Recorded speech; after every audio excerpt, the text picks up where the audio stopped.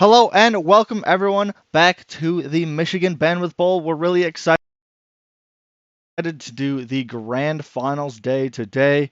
We're starting off with Rocket League, then we're going to go to Overwatch, Valorant, League of Legends, or CS:GO, and then League of Legends. We're very excited to get all those games in, get everybody playing today, all the grand finals games. So I'm Coach Ricochet. I don't have my camera on. I'm in the studio actually. Just wanted to come in and say hi to everybody, and I'm here with my guest Tung Fu. Hi guys, how's it going? We want to give a special shout out to Corsair and MSI for sponsoring the Michigan Bandwidth Bowl this year. There will be prizes awarded to the top two teams coming from both Corsair and MSI. We really appreciate everything they've done for us, and we're really excited for how today's going to go. Which game are you most looking forward to today, Tung? I'm looking forward to Overwatch. I mean, I'm casting that, but I'm also looking forward to Valorant, which is right after. So I'll be hopping into the stream and watching Valorant after that. So No, for sure, for sure. I'll be in the stream chat all day. If anything's going wrong, feel free to shoot a message in there, and I'll be sure to pick it up as well. But we're excited to get the day started. We're actually going to get kicked off with Rocket League here shortly, so we're going to toss back to the music, and then we'll be back on with Rocket League in a few minutes.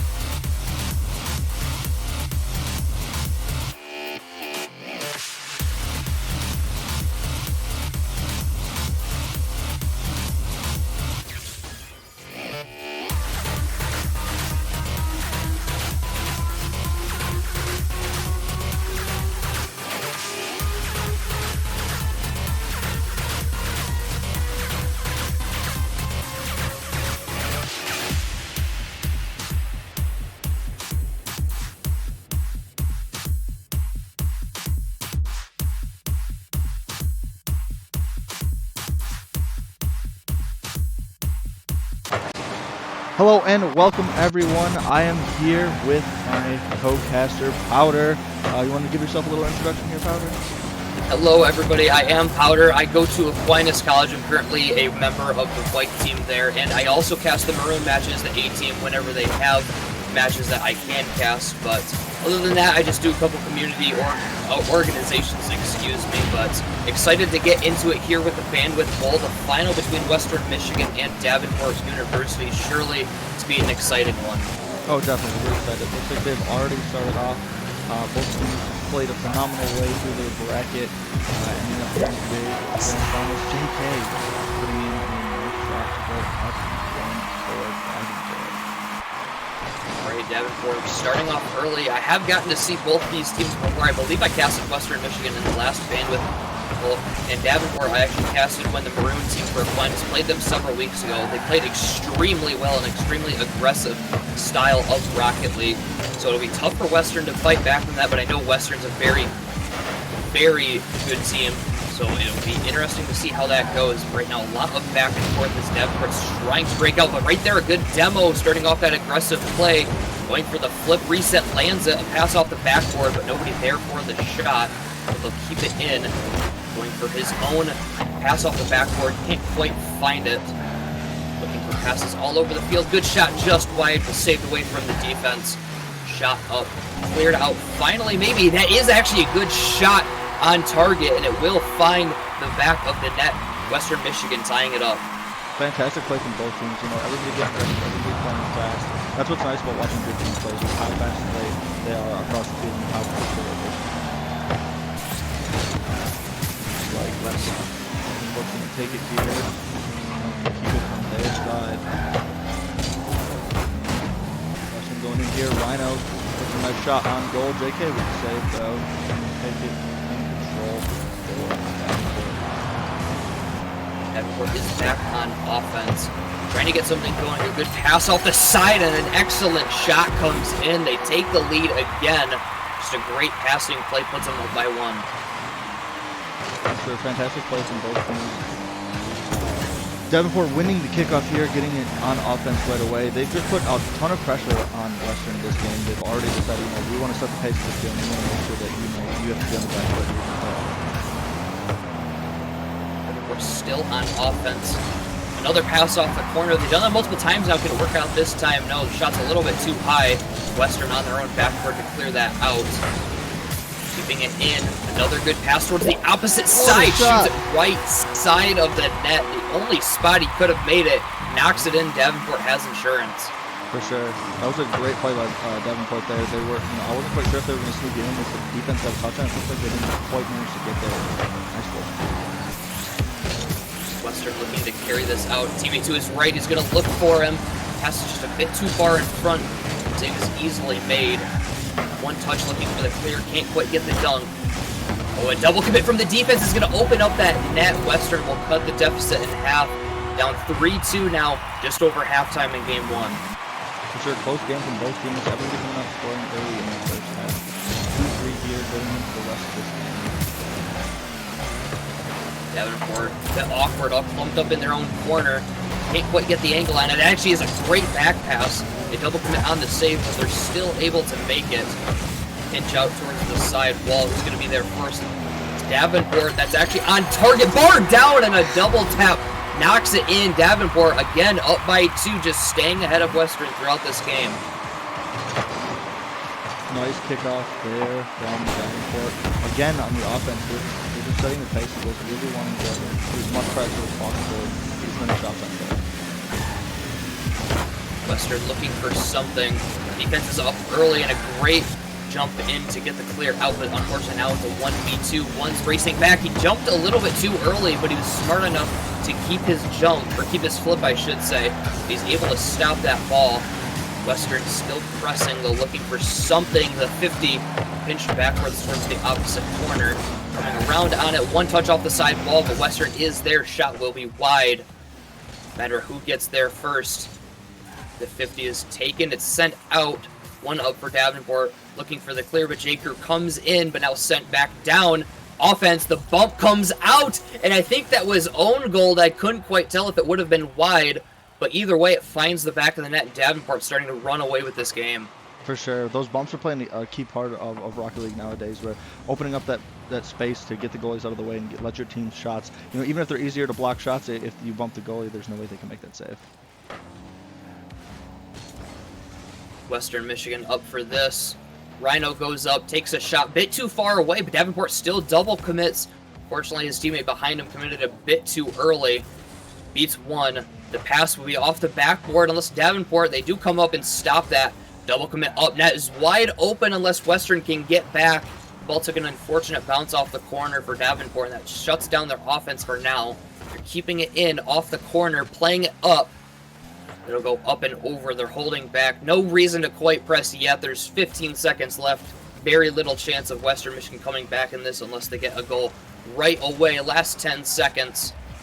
Just playing it towards the side. Clear out. Will all but seal it. Davenport is going to take game number 1. Maybe take one for the road, and they do. What a play. Well. Fantastic play from both teams. Davenport really coming out game 1 and establishing an early lead. Saying, it was pretty tied up pretty early, but they decided we're going to win this. We're going to take this strong here. So looks like the teams are going to head back to the lobby. We are going to get set up for the next game. What are you hoping to see here from both teams coming into this game? For Western, I think they just need more offensive pressure. A lot of their offense wasn't really passing plays or anything of the sort. It was more of just send it down, maybe take a shot on net. They did get a couple good double commits out of Davenport, and I think that's something that Western can expose. For Davenport, for them, they just need to keep doing what they're doing. Their passing plays are working out. The aggressive demo and bump style is working easily, opening up the net, forcing Western to panic. So I think if Davenport keeps that up, they're going to be in the driver's seat for the rest of this match. For sure, for sure. Looks like the teams are ready for match number 2. We're going to head into that right away.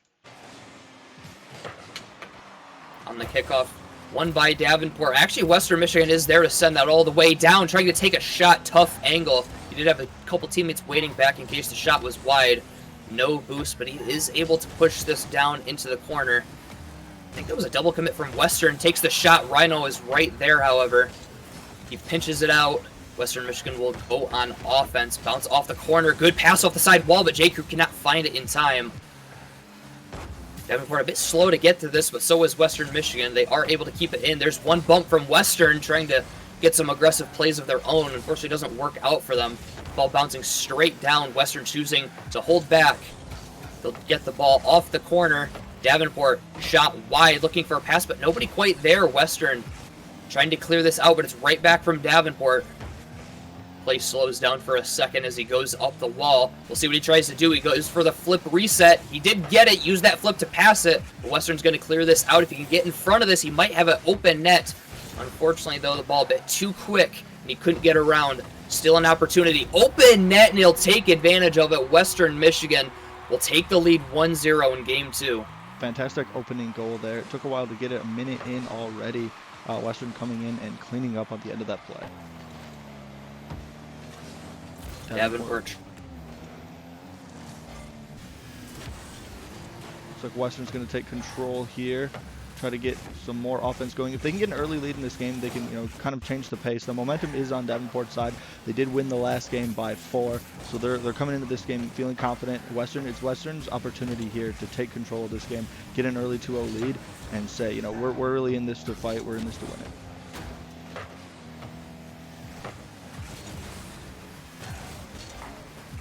J. Crew with a nice touch there.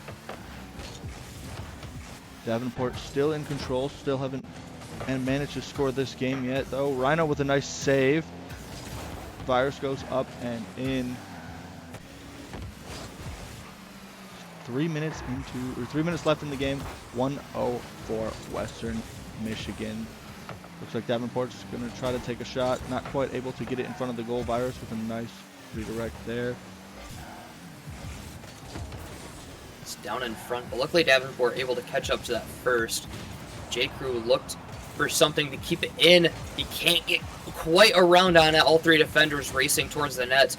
Couldn't take the hook shot, but still a shot comes out there. J. Crew for the save. Teammate up, redirecting it downfield. Now Virus trying to pass this off the backboard, but his teammate's not quite there. Takes an awkward angle shot. Oh my goodness! What a shot and what a pass from Western Michigan. 2-0 now off of an incredible pass play. Definitely. That was a fantastic play there by Western. Again, making that statement, they're here to play. They're here to put themselves on this last game of the series, or last game, I should say, of the tournament, last match of the tournament. They're here to take it. Davenport gets a cheeky little goal there. Yeah, the offensive player racing in, kind of faking everybody out. Looked like he was going to get something, but instead, he's just there to distract the defense, and it works out. The ball sneaks by. Deficit cut in half for Davenport, and still plenty of time to come back if they start to get more momentum.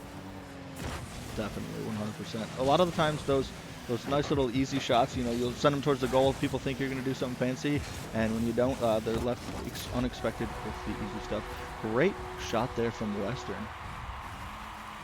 Is an excellent shot off the backboard. You can pretty much choose any spot on the net you want and just knock it in. The ball bounced off the defender. Not much he can do when the angle's that tight. Western goes right back up by 2. A minute and a half remains. Davenport starting to run out of time, but they're going back on offense, something they haven't gotten a lot of today, but another great passing play puts them down by 1 again, and now a minute and a half to try to get that third and tying goal. For sure. Fantastic teamwork from Davenport there. Nice set and nice put it in. Oh, and they get an early kickoff goal here to tie it up with 1:30 left.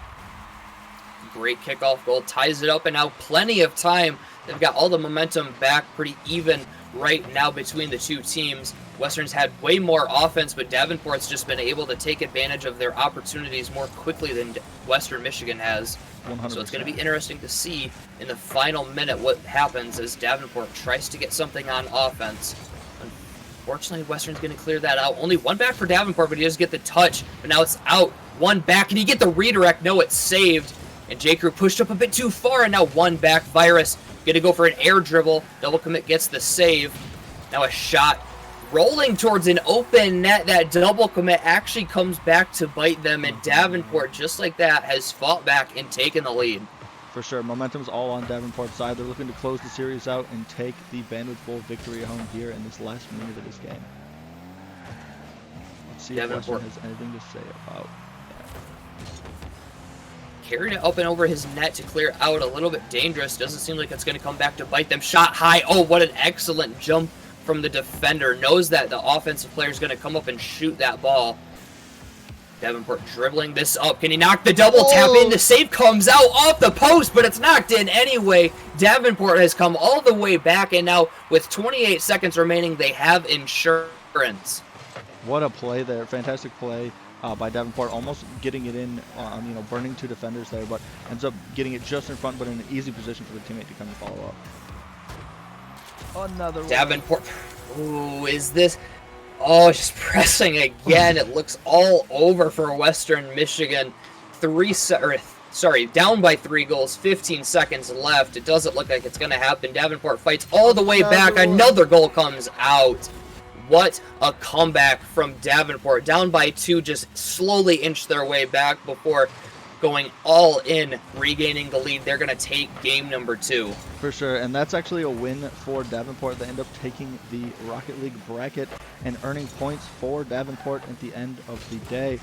Great play from both teams, great play from all the teams who came out and participated, but fantastic finals match here. We're headed into Overwatch next at 11:30, so be prepared for that. We're excited to have you guys here.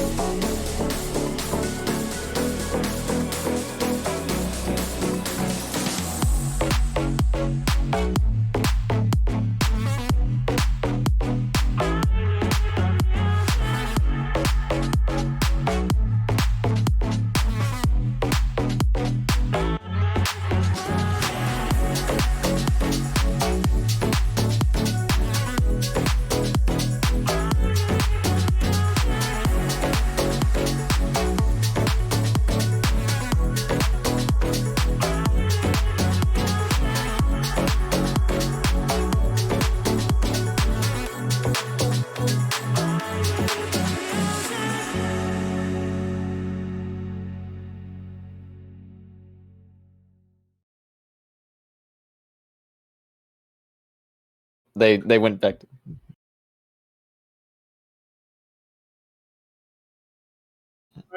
Welcome everybody to the Overwatch Championships, like the Overwatch Training Championships. I'm Tongfu, and I'm here with my other caster. I am the large one. I'm a caster at Michigan Tech, which is one of our participants here.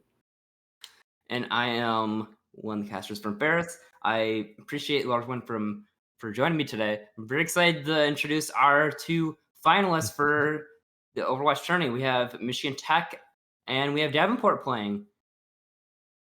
Could you give us some insight into Michigan Tech? Because you go to Michigan Tech, I don't, and Well, Michigan Tech threw me off this tournament. So I'm very curious to hear about them. So we participated in the last couple of bandwidth bowls. This is definitely the first one that we've had like major success in. We have a couple of players. All these players have actually been with us for a while. One in particular that is actually new is Conman. He has not been with us for a whole long time, but he's our main tank player, and it's interesting watching him kind of develop as a player pretty recently. So that's been a lot of fun. That's good to hear. It's always new faces. Can bring a fresh perspective to teams, but I think, especially, they can also bring a lot more talent to the team. That's obviously what seems like it's been happening with Conman and you guys, from what it seems like. Because from last Bandwidth Bowl, you guys not trying to say anything, but it's like you guys didn't really stick out last time. But it's like also I didn't really pay attention as much last Bandwidth Bowl to some other teams. So that's a little bit on my end. So I guess I was caught off guard with this, and I was glad I was caught off guard. It was nice to see other schools come up and everything, and compete. So yeah, this has been a really entertaining series of games so far. Yeah, but we'll be going to our first map, Nepal.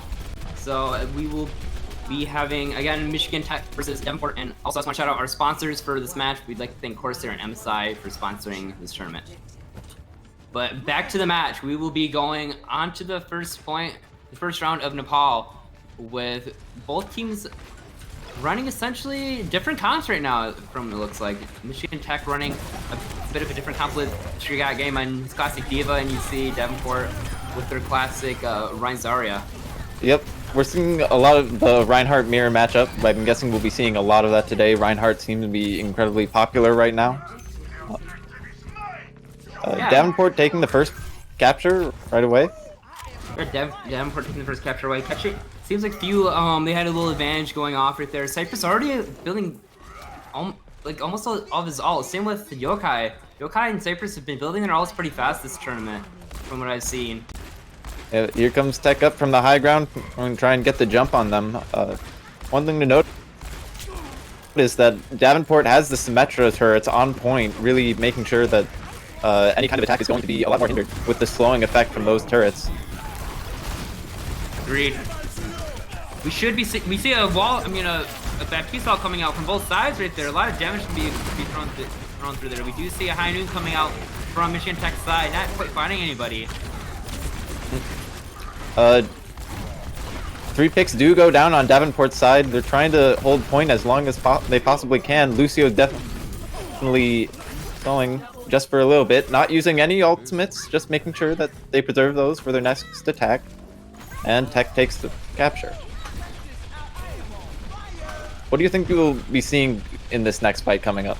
Next fight, I think we'll see a few ults coming out. I definitely think we'll see Davenport maybe use either like their Grav along with maybe High Noon, or maybe we'll just see a Shatter coming out with maybe a High Noon, or maybe just a Shatter going in with that from off from the high ground.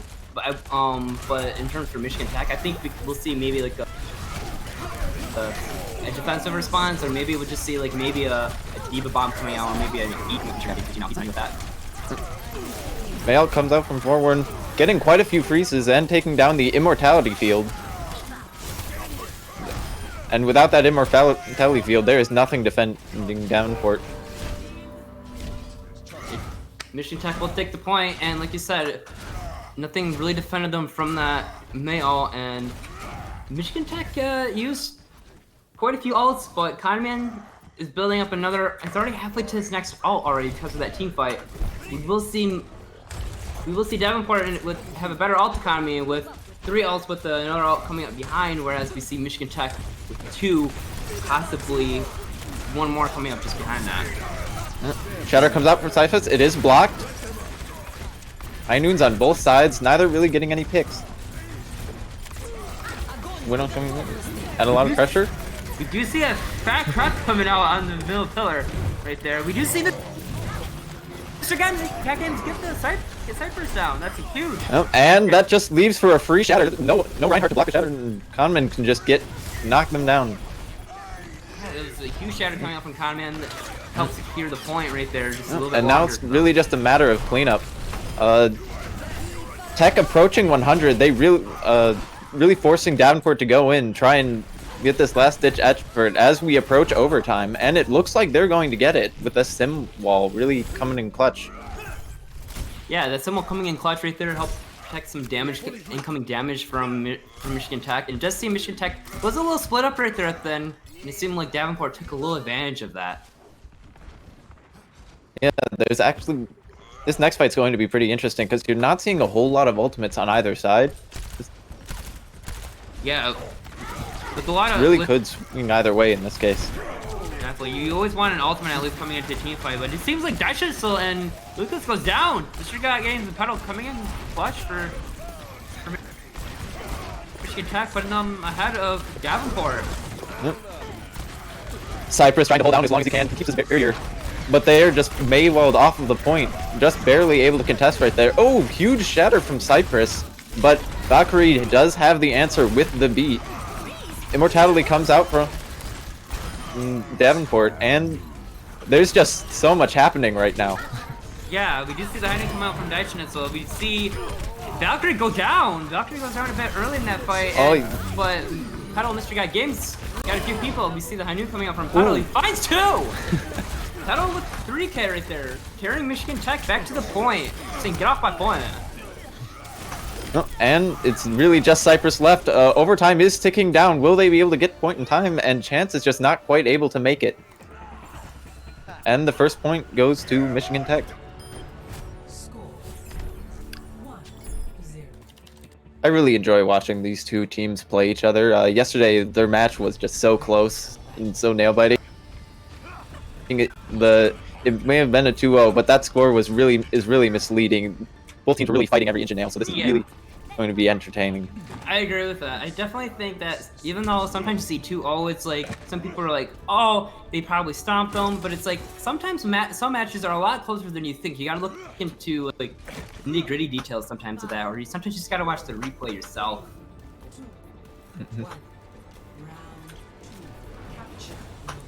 So we do see a little change in the lineup for Michigan Tech right now. We see Mr. God Games on the Hammond right now, and along with Conman on the Sigma. I saw this earlier yesterday, so. Yeah, I am actually interested to see how this pans out today, because yesterday this was the map that Davenport just ended up taking. The front line from Davenport just pressuring out the Sigma and quite a few of the supports. There's really just the Ball and Tracer from Michigan Tech able to even access the point. Yeah, it's gonna be interesting how Michigan Tech deals with healing in terms of this, because they don't have as great heals as they usually do, because you have Lucio and you have Zenyatta right there. Not much healing output, but you're also trading damage right there. Yeah, but you do have Michigan Tech on both sides, kind of just pinchering Davenport in. They were on point, but just the damage output from the Tracer and Hammond on the right side, and then the Sigma on the other. They was just not a whole lot they can do to defend. Reinhardt does have very limited range. Yeah, again, like you said, Reinhardt has limited range, and you have Sigma who's that range person who can just hit people from a distance with his head sock and little balls or something. I don't know what they're called. With his spears, we'll go with that. So yep. Hyper spears. Hyper spears, thank you. Yeah. But we do see both teams rotating. We see Davenport trying to catch Michigan Tech off guard. We do see Pedal go down a little bit early. Oh yeah, and really what seemed to happen there was Davenport was just able to flush out the Sigma and the individuals with him, and it really just left Pedal and Got Game all by themselves. And then they were just able to get rid of, without that pressure from one side, really you just are fighting a 4v6 or a 2v6, and that's just never going to be advantageous for Michigan Tech. Yeah. So we do see 2 ults coming online for for Davenport, and we do see 2 ults coming online for Michigan Tech as well. I take that at 3. We do see Pedal go down a bit early. Dash-Schnitzel fighting an early pit. My question is, will they... Oh, the C9 does actually happen. They're really, Davenport kind of just giving the point up for free. But they do seem to be able to quickly recapture it as Cypress gets booped off the map. Oh, wow! I don't know if he was booped up there or just fell backwards. But out comes Tech Fighter from Portland. She finds one. Well, because that Lucas Magic and Chance, are they caught up? They seem to be split from everybody else, and this is quite a chaotic match right here. Everybody's just kind of all over the place. It's almost like there's 6 1v1s happening at once. Yes, but it seems like it's a little interesting. You don't really see that much on this map, but you see Michigan Tech taking back the point. Them at 47%, whereas you see Davenport at 78%. Yeah, at this point, it's after this fight, it's going to put us within 1 fight range for taking the point. Ooh. Good gravitic flux from there. The high noon from D-Schnitzel not quite able to get anybody. However, oh, by chance. Yeah, Chance goes off the map, and we do see Michigan Tech getting picks left and right here. We do see Michigan Tech approaching almost that 99% mark. They'll be there within a couple of ticks, you know. Yep. But it's gonna be within 1 fight territory currently right now. And Davenport's gonna have to get to point pretty soon. Yeah, Davenport really only have 1 last fight to take the point, take it home. They are coming up upon quite a few ultimates. Pedal goes down. The Immortality comes out to save Dash. Oh, they are not quite able to touch the point. Oh, that is really unfortunate.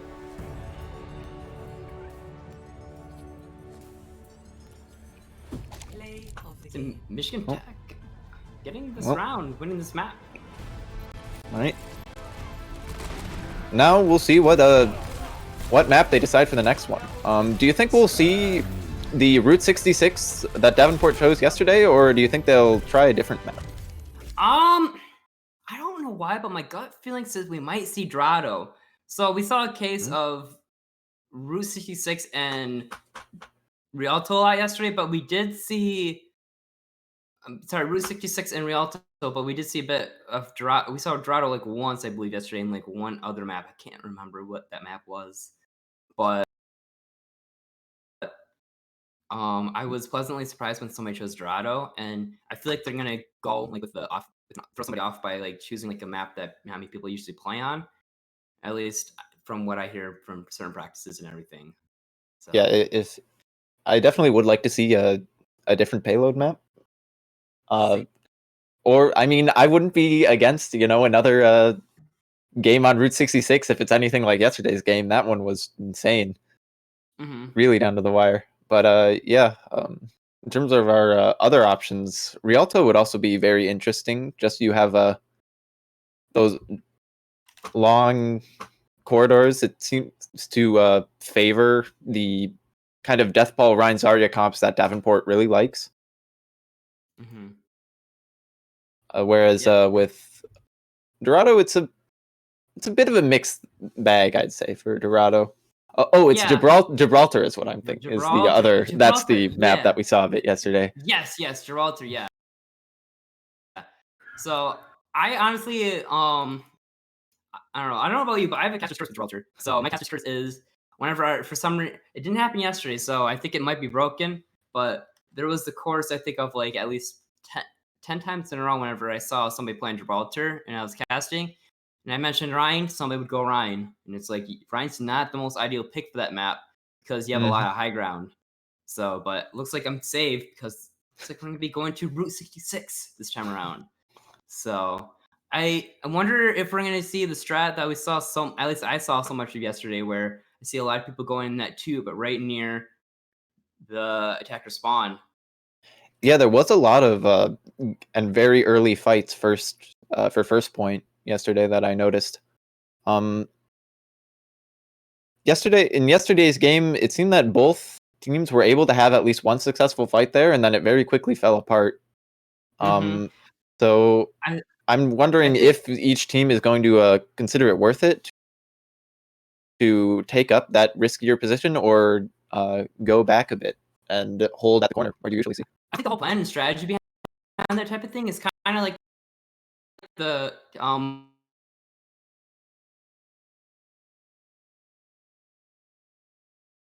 so Mhm. because even though like it's just like your team die like your whole team gets eliminated and everything, you're still buying some time because like the payload's barely made any progress and you're contesting it.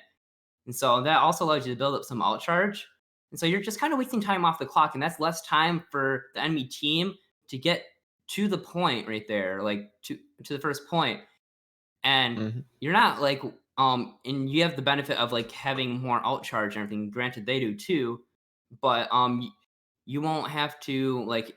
It's just like how I put it. You won't have to. You'll get more chances of like stopping the enemy like Mhm. later Yeah, on, yeah, you get more giving team them. fights on the point. Yeah. Yes, thank you. Yeah, Yep. and you won't allow them to have as much room like for getting to the point. So very low Mhm. progress. So You know what I would like to see on this map for first point that I haven't seen in a while is there was a cheese that I saw in Overwatch League a long time ago. I don't know if anyone ever does it anymore, but where you set up in the little cave with a Mei, and if you put the Mei wall up just in front of the entrance and you like sit there, you're still mhm. contesting the payload. Yeah, So that's you just bunker up with like a bastion in there, and then you just kind mhm. of wall with an Orisa on one side, Sig on the other. Yeah, I saw that. I saw that before in Overwatch League. I saw that a few times in contenders too.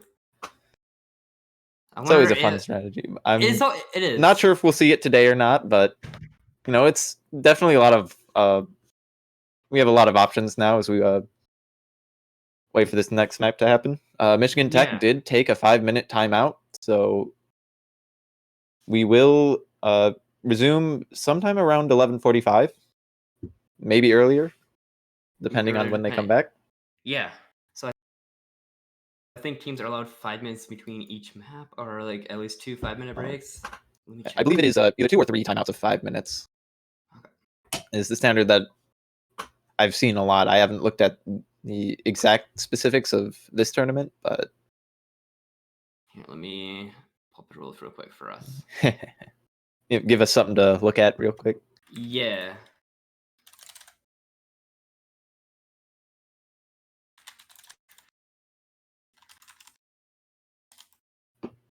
So each team is allowed a 5-minute pause for each map. So, and we are allowed 5 minutes in between each map as well. So, Hmm. hoping this doesn't happen a lot, but it's like I understand taking breaks Yeah. and strategizing and everything. So, because Yep. remember, this is for first place, and a lot of points are riding on this for each team. Mm-hmm. Ah.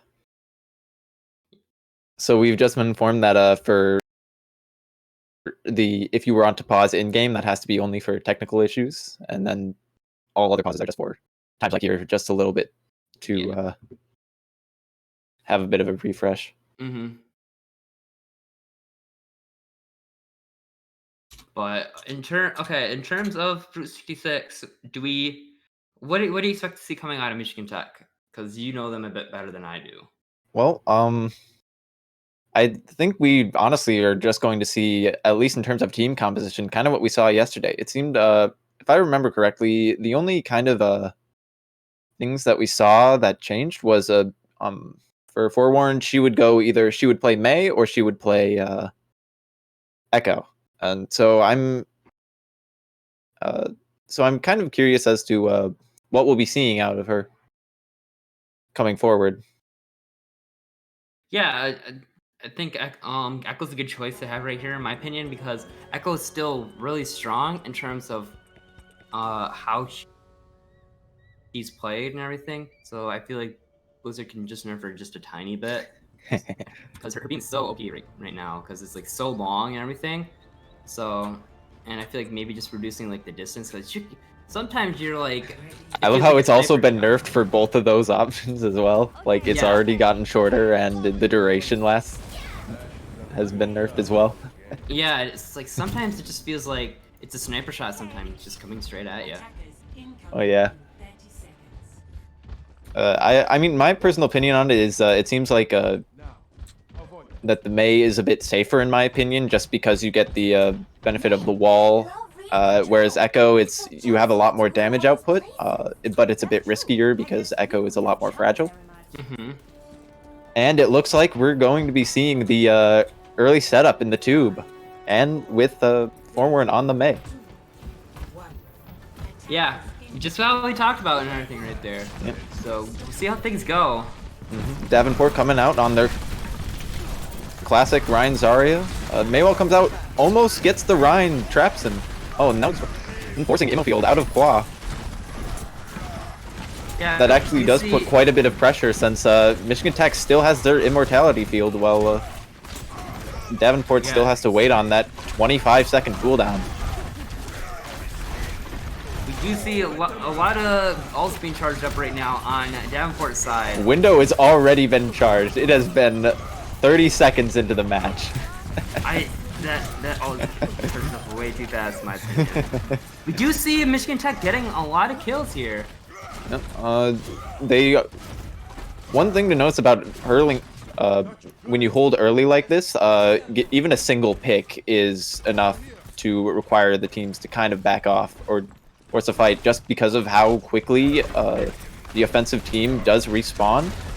We saw there, Mr. Got Game was down his mech, but he charged it back up right before the next fight, which puts both teams on even footing, I'd say, for this match. Agreed. So in D.Va's defense, or like Lucky defense, D.Va, you can charge your mech up pretty quickly, like if you getting it back. But Fat Shatter coming out from Conman. Yep. So we do see And that was also in a massive grab and shatter combo. Beat does come out, but it is just not quite enough. Two picks taken for Michigan Tech, and that's just going to be a wipe for Michigan Tech, as Davenport takes their team fight and is finally able to push this payload and get it going. Yeah, this is the strat we were talking before. Like, see how much time was shaved off the clock? That's like, it was shaved off what, like 2 minutes, 2.5 minutes? Just about, right there? yeah. So, and because there's 2 minutes remaining, but I mean, some folks out there might not seem like much, but time's everything in Overwatch when you're trying to get to the point. Like, a minute can be the difference between like victory and losing. But we do see the Blizzard coming out from Michigan Tech's side. It doesn't quite grab everybody, but it really splits Davenport apart. Oh, that is an impressive ammo coming out from Quad. He really threw that thing quite hard, and it did really save those tanks. Agreed. We do see a lot of Michigan Tech players going down there. Mm-hmm. But actually, now we see where that early hold finally comes into fruition, because it does look like Michigan Tech will have enough time to recontest for a third fight on the first point, whereas if they had held at the back corner, they would only have the opportunity to have 2 fights. We do see the bomb come out. Doesn't quite find anybody, but Petal does find the Reinhardt though. They should put Michigan Tech that advantage right now. Yep, and this is going to force Davenport to back off and just kind of keep from losing any more people and having to wait for them to respawn. But we are seeing quite a few ults coming up for Davenport. They will have the grab, they'll have the shatter. We'll see the grab dragon. Will we have a grab dragon with a grab this time? We'll see. We'll find out though. Yeah, I definitely think we'll see a grab dragon combo, but maybe Mr. McGuy Games will say just deny both. But we do see the priest coming out, and we see Petal trying to use the high noon, but not quite finding anybody. And that is so many ults coming out from Davenport right there. Yeah. We're completely wiping Michigan Tech off the map, and that takes us to the second point. Yeah, Davenport using a lot of ults that fight. Don't know if it was necessary potentially, but I guess just to secure the point because they were running out of time. They do have about 2 minutes left just to get to that third point right there. I mean, the second point right there. And getting to that second point can be a little annoying because usually the defenders have the advantage right here because they always have that high ground right there that they can use. Shatter comes out from both. sides. And I guess they decided just to have a little truce right there since no one was able to shoot anything, since everybody was stunned. Blizzard comes out, knocking Davenport off of the point. And it seems Michigan Tech is just kind of stuck in this little corner right here, but they are contesting points, so that's just value for the defenders. Yeah, I know there is a little strat sometimes where people will hide in that corner and like, use Maywall to help protect and just contest from right there. We do see the all come out from Qua onto Michigan Tech. Michigan Tech just kind of holding the point right there. Michigan Tech responding with their own window right there. People on Michigan Tech side are going down. Shatter does come out, but Petal finding 2. Yeah, the Michigan Tech was really just kind of stuck in there. They used Beat in order to try and escape, and they are still just kind of trapped. However, since the payload isn't moving, this is really still just time that the offense that Davenport just kind of doesn't have. They only have a minute left to get the payload all the way across, which means that no matter what, there will be an overtime fight on this point, second point. Yeah, Michigan Tech great job of contesting and actually knowing where to go. It seems like they planned this out to the T. It feels like sometimes, because they know specifically where to go, or at least they're thinking on their toes, and some of them are thinking really fast on their toes, which is something you want to see in Overwatch. Did you see the dragons come out? Just like quite find anybody, but it found Petal. Poor Petal was in the high noon, but we do see the bomb comes out, and the Qua has been taken down. You see Michigan Tech getting picks left and right now. Davenport's gonna have to scramble and then get back to the point. Yep, they have 10 seconds left. Looks like Chance is able to get there and trigger that overtime, and Cypress on the ball there. But will it be enough? Cypress getting forced into attacker's spawn for first point. Luke's Magic coming up and is just walled off, and that overtime timer just ticks down, and just going to be it for Davenport's offense.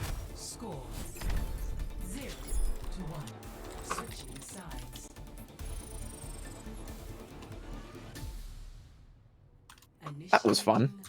Yeah, a lot. The really good job on Michigan Tech's side right there. Them like preventing Davenport from actually getting to where they need to be, knowing what position to actually go in, and actually where to like be, and when to actually get out, like disengage and engage. That's really smart calls coming from there. And I don't know who the shot caller is for calling that or asking for rotations, but props to them. Yeah.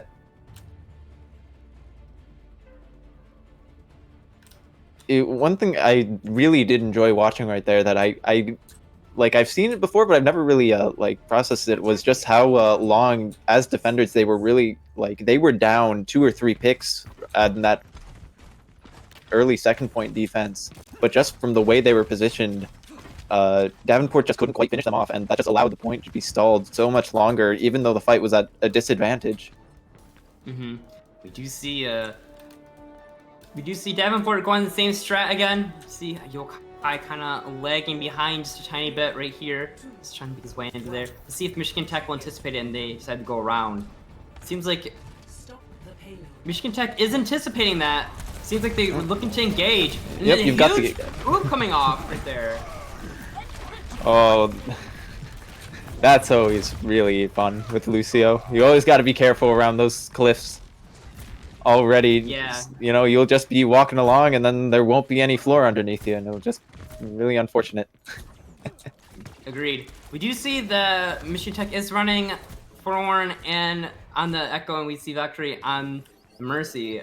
So they'll be they'll have the Reinhardt without speed, so be a bit of a disadvantage for Conman, but having that extra power on the Echo might balance that out there. So we just see Davenport taking the high ground right now. up against Michigan Tech as they continue pushing the payload.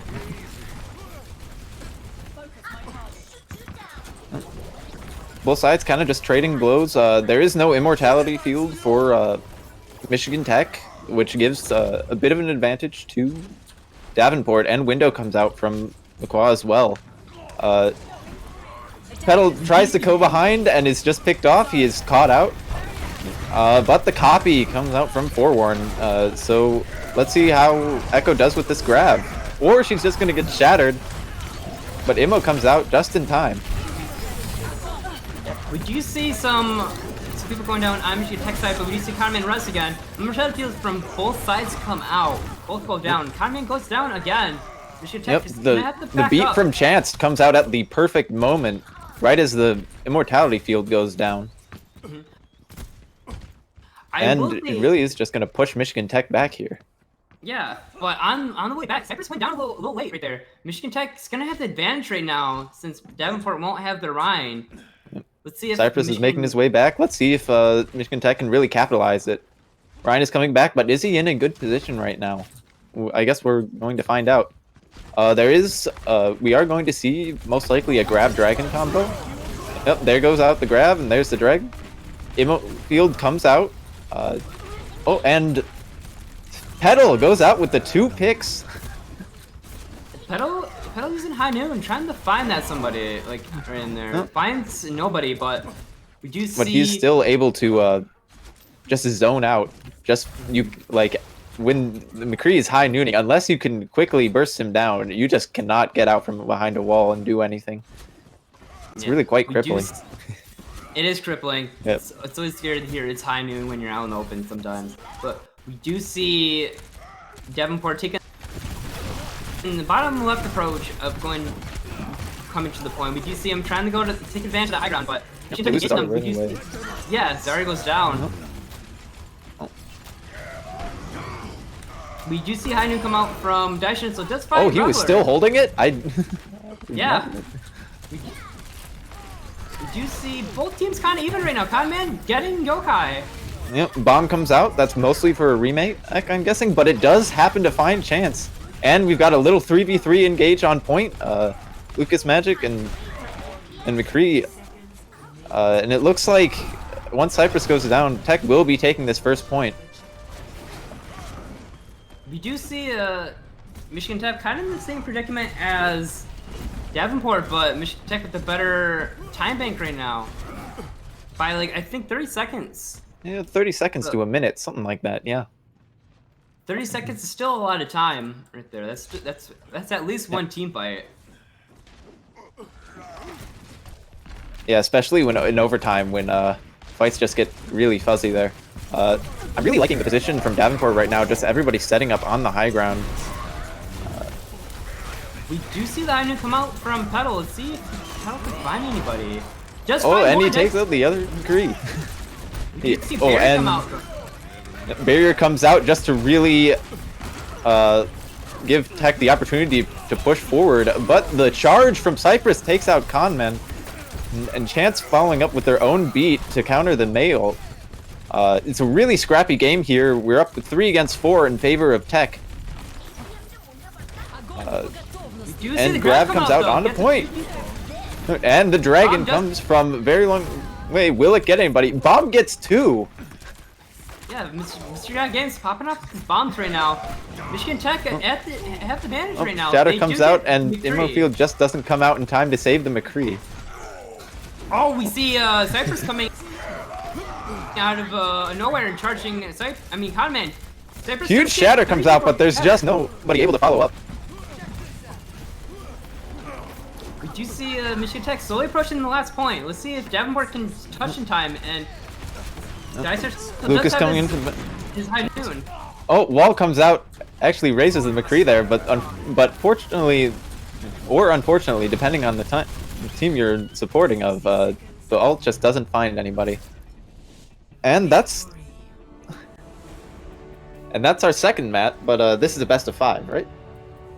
Yes. Yep. So, first 2 maps go to Michigan Tech. And here's our play of the game here. I'm not sure if the stream sees this, but the classic Boop. No MO field can save you from that, unfortunately. 100%.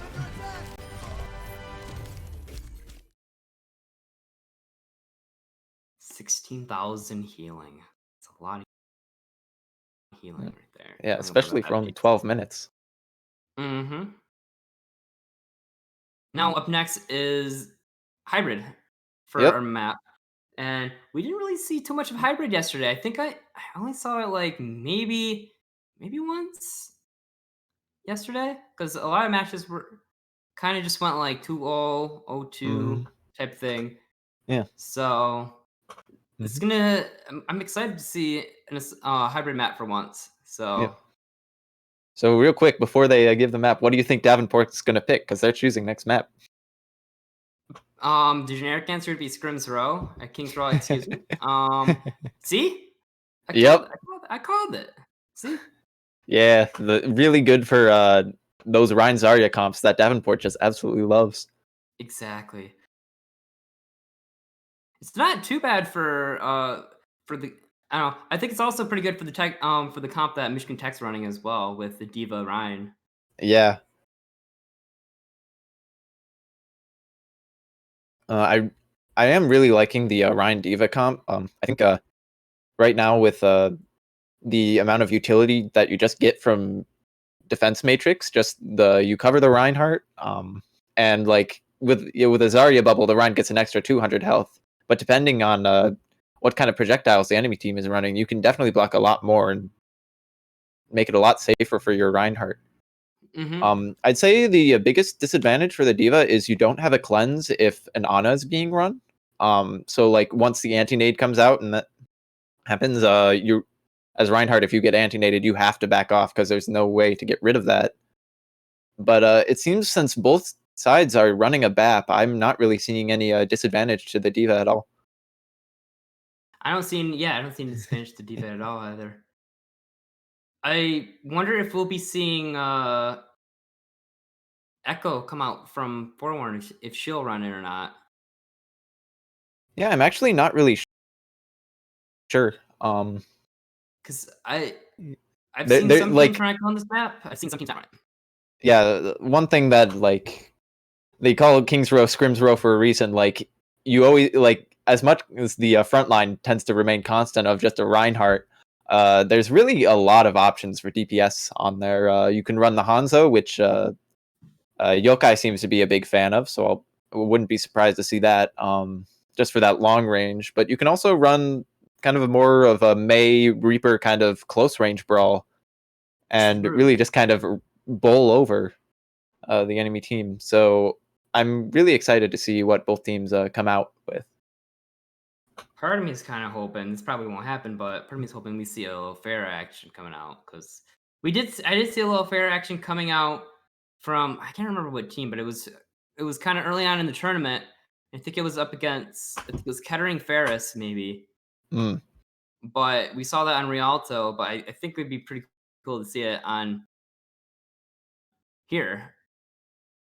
So, yeah, I do love seeing a Pharah. I definitely think there's viable on Kings Row, at least for first point and for second point to an extent, but I don't know. Third point, me personally, I don't think she's viable third point, but I've had some people beg to differ otherwise. But now, in terms of fun cheese stuff that we might see, that I really don't think is on offense. Do you think they'll teleport the Bastion on top of the statue? Oh, I've seen that. I've seen that happen quite a few times. Once a couple months ago, so it could happen.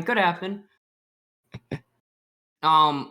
It's definitely something that I love seeing, but you just never see it because it's a very you either wipe or you don't, and true. And if you don't, then it's very unlikely it's going to work if you try a second time. So you got to swap off your team comp, and you lose all of that ult charge.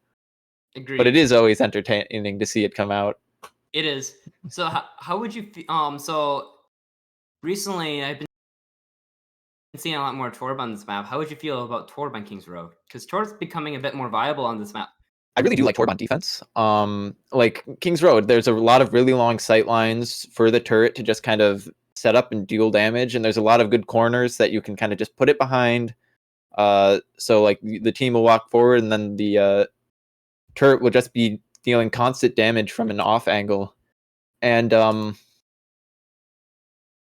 since I've noticed that a lot of team comps, we haven't really seen it today since both sides are running a Baptiste.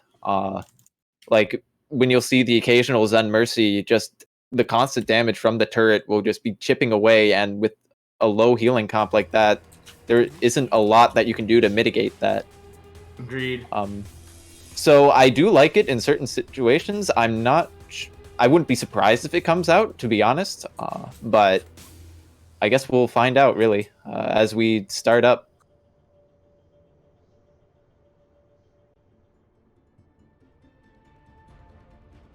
See. And We do see the Ryan Zarya coming out from Davenport as usual, and we do see a Ryan Diva coming out. Oh. No. One thing that the support lineup, I mean, I'm not sure if they'll end up staying with this, but oh, you have the Brig from to just kind of defend, maybe to like protect a window shot from up top for attacker spawn. Yeah. So I guess we'll have to wait and see what the yeah, there we go. There's our Bat Lucio. That's what we're used to seeing. Yep.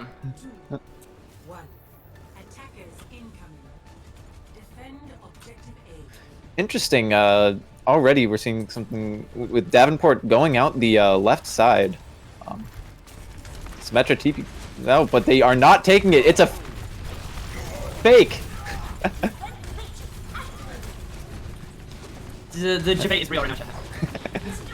Yep. Now both sides are just kind of trading blows. Conman goes down early. That is not good for Michigan Tech, and they lose the Diva mech. It would appear that Michigan Tech is just kind of going to stall for as long as they can on this point, but they are just going to have to give it up. Go forward, go. We believe in you. But yeah, I think that portal debate on right here, it actually kind of threw Michigan Tech a little bit off. At least that's what it seemed like. Yeah, it certainly threw me off.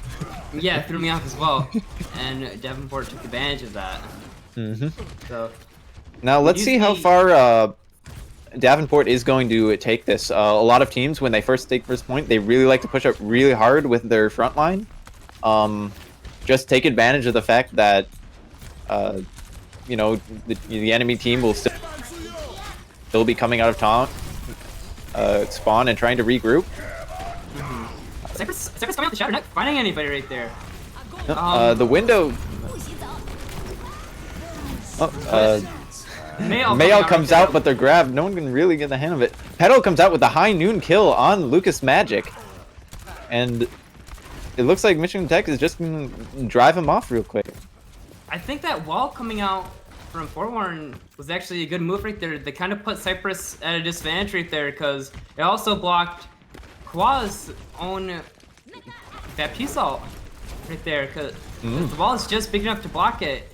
Yeah. And Baptiste ult is pretty big, so that blocks some incoming damage and also allowed Michigan Tech to go in and go after the Ryan and put a lot of damage. Cypress window comes out from Tech. Tech. Cypress is just deleted the instant that window goes up. Fat shadow coming out from Conman.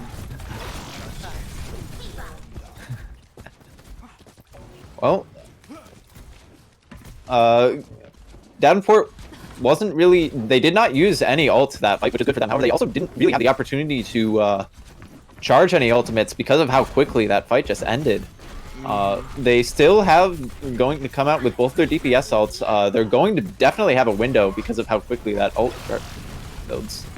And Tech really only has a Diva Bomb, which definitely can get value, but it's not consistent enough that you want to really rely on it. Bomb comes out and just a huge shatter from Cypress. Yeah, next with 3 of them. Immo comes out and does actually keep them all alive. And here we have Tech, you know, what they did earlier. They're at a disadvantage, so they're just going to survive near the point for as long as they possibly can. Actually forcing out the grab dragon. which is I'm sure something Davenport would have really liked to save for an additional fight, but sometimes you just gotta win your fights quickly and push the payload. You don't want to give up too much time. I noticed early on in that team fight, Davenport used fair. I don't know if that was really necessary, but I wasn't sure like how low some of their team, somebody on their team was. So, but it does seem like Davenport will be able to capture the second point and move on. And they'll be on their way to the third point soon. Yep. And now we get to the most intense part of the King's Row map. We do see Cypher's going down along with Dyson, so this male is kind of using it as a zoning hall, kind of splitting Davenport apart from each other. Oh, and Forward just popping off with those Mei right clicks. Like sniping 2 or 3 from what I was seeing. Just that is one thing that I always seem to struggle with Mei, is just landing those right clicks. Like, you know, freezing is one thing, but just being able to deal with that long range with that slow projectile with the wind-up time. So I'm really impressed. As one of my friends would say, just click heads, easy. Oh, and the Ryan charge does only boost pedal and doesn't pit long for the High Noon to get somebody. We do see Cypress go down in there, but Mr. Games is demecked as well. Yeah. And that's definitely going to come into play if Mr. Got Game isn't able to get their mech back. Ooh, and he actually ends up going down. Let's see if Davenport can take advantage of that. They're down one tank. Valkyrie looks like Valkyrie looks out of position. It looks like they're trying Yokai to is just kind of popping off. Yeah. I kind of consider Yokai as like kind of a hard carry DPS to an extent for Davenport, but he's clearly showing it here. He's a really skilled Hanzo.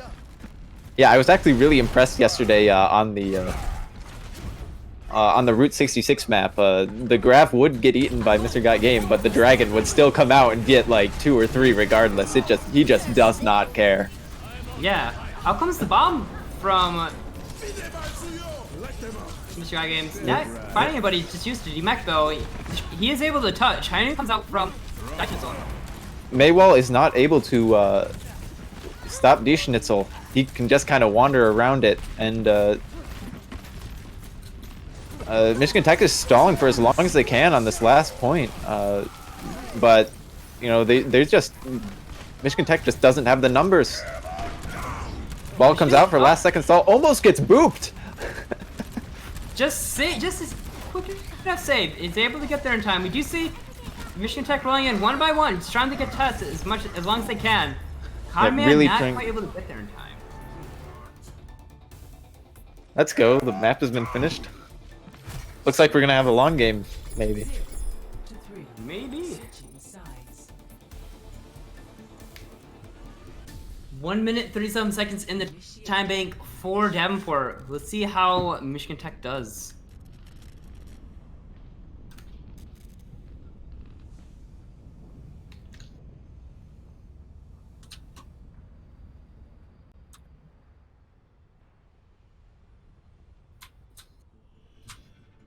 Davenport does certainly. No, go ahead. Yeah, Davenport definitely seems very comfortable on this map, I will say. They seem to have, like you saw with the Symmetra debate, debate earlier, with the teleporter. They seem to have a lot of more established game plans with this map than I think I was seeing previously. So it's really a lot more interesting to just kind of watch them kind of in their own element, really being able to provide a lot more of a challenge, I'd say. Yeah, but, you know, no, I guess I'm just a little bit biased. I definitely think both teams have their own respective like comps and everything, and both of them have actually practiced all of them. Seems like Michigan Tech has been practicing on a bit more maps than Davenport, from what it seems like so far. Seems like because I know at least from experience that you get at least you play at least King's Row once every like practice, because like it's Scrim's Row. Yeah, the name Scrim's Row exists for a reason. Cypress is walled off, but is able to get back to his team. Valkyrie going down early. The Immo field doesn't comes out just a little bit late, and Cypress does go down.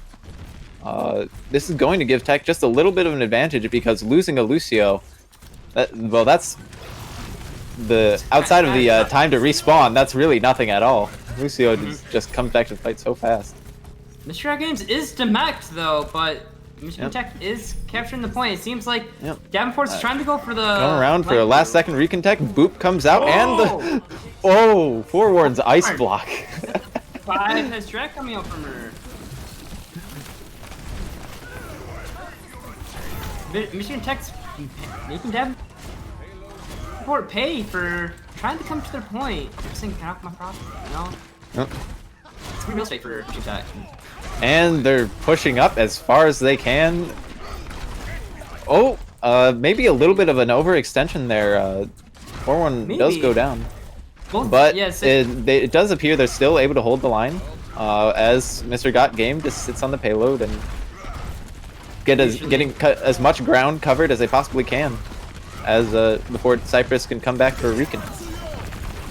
You see both teams coming back with 6 people. So both teams should be even strengths right now. A little bit of window coming out from ults coming out. We see a few ults coming online for both sides. And Shatter comes out. Grab comes but they are well. caught in a grab. Cannot follow up. Immofield coming down and another Shatter from Cypress. There's just ults being flown left and right here. Yeah. Here's that we have a 5v5, but Michigan Tech is forced to back off just from the they have low damage output because all they had were supports at that point. Yeah, Davenport doing a good job of maintaining the point, though. He did use quite a few ults there, like you said before. So did Michigan Tech, though. Michigan Tech seems to be in a better ult situation than Davenport. Yokai goes down! Yep, and with the Mayfreeze, good on chance, recognizing that they had already lost 2 and the fight was... They were at a disadvantage in that fight and not using beat there for the May ult. That way they can save it for the next fight, maybe for Shatter from Conman, or maybe even just for a window if it... from Rebler. We do see a few ults coming online though for Davenport and same for Conman, and we see beat coming in from both sides. And windows coming from both sides.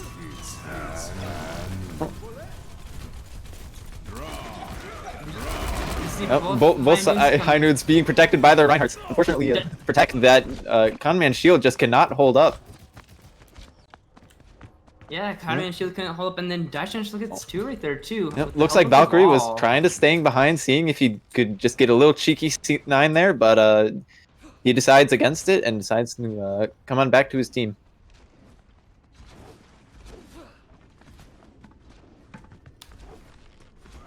We do see, I was gonna say, we do see Lucas going up to high ground, maybe looking for cheeky grab, but they decided to back off a bit. We will definitely see a grab coming up. So there is going to be a grab dragon, I can almost guarantee. And then we'll also see, oh, Shatter does find 2, not quite like my Cypress shield. Did you see Bomb come out though? Bomb finds 1. 4-1 finds another. And it's fighting picks here and all amidst all the chaos. And it's really just McCree being a hero, doing his best. And that now we finally go to point 3. I may be misremembering it. It looks like they don't have nearly as much time as actually, it might be about the same. I think it's about the same. I can't remember either. I think it's about like the same from thinking if I think about it. But they have to be careful around Yokai really popped off on this point last time. It's always a risk with Hanzo players. It's one of those heroes that really lets you if you're good at it, you can just carry a team all by yourself. There was a nice block coming out from Kaiman right there. Yep, Davenport just kind of trapped in the little horseshoe area. Lucas not even do anything, and it looks like we're in another stall. situation right here. It is possible that we can have time for a regroup from Davenport. Maybe, possibly. We do see Yep. Dashers to come out with this high noon. We do see nobody goes down to that, but we see Conman with no shields can put him at disadvantage. Yep. And that was an excellent stall, actually getting a team fight win. I think Just barely stopping the point beforehand. Yeah, props to Dashers for holding on to the high noon.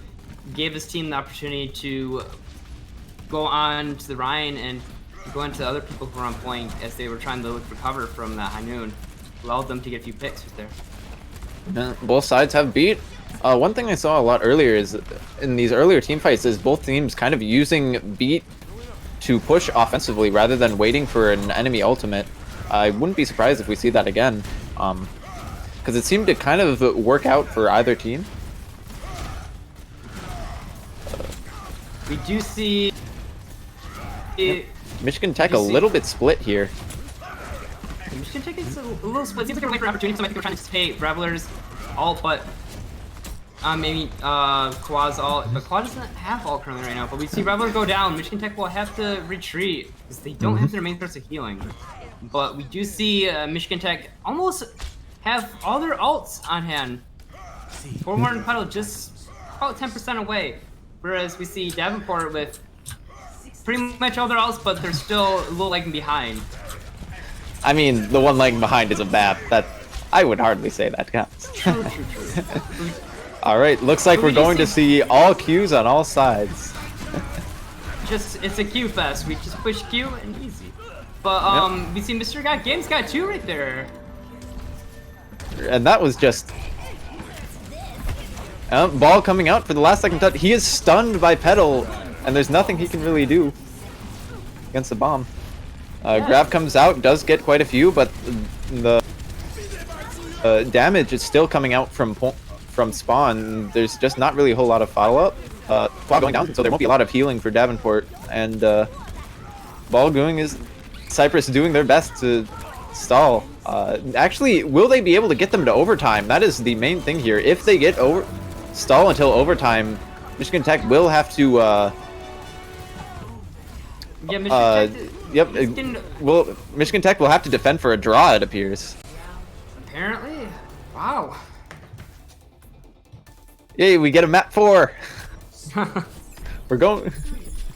Map 4 is 2 CP, right? Assault. Yes, 2 CP. All right.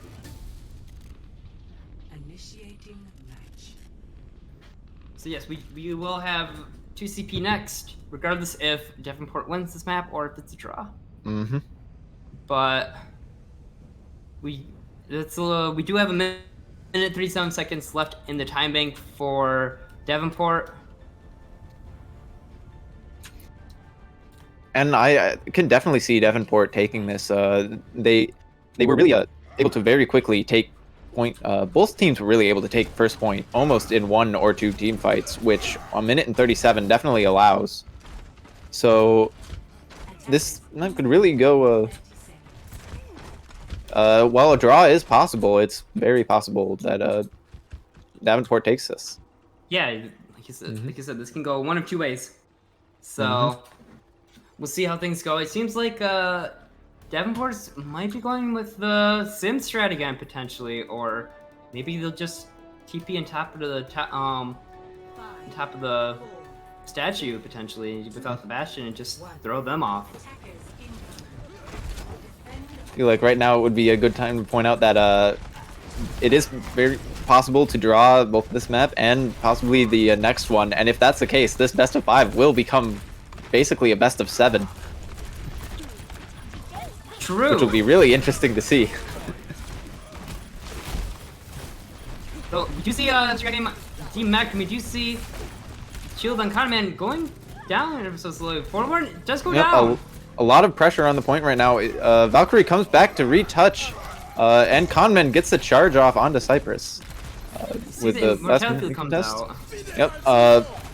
We get the BAP extra cooldown. Oh, but they are not able to stay on point. And Davenport takes King's Row. Yeah, Okay, Davenport takes King's Row. So we'll be going to Assault next, and the map choice will be up to Michigan Tech. Yeah. I'm actually, my best guess for the next map would be Hanamura, but I'm actually not sure. Let's hope it's not Anubis. Anubis. Hey, I mean, it could be Paris or Horizon. Um, Not sure if they're allowed to choose that, but if they do, I think we're going with the comp map rule. So I think Yeah. Horizon and Paris are out of the equation. So Mhm. well, at least that saves us from that. Although I guess I wouldn't be against spectating a game on Paris because that's much better than playing a game on Paris. True. Hanamura it is. Yep. There was no hesitation on that.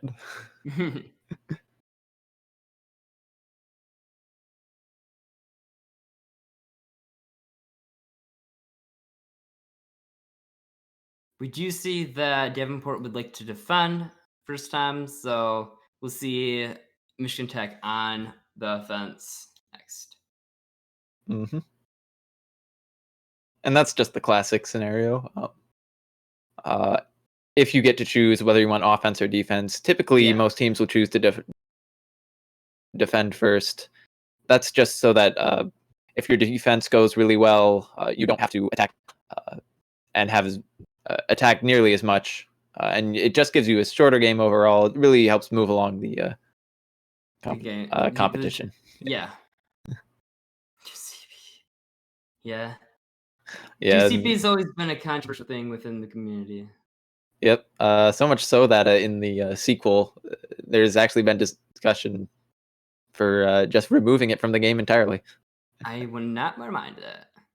Nope, I don't think anybody would. And in chat, everyone is surprised that the fourth map is 2CP.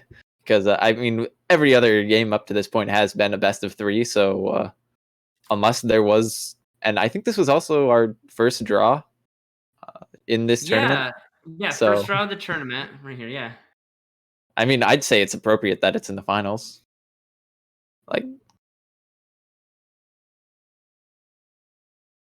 So we'll see if we might have our second draw or not soon. I mean, they do call it draw tomorrow. Oh, yeah. No, I'm saying draw for this map. Yeah. So yeah, first map Davenport having one draw. We apologize. Yeah. We apologize, everybody. But yeah, Davenport won that map. Yeah. So right now it's 2-1. Michigan Tech 2 wins. Yep. Davenport with the 1 win. We are at match point. We are at match point. This is the best of 5 series.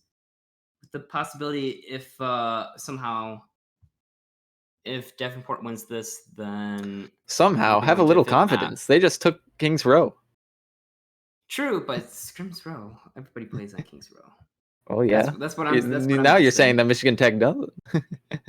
Honestly, I'm not sure how much that Tech practices the 2CP maps at all. I mean, I'm sure that they do.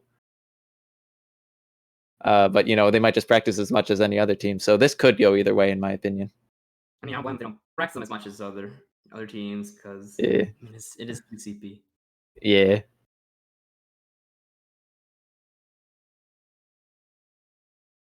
So for the map Hanamura specifically, do you think we'll see any changes up in the team comps, or do you think Davenport will still run the Rhine Zarya and Tech will still run the Rhine Diva? I think we'll see I think we'll both see the same comps, but here there's also the side of me that's hoping maybe potentially we'll see a Diva or something coming out from Davenport, because I mean personally I think a Diva could be beneficial on Hanamura first point, because you can get to high ground to that little corner top right, because I mean you're not gonna have that much trouble anyways with DPS getting up there if you're on defense, but just having that Diva going up there and able to get up there and just knocking people down just it's just helpful. Also, you And if they have like a widow or something, like every once in a while, see like a widow on offense, which is very rare. But having Mhm. like that diva just to go off the high ground right there, like when the widows just like pick people off from like that high ground, that's on point. But realistically, like I said, I think we could see both teams running the same comp, maybe changing the DPS slightly. Mhm.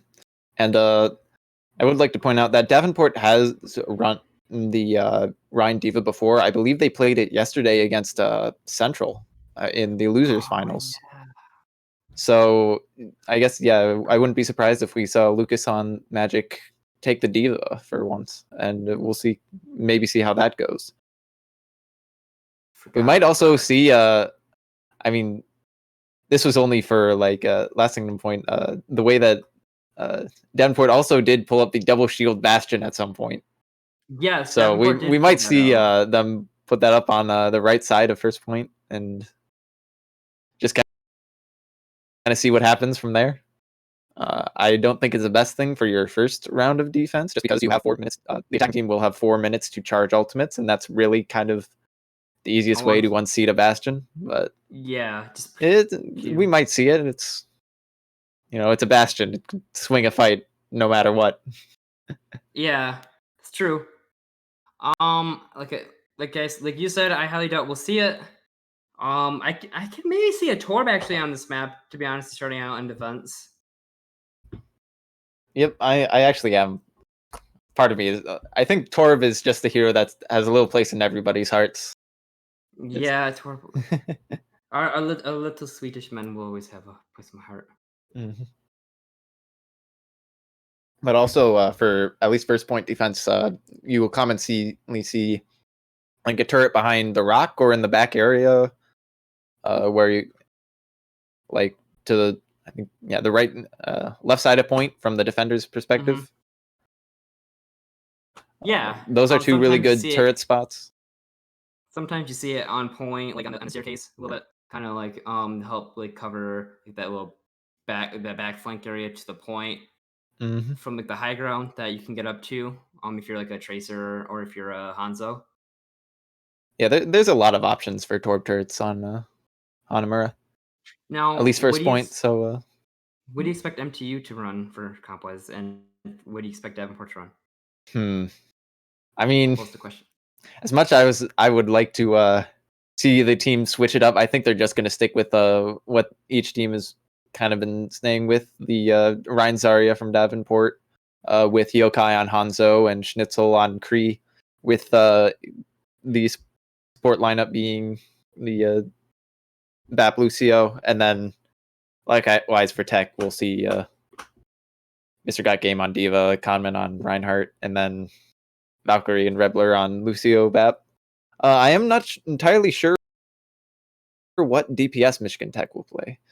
I expect Petal will probably play the Kree again. But with Forewarn, could be a May, could be an Echo, could be the Torb. I'm all for the Torb, like I said. She wants to play the Torb. I'm all down for the Torb. I'm always in favor of seeing a Torb. Same. For those of you who are wondering, we're on a 5-minute timeout right now for Michigan Tech. That should be ending right about now, actually. Yeah, about now. So again, for just a little score update, we had Davenport winning the last map, and we had Michigan Tech winning 2 other maps. So Michigan Tech is up 2-1 right now. This is match point right now.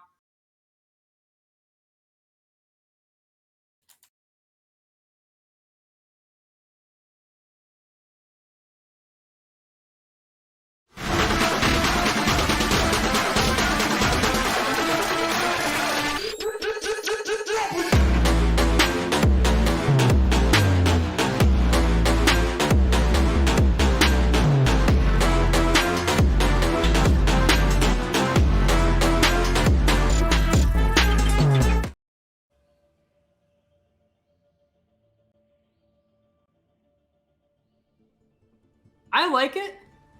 I haven't played on it much since it came out. So, but it's a lot of fun to play on and everything, and there's a lot of open spaces and different angles and everything you could play on there, and definitely I love the cafe that they have on there. I noticed a lot of people just like playing as Roadhog and just using the sitting ammo and just sitting in the cafe. So, Yeah. All right. Looks like it's going to be classic Rhine comps on both sides. Kind of what we've been seeing before. Forewarn, she'll be on the Mei, and Yokai will be on the Hanzo, and then we'll have a Diva on tech side and Lucas Magic on the Zarya for Davenport's side. Mm-hmm.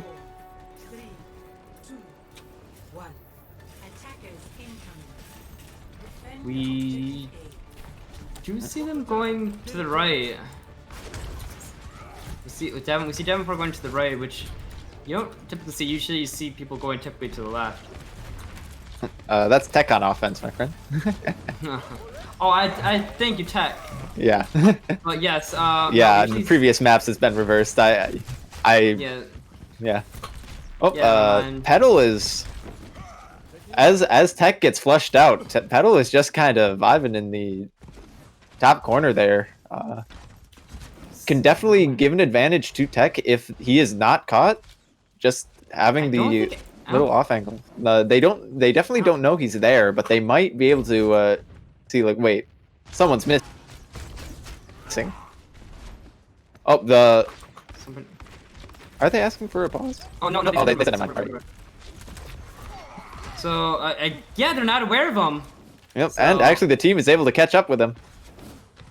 So that's good. That's good. That's good. Mhm. So no early pick coming out Yep. right there. So Hmm. but we Little do train. see, yeah, we do see a Very rotation impressive to the high ground. rotations.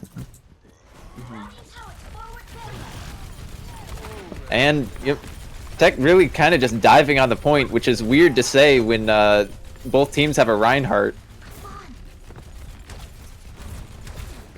Yeah, we see the poking game going right now. Just waiting for ults to build up. We do see ults come out. Oh, from Yokai's both Dragon sides. coming out immediately. He charged that really quickly.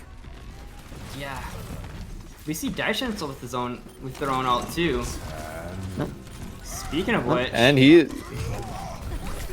Oh! I'm really surprised. Only getting the Diva Mech. I thought that would get a lot more once the Reinhardts got Same. stunned on both sides. did you Window see- coming out from Yeah. Qua, kind of making sure that Tech can't really get any more of a foothold on this point than they already have. which was barely any at this point. But we do see Valkyrie coming off the map. Yep. Probably just a Accepting probably accepting that the fight is lost and just Yeah, resetting, yeah. getting to spawn. Yep. Smart move right there. And so that's the first half of our time for Tech's offense already gone. We've got two, maybe even only one fight left. But Tech is kind of coming up on quite a few ults. Yeah, Tech's coming up in quite a few ults. We see Davenport though coming on quite a few ults as their own. Drought comes out, Wow. and a really big shatter. But do we see any? We see quite a few ults coming out from Davenport. Tech from Davenport. Thank you. I'm still Tech thrown does off. use their shatter and the Kree ult. See, they use Grav and Shatter, I guess, that for the fight in Davenport's then. They'll have both support ults and High Noon for this next fight. And I wouldn't be surprised if we see a dragon later on too, with how quickly Yokai's been charging his ultimates. Exactly. Get the High Noon. We can see that come out. We see Michigan Tech It trying is to rotate canceled. to the high ground. Yeah. Going behind, taking that little area behind point. See both teams Yep. both trying to build up. Yep. Out Oh, comes the Mail Blizzard. comes out from. Window did And well also as well pushing with that from- beat. Not seeing really any picks though. Conman is taken out. Window coming through. Ooh, Bomb does get a kill on Lucas Magic. Yokai. Davenport kind of struggling to get a foothold. The Mei and Diva are kind of just zoning everybody out. Cypress with the stall on ball is taken out. And it looks like it's kind of just becoming a cleanup duty for Tech. And in classic fashion, the point for 2CP is taken in overtime. Points taken in overtime, just a classic 2CP dash, like you said. I wonder if those go straight to point or if they go high ground, because some teams just opt to go straight to point. I would say, yeah, it does look like they're going high ground. I really like going straight to point when you get like a really late pick, so someone will be coming out of spawn as you reach it. But since Davenport had enough time to set up on high ground for themselves, there wasn't really any advantage to not going high ground. You see, Doc's still holding on to his ult, to their ult, and gets forewarned. Yep, Immo comes out. It doesn't really save anybody.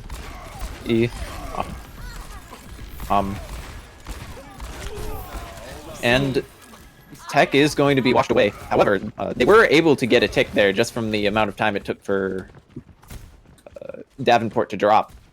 Yeah, in my opinion, getting a tick on this map right here on the second point is an accomplishment in and of itself, because it's always annoying just trying to get that first tick right there. Usually once you get it after that, you can... I see a lot of teams usually push forward, but sometimes you don't see that always. Yeah. And even if that is all that you get for that point, the fact that you have a tick just prevents the classic draw on second point scenario. We see the Grab Dragon come out, but Immo Field preventing anybody from really getting taken. Both sides kind of just down their Immo Fields. Bomb comes out from Mr. Got Game, mostly to just remech.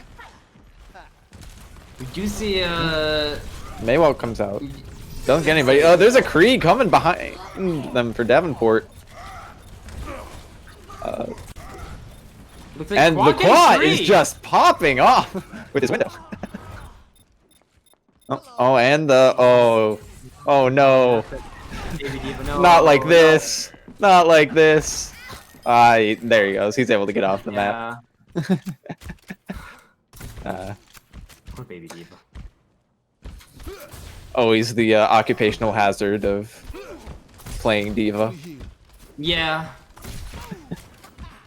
I hate to see it.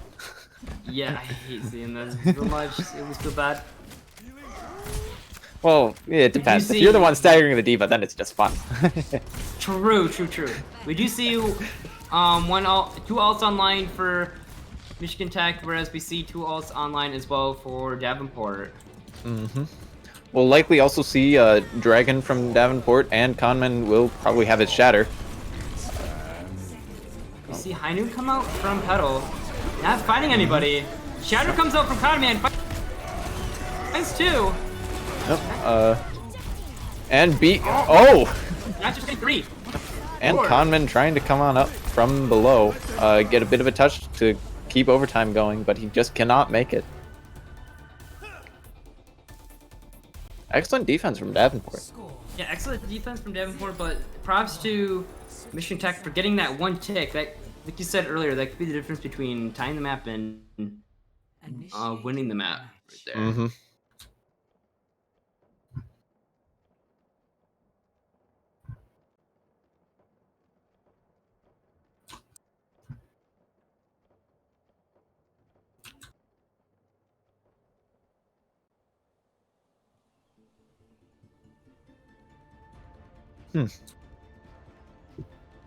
I wonder if the teams are going to switch it up going forward, or is like, I mean, I would expect we're seeing a May out of Davenport. Interesting. Part of me actually kind of expected them to run a Symmetra and just do the classic teleport to point, since they ran a Symmetra on King's Row for just a little bit. I wouldn't be surprised. I believe they also ran the sim a little bit on Nepal. They did. Way back at the beginning of this match. Yeah, they did. They did end up running that way at the beginning. So I wonder if they'll what they have planned with the Maywall, if they plan on using that just to help with extra cover and just want to use that as a way to rotate, because I know some teams use the Maywall as cover to like help with rotations.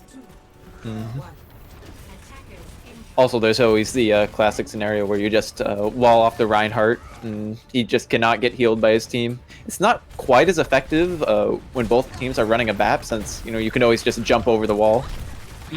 But it always just add that extra pressure onto a Reinhardt that can definitely swing a fight one way or the other. Agreed. Conman charges in and gets the Lucio. Yeah, Conman going and swinging. Cypress is not going to be one up, charging Mr. Got game. But he's not able to get a pick, and seems like Davenport is just going to be flushed out. Did you see Quad still alive? He is fighting. He is not giving it up easy. Yeah. But he does end up going down, and that's our first 8 down. And now we're going to have ults on the table for both teams.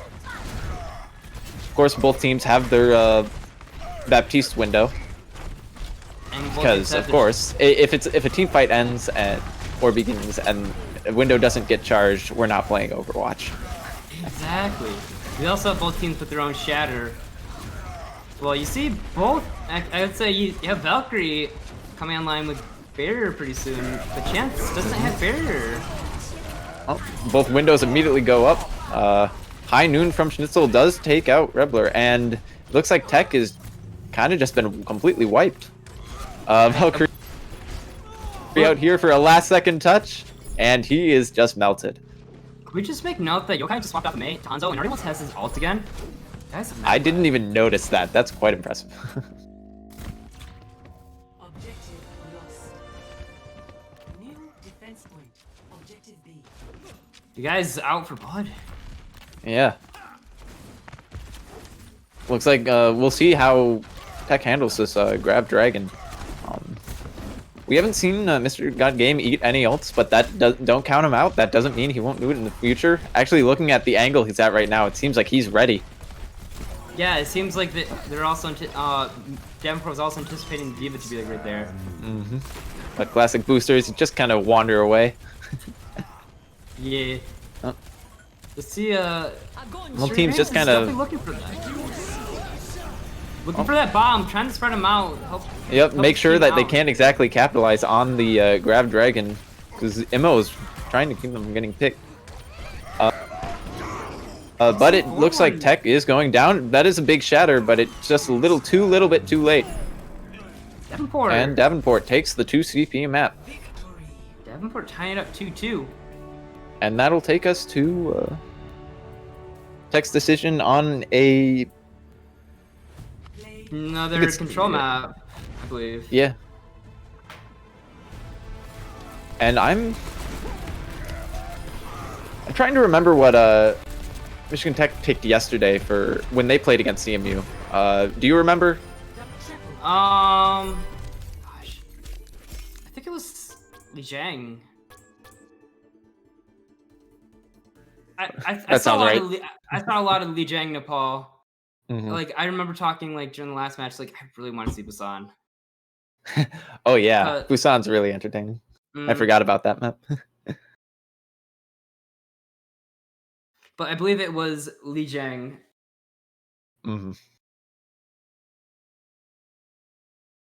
Yeah, I wouldn't be surprised to see the Li Jiang map. I would like to see Oasis, because I just love Oasis. Oh wait, is that what they're picking? Go. Oh, hey! Oasis. I love Oasis. I just love this map. But yeah, I actually had no clue for what Tech was picking for that.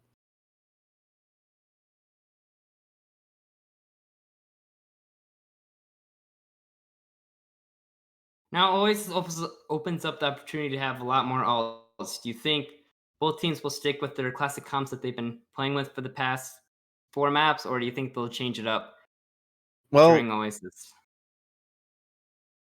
I'm actually not entirely sure. So Oasis, there are definitely two of the 3 maps are definitely you can run Death Ball on with the Rhines for like very effectively. And I guess technically all 3, but the one with the big building in the middle, that one you definitely used to see a lot of dive on there, and unless something has changed recently. I wouldn't be surprised to see dive run there on either side, really. It looks like Michigan Tech is also using to decide to use that 5-minute timeout again. By the way, Yeah, it's definitely something you want to do after a loss. You just want to take a chance, take a bit of a breather, because I mentally reset. believe this is match point for both teams. Since it's the best Yeah, of we're 5. 2-2 right now, So which I mean I'm happy about. That's just more maps. yeah, So it's always good to watch it's always good when teams are evenly matched like this. Makes for a lot more entertaining series. yeah. Like you said, more entertaining series, and also you get to see what what Overwatch is meant to be like in terms of for how competitive it can be. Yeah, it's when all 6 players are kind of on the same page and working together, it's definitely something different than what most people experience when they play competitive.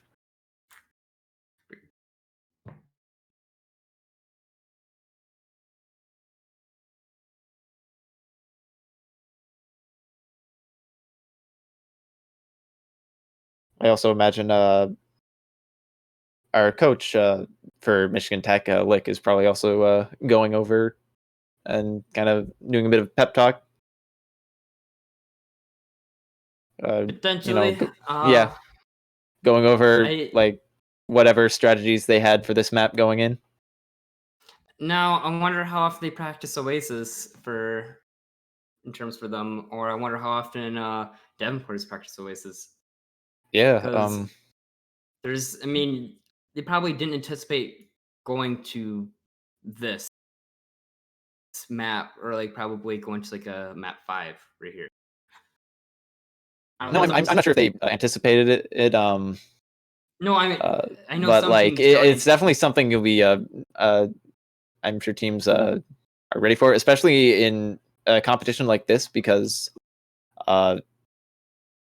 since Michigan Tech, I believe, was the 2nd seed, and the starting map is decided by lower seed. Like Michigan Tech, they for the first map they almost never got to choose. So, since any one of these control maps can be decided by will be decided on the opponent, you kind of just have to be ready for everything.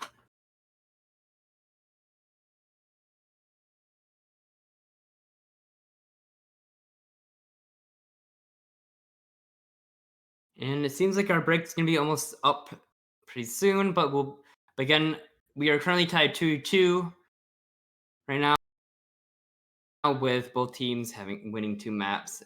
It's for the Overwatch. This is for it's all for 5 points. First, in the first place is 5 points. Second place, I believe, gets 3 points for their winning for their own schools.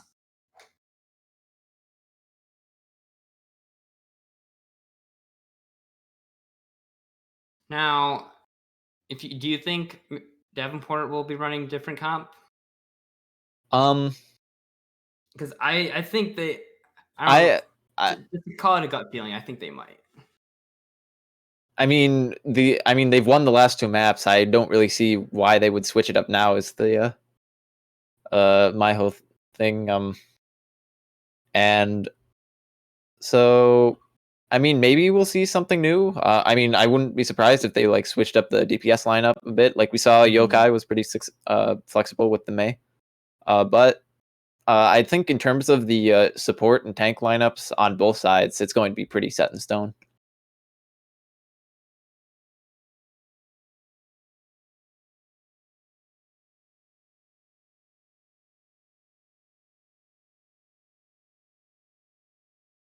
But I mean, of course, that's like map dependent because it's a control map. Yeah. I just want to say for those, I was gonna say for those of you who are also just tuning in, don't forget we have our Valorant finals up next. So that's gonna be an exciting match right there to watch, and then after that we have our League of Legends, and then CS:GO, and then League of Legends after that. So stay tuned for that. It does seem like that Michigan Tech is ready, just waiting a response from Davenport. Also, real quick, speaking of that Valorant finals, Tech is in that as well, right? I actually haven't really been following the other sports, but I believe that is also the case. I believe so. So I'll probably end up watching that after we're done with this. For the Valorant final, yes, Michigan Tech will be playing up against the Western Michigan Broncos. So West Michigan. Yeah, Western. I believe they used to be like quite a bit of a powerhouse for the Bandwidth Bowl, if I remember right. Yeah. So obviously you have some players who graduate, some players who swap to different different games and everything. So there's always a lot of factors that can factor into that. So for a good example, like some CS:GO players could go from CS:GO to Valorant because Valorant is very similar to CS:GO. Mm-hmm. 5, 4, 3, 2, 1. Round 1. We do see a change come out from Michigan Tech. We see a bit of a dive coming out from them. Yep. This map in particular is quite good for dive. You just have a lot of high grounds that you can take advantage of. But First Tech seems to be taking the low ground, trying to get that first point capture. We'll see how that ends up going for them once the point unlocks in just 5 seconds. Running dive will also allow them to put a lot more pressure on Yokai, because Yokai's been popping off a lot lately. The past 2 maps on Hanzo. Mm-hmm.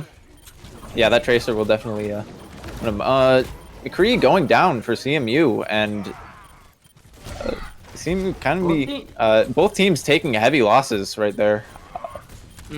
This guy name is demeched, and it's really just kind of it seems that it's going to just be cleaned up on the Davenport side, and they'll be getting the first capture once they finally take down Petal. Petal's on there for a long time. Yeah, you know, it's Tracer. If you're blinking around, you can be a really difficult target to hit. Exactly. As a support player, I'm very annoyed. I'm very annoyed as well. Oh, we see a nice run coming out right there on forward, but Horn still able to by that. Conan leaps in. Valkyrie coming out with the Valkyrie. We see Dive actually getting 2 with this high noon. Yeah, that window high noon doing really a number on Tech there.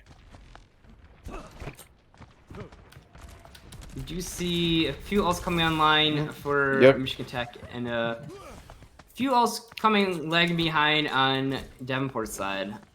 Yep, they definitely had a few ults forced out of them, using Window and McCree ult, and Shatter in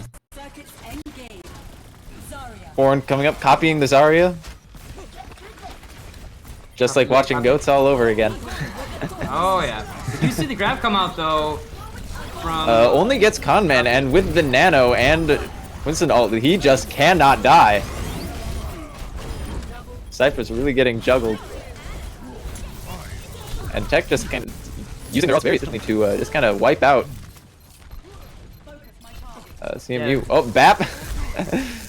Bap using all of his survival tools to really stall that point as long as he can, getting CMU up to 79%. Yeah, 79%. It's a huge indicator right there for like how long they held and how tough it's gonna be for Michigan Tech to get up to that high. Because if Michigan Tech loses this point just once, that could spell doom for them.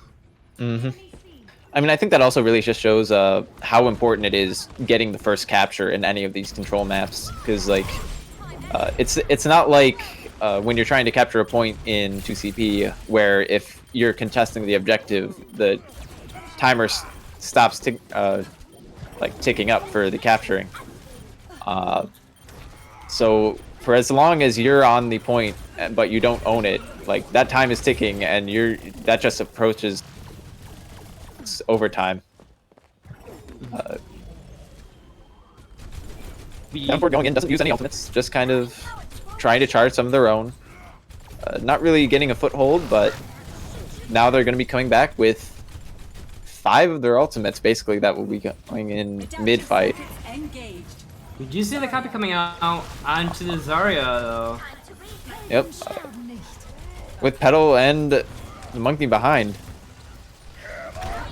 We do see the Oh, shatter that's a coming big out shatter comes out from Cypress. They are grabbed, but there is just enough follow-up to kill Conman, but the res does come out, leaving both teams uneven. Oh, Petal and Forewarn going down. That's no DPS. However, the Nano and a huge anti coming out from Conman, getting basically everybody.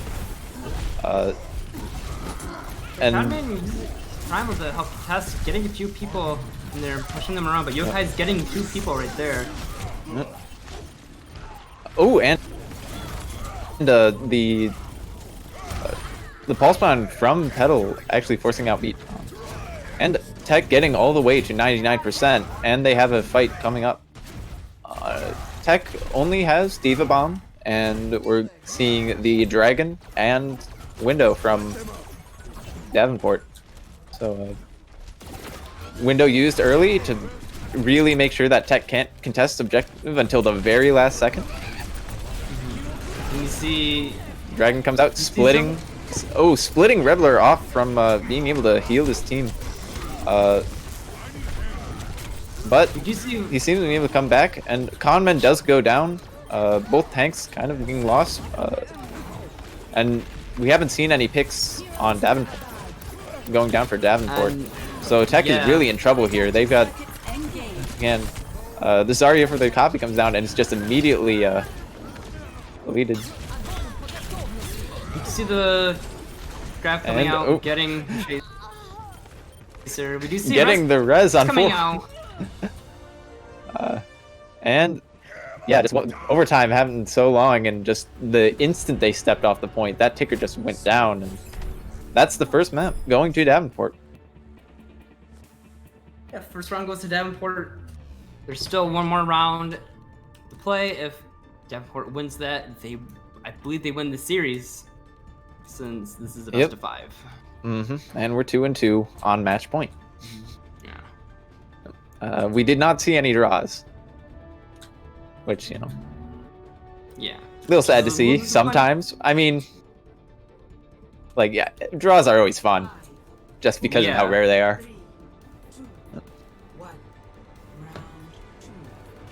And now we're what we have been seeing. We see basically both red mines.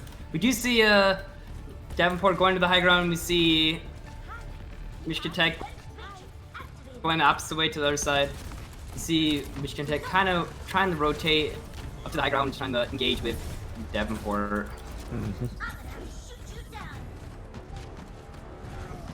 Really just kind of, I'm guessing, it looks like Tech is just going to toe the point just a little bit, get that first capture. Forcing Davenport to drop. Maywall goes out, kind of blocks Ryan. Ryan almost falling down, Kree falling down into the hole there. But that also allows D. Schnitzel to kind of get on the flank, and he does get Petal. And it looks like, he gets punished for that a little bit, but now Tech is kind of just stuck in a little corner, and they can just barely contest. Even that pick on Yokai just kind of putting things more in Tech's favor. But they still just kind of need to close it out from here. We do see Chance trying to buy his team some time. And first capture does go to the Tech. Yokai's already built up his ult, practically. Yeah, and we've already have a grab, too. That's scary. Yeah. It really is impressive how quickly players can charge ultimates with, like, both sides basically approaching all of their ults. Oh, he ate it! Oh, Bad Shatter also coming out as well, though, from the both side. Oh my gosh! You see? Really? Window comes out with the Fire Strike. Both sides. With the ult from Sid, Davenport can't really go and take this just yet. Yeah, Turtle using that to buy as much time as possible. It seems like you see Mr. Guy game just little in the corners, Baby Diva. Yep. Trying to charge his mech back, not quite getting it, and No, but does he get out? Very unlikely. Very unlikely. Very unlikely. Yep. Just having little flashbacks to Hanamura. Yeah. But you know, we're definitely seeing a lot more of what we saw yesterday. He's eating the ultimates again. He's getting back in his groove, into the groove. Yeah. Definitely that 5-minute break kind of showing its weight in gold there. Did you see the Hainu not finding anybody? Same with the Mayblazer. Shatter comes out from Conman. It is responded to with the beat from Chance. And the point is now just kind of become a no man's land.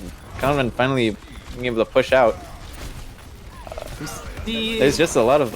Oh, the Zarya goes down. That's a really good, important pick. Underneath the point, Forewarn and Schnitzel having a little battle of their own. Did you see? And this is really...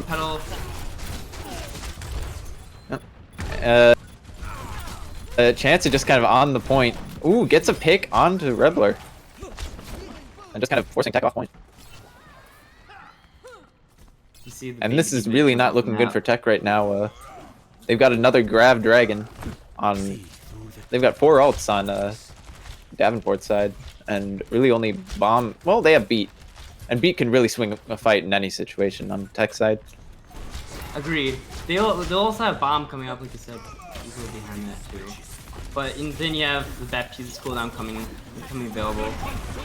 See the dragons come out, not quite eaten, but we see the grab eaten. Oh, the grab did get eaten though, and that's really important. And the Reinhardt Conman falling, but he will be back very shortly. And with Cypress going down, it looks like Tech is once they take out this Zarya, there's really nothing. Schnitzel getting close, but not quite able to defend the point. And Tech takes. Tech takes the point. Gosh. Mm-hmm. And then they are still down Diva Mech, so that's important to note. True. For this upcoming fight. We do have a one ult online for Davenport, and we have no ults online currently for Michigan Tech. You see Conman go down. Conman going down early. That's and Forewarn. Ooh, Quag just kind of bursting him down.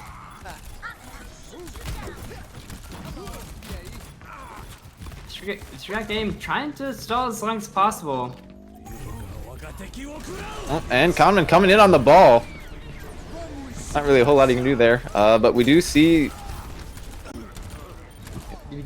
You see the team kind of doing their best to really prolong this as long as possible.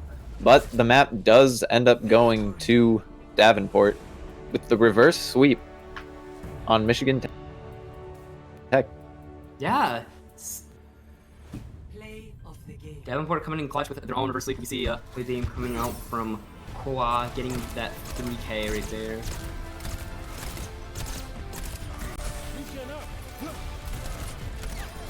Well, that was some really good games, in my opinion. I had fun. I had fun too. I definitely wasn't expecting a reverse sweep. I think that's the first time I saw a reverse sweep actually here in the Benwick Bowl. Yeah. So, yeah, so we had our first 2 maps go to Michigan Tech. First map being Nepal, excuse me. Mm-hmm. And then we had our second. You want to tell us what our second map was? That was. Oh, that's not Kings Row. It was Route 66. There we go. Yes. It was Route 66 where we saw some interesting strats go along in there, and then we had Kings Row happening there. Kings Row, where Davenport started to turn it around. They got their first victory, and then they went on to Hanamura, where Hanamura happened. 2 CP, always fun. Yeah. And then we just had this last map, Oasis, happen, where Davenport secured the reverse sweep and secured them first place in the Overwatch journey with Michigan Tech taking second place. So that was a really good time. Coming up next, we'll have our grand finals for our Valorant series, and that'll be Michigan Tech against Western Michigan.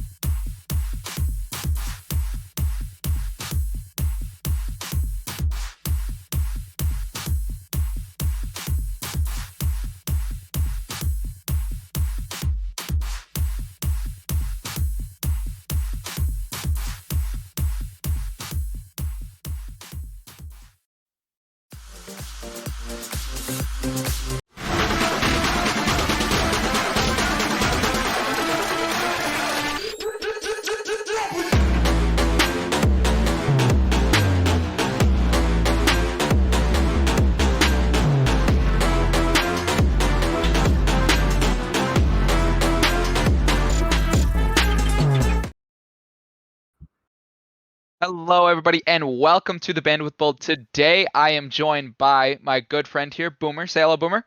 How are we doing? Good. Are you doing good today, Boomer? I'm chilling. It was a long tournament yesterday, so I'm excited to see what's going to happen today. Yeah, over on another channel, we had followed Solar Eye Guy and the journey through the winners bracket. We got to watch Western have a dominant win over a couple teams, but then we saw Michigan Tech with a great upset over them, winning that series 2-1 and going to the winners final. And now we're back with a rematch against the two teams with Western coming back. So right now we're gonna have Michigan Tech with a map advantage, and we're gonna start on Ascent. Now, the last time we came to this map, Western took it very dominantly against Michigan Tech, 13-1. Now, what really, watching that matchup yesterday, it was all just some strats, a lot of these other things that were getting set up. But when Michigan Tech started getting mechanically just aggressive and putting all of their gun skill forward, it became a different kind of game. Now, what do you think? Does Michigan Tech need to keep that up, Boomer, or is it a different kind of series that we need to watch? Uh, Honestly, I think that what Michigan Tech needs to do is play to their strengths. If their strength was that 4 duelists that they had, I believe, on Bind, then keep playing like that. If they can't match how Western plays with their kind of comp setup and how really they just play the map, then definitely they might just have to be more aggressive. They have to be playing just faster entries, or maybe they completely flip it around and let Western push into them.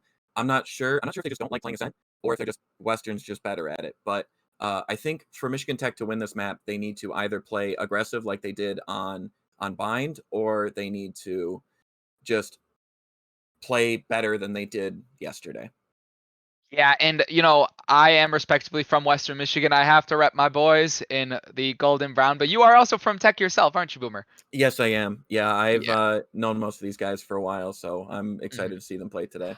Yeah, and I also know all my good old boys on this team as well. So, we both have our good sides and our good biases. But I had went and talked to my Western boys yesterday, and after winning that first map, they were amped. They were, ready to go. They were ready to go into the second map, and then just something started falling apart. They were unsure of really how to adapt to this Michigan Tech setup, and that is what they're looking at today. It seems like they're a lot more ready and prepared today. They obviously were able to watch over their matches yesterday, and I think the adaptations that Western Michigan are going to need to make have to shine out and be a bigger factor from what they had messed up yesterday. Yeah, I mean, So overall, it's going to be a great game, right? Great game to watch, hopefully, a great yeah. game to play. And I'm excited to really see what each team has in store. And I've I've enjoyed watching all these teams yesterday, and definitely that these two teams here in the finals are the best teams we have here at the Bandwidth Bowl.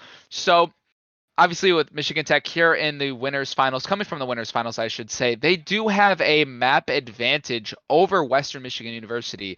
So that's gonna be, a kind of, stunner, I guess. But does that really affect Western Michigan as a team, or does that motivate them to keep trying to win? Uh, Honestly, I think it's probably just going to keep motivating them. Um, you know, Running the losers bracket, getting knocked down by this team into losers, winning losers finals, and coming back. You have almost a vendetta for it, and I think these Western players are going to be very adamant about making sure that this one map advantage gets nullified immediately. They want to win map one. We're starting on Ascent, so it's the one they won 13-1 yesterday. So I think if they play to their strengths for Western and they played like they did yesterday, and neither team makes any adjustments, it's going to be essentially a best of 3 series. And I think if Western steamrolls again and they get a good start on the first half of the second map, then we might only see their sweep with a 3-1 for Western, but you never know. I mean, hey, I'm really looking forward to seeing the four duelist lineup as well as the Astro come back out for Michigan Tech because it worked so well yesterday. Oh I yeah. mean, they're just so mechanically gifted on this Michigan Tech team that I would be afraid to even take a single gunfight against them. So Yeah. whether or not, they've woken up this morning ready to put their guns forward and become the same mechanically gifted players as they were yesterday, then We are all set. So it sounds like we are ready. We are going to get right into this matchup now on Ascent.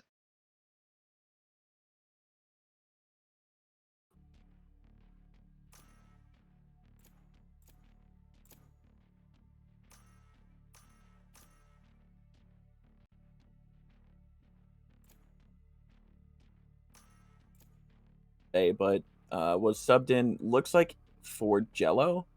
Yep. Interesting to see what they're going to play, because Jello, I believe, was... Jet, I think is what it was yesterday. Yep. Yeah, because he was a menace with the op. The Yeah. operator, he was just insane. So it looks like we're going to lock in the Sage in replacement for the Jet, but Zandank, I remember him being on the Raze here and Retina being on Reyna. So they might pull out a Breach, and it's locked in. So Michigan Tech not going for that 4 duelist, but instead the 2 duelist with the Sage and the Initiator, and playing with this Astra.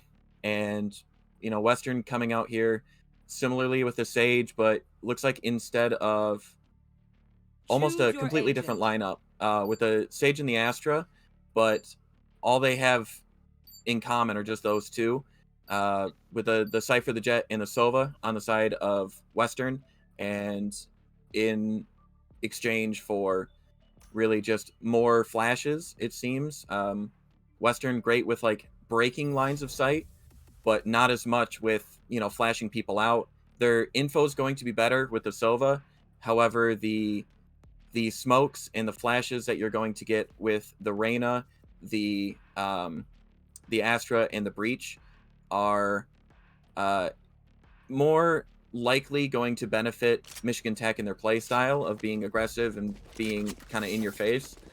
But I mean, we'll see how Western adapts. We'll see if Western is able to play to their strengths again. Yeah, and I think that, you know, not seeing the same, you know, 4 duelist lineup as we saw from the other maps, this Michigan Tech might just be warming up quick, or, you know, just trying to get ready for what could be a little more of an aggressive series coming out from Western Michigan. Yeah, and I'd like to see these aim duels go, you know, 50-50. I mean, obviously, I'd like to see not 50-50 fights, but I'd like to see a good game come out from both teams. And it looks like we're going to have mid contested, but it's not really going to go too well for either side. Yeah, so right now we're seeing the rush up the mid with Zanding taking quick control of market, trying to get a little bit of a tap onto Rosebow. Unfortunately, Rosebow will fall off. Stun comes out, trying to tag anyone on that staircase back into CT. Get rid of the stuns, however, and the Cyber Cagers in the back, but no. Retina will dive onto the side as Rock Solid gets the trade. Childs trades it back onto Rock Solid. Now it's Deli left as the only one back site, as he only finds one as Childs cleans up the rest, as now we're left in a 2 versus 3 with Michigan Tech in control of the site. In the end here, it's going to be down to a, you know, kind of a retake situation. ClickShift not really checking for anyone boosted up. Childs did get a little bit of an angle on him, but not seeing ClickShift as he was just checking, you know, back of B main and making sure anyone was there. He does hear the wall though and assumes someone's there. Does see Childs. ClickShift will find the first kill. Now it's up to Glove and the ClickShift to find the last 2. Glove will find the first. It's up to Quinn now in a 1 versus 2 to hold the bomb for just a little longer. And Quinn will line him up and collect 2 there. What an absolute play. The retake was looking good. It was looking great from Western. And all of a sudden, we just have Quinn pop out of nowhere, middle of the site, no cover, and just lines them up and puts them down. Absolutely insane. Yeah, you never want to line up like that in those types of situations. It's unfortunate to just always have that great team play there. Finding 2 individual picks on your own, and then you just go to swing together on a player who gets then 1 tapped and then just straight down with the ghost, and the rest of that is just unfortunate to see. But we're going to see that now. Michigan Tech's going to opt to buy out here and try to, you know, force Western Michigan out of their positions and get quick mid control once again and try to fly through the mid onto the B site. Now we're looking at Zandik just diving here right into mid market, trying to get, you know, a quick aggressive play against Rosebow here, who turns his back to him, unfortunately, as Ren also found a pick onto to ClickShift there, as now we're in a 3-4 disadvantage for Western Michigan University. Looks like we're actually taking a fight in the back there. Retina will find Glove, but traded out by Rock Solid. As now it's up to the Deli, who seems to be just waiting for someone to walk down the staircase and leaving it up to now Rock Solid in a 1 versus 3. No armor, only about 70 HP against a lot of these Michigan Tech players who can't see the head. Quinn looking for beautiful shots there, but unfortunately Rock Solid can't line up any of those as Quinn will collect. Yeah, and I don't see why you wouldn't want to save there if you're in the position of Western, right? You didn't buy into that round. You got a free Bulldog off of Retina, who just pushed in the back, and you can just go to the other site. They're going to sit on site, wait for you to push up. Doubtful they're going to hunt you, considering they 4-spot. So, you know, I'd like to see a save there, but I understand wanting to go for it, maybe just getting the round over. But regardless, there's a clear economic advantage for Western in this round. Yeah.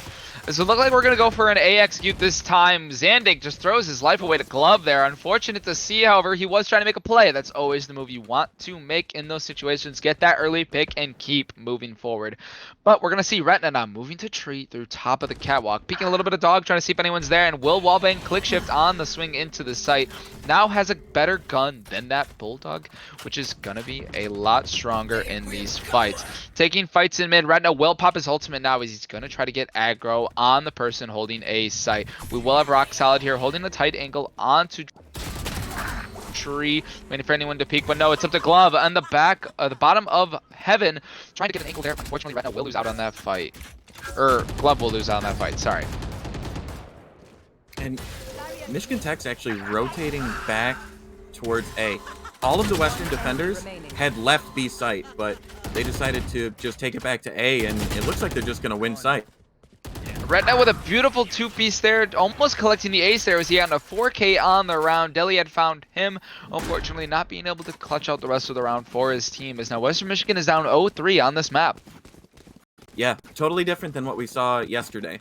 You know, I doubt it'll go, 12-1 or 12-0 on the attacking half of Michigan Tech, but I think we'll still, we're going to probably see a lost round here from Western just based off of the eco, but I think at the end of the day, once the next rifle buy comes out, it's going to be, a good map from the rest of the game.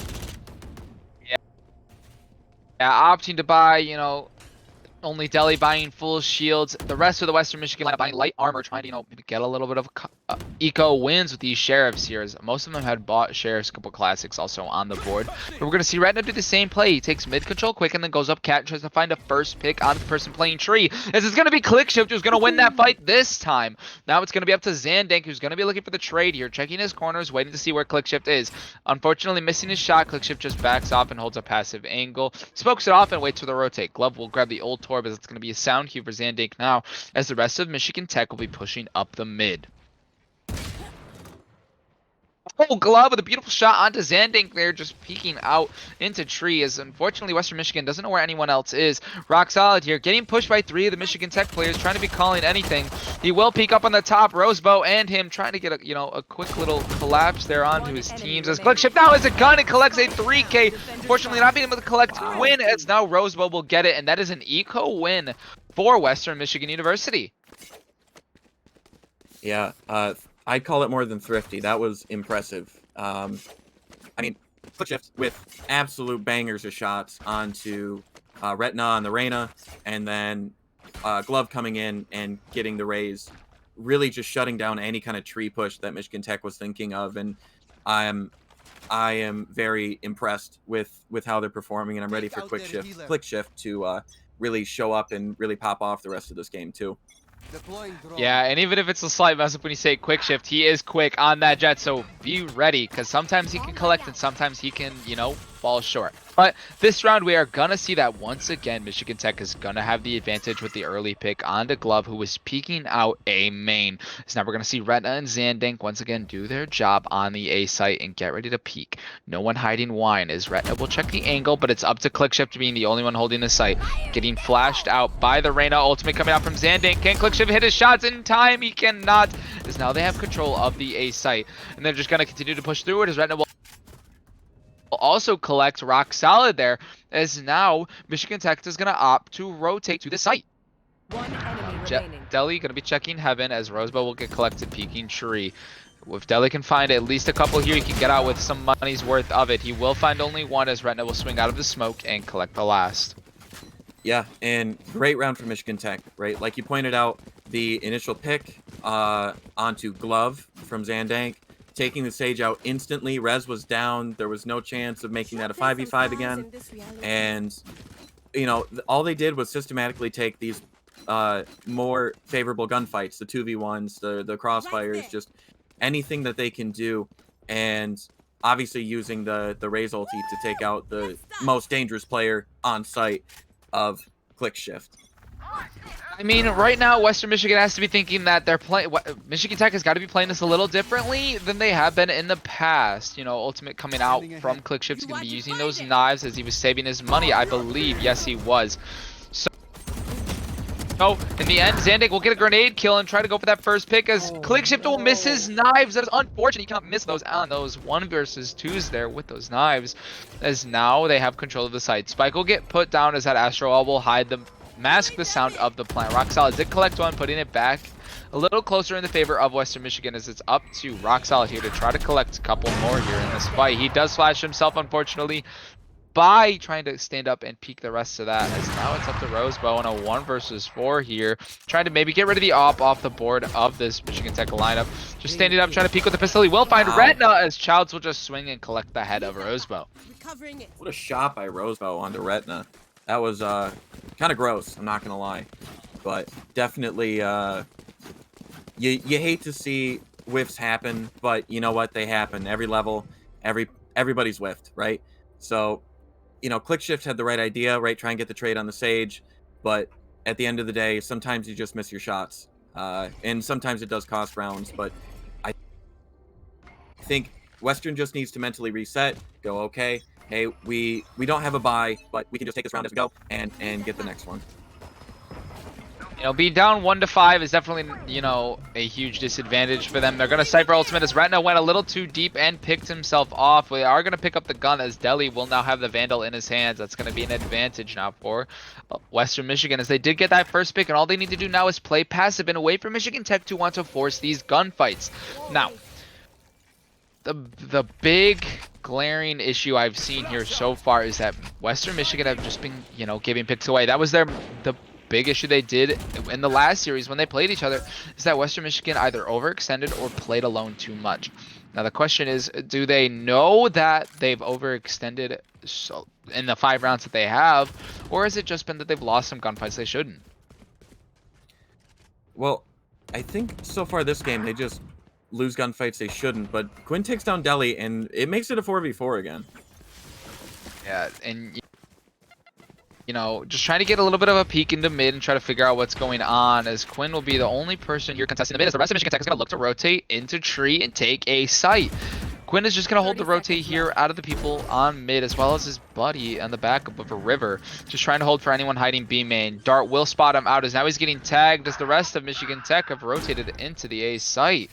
Now in a 3 versus 2 on site. Now Western Michigan has to know that a couple people are going to be coming from Catwalk. It's going to be Rock Solid with a pistol here against River on the Vandal. He will collect the head of Quinn or River.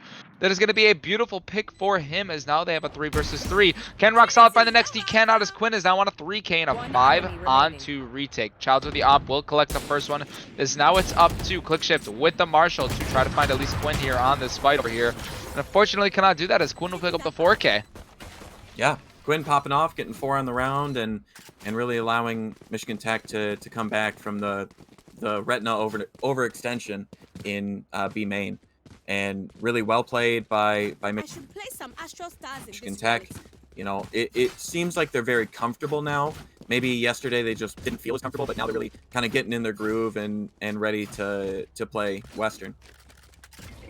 Yeah, and you know, I have seen, you know, a lot of these gunfights go either way, but right now it's the teamwork. Maybe trades need to become more of a factor for this Western Michigan team. We're going to see ClickShift get aggro here onto the mid. He's going to dash away, get his pick and run. Beautiful job there collecting Retina, who was getting aggro out into the mid and get control of that. They are going to go for the res here, which is going to bring it back into a 5v5 and make that pick non-existent. However, he will have no shields as Clickship will get caught trying to rotate back out. Glove will find a pick for his own, a second, and now a third as Retna also traded back onto Delhi as it was just Glove peeking out in B main to find a few more for himself and bring Western back into the advantage in this round. Yeah, I mean, you hate to see the Sage ult get wasted, but you know, it was a great play by Glove so far, and I think that that should seal the deal if they play this properly. Yeah, I mean, I think what I didn't catch it there because I was too busy watching the fights go down in mid of, you know, Clickshift getting picked off, but it was Glove there in the end just trying to swing out and find his pick. He's gonna find a 4K now. Will he find the last one on the ace? And he cannot, as Zandink will hit the head first. As now it's up to the rest of this Western Michigan squad to win this 1v2. Zandink does have the spike and is gonna opt to rotate. We do have the Cypher camera on this site now. He just has to check it and figure out where he is as the cage will come out as well as the trip. We will tag him as he's gonna get spotted. Spike is gonna, oh, he's gonna pull out the dart burst. Now plant the spike in a safer position. He baited it, as you can hear it, as Rosebud will win the 1 versus 1 and bring Western Michigan back into this fight. Yeah, good shots by Western. Great push, absolutely great push by Glove, and Click Shift going out mid, getting that early pick, trying to force an advantage for his team, and really just overall well played by Western, knowing where people are, where people should be, and where to shoot. And knowing that Michigan Tech wants control of mid so badly, why don't we just try to stop the mid control altogether early on? And that's what his plan was there to start. As he got that first pick is what he really wanted in the end. Unfortunately with the res, you know, it denies that advantage that you had. But when you force out the trades and then have a beautiful flank from Glove to just know that no one's watching B main as the whole fight's going down in mid, it's a great job to really win out those gunfights. So now we're going to see that Retna is going to be hiding here onto B main as he's waiting for his teammate to grab the ult orb. That is a, you know, another ult towards the res. As right now the spike is rotated towards A main. The first fight will go down on the mid as Quinn got aggro, just peeking down just the mid. Roosevelt will trade it on to Zandink as River will find a pick of his own. Does Delhi know to check his corner here? He will, and he will find the kill. Wow. Can he find the next? Yes, he can, as Delhi and Glove will find picks of their own. It's now now it's up to River in a 1 versus 3 to find Click Shift here. Peeking Cat as Clickshift now knows, calling his team to rotate. Hey, he is hiding here on A main. Just get the spike down, River. Get your team some points. Drone will come out, spot him out. He goes and hides as he puts himself in a wall bangable spot as Delhi will collect a 3K on this round and bring the disadvantage for Western a little closer now as it's 3-6. Yeah, those trades from across the map really just exploded the round, right? Michigan Tech goes to push, and you know Zandink goes down, right? No big deal. It's just your raids, it's your entry, that it happens. However, the trades coming out from the rest of the Western Michigan team allowed that round to be absolutely busted open and allowed them to get the 3v1 onto the A site where Michigan Tech looks to hopefully take quick. You are divided. Yeah, we're going to see the Astra ult get popped out as now it's going to look like they're just going to try to go for the same execute as now maybe someone hiding under heaven will be able to hear the sound. We're going to have the Sova ultimate come out and try to catch anyone sleeping as Rosebud will kind of standing and trades it back out with his ultimate. This is going to be a huge play now for Western as it's going to come down to hearing where the spike's going to get dropped. The Astro Wall falls at an unfortunate time as Clickshift will find one as well as Delhi, and Child, who was left in that clutch opportunity, will get caught out by Rock Solid when he was trying to rotate back to A main. Beautiful job by Western, staying patient there in that 3v5. Yeah, and it's really unfortunate, but you got to get that spike down quicker. The stall from Western really helped them win that round. You know, with the Sova ulti, with Cypher just being kind of a nuisance, even though he got taken down early, was still able to stall the plant and stall out the Astra ulti to prevent Michigan Tech from going into post plant. And because Michigan Tech wasn't in good post plants, Astra Wall went down, and it was basically a firing squad being shot at the remaining attackers. Yeah, you know, you have to really think of when you want to start start using the Astro ultimate, because when that wall starts to fall and when that time gets low, you have to feel the pressure start to mount. The fight will start here on B main, as it's going to look like Glove will be the first person to take a fight against Retina if anyone gets a little aggressive here. But as soon as I say that, Clickshot will find Quinn, who was peeking out mid. Unfortunate to be caught in B link there.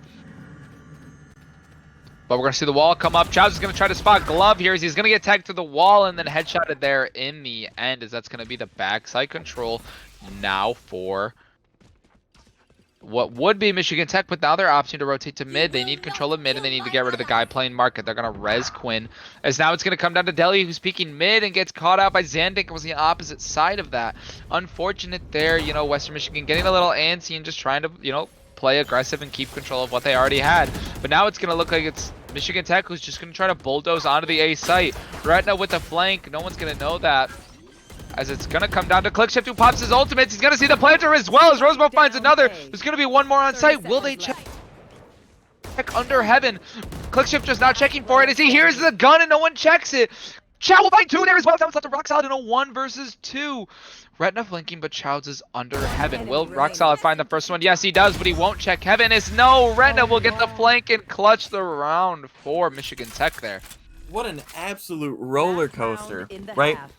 They take site, they walk through tree, absolutely take site. Clickshift says, you know what? No, I want this back.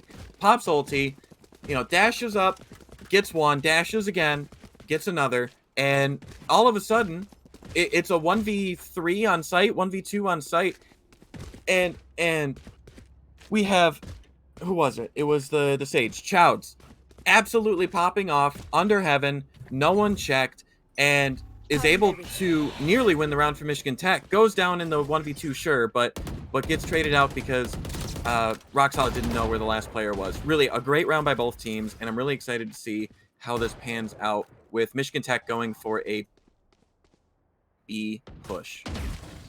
The last round of this half, we're just seeing that mid control is so important for this Michigan Tech lineup. As soon as they get that control, they like to rush through mid, but Deli will find the first one in mid as he went for a full rush through A main.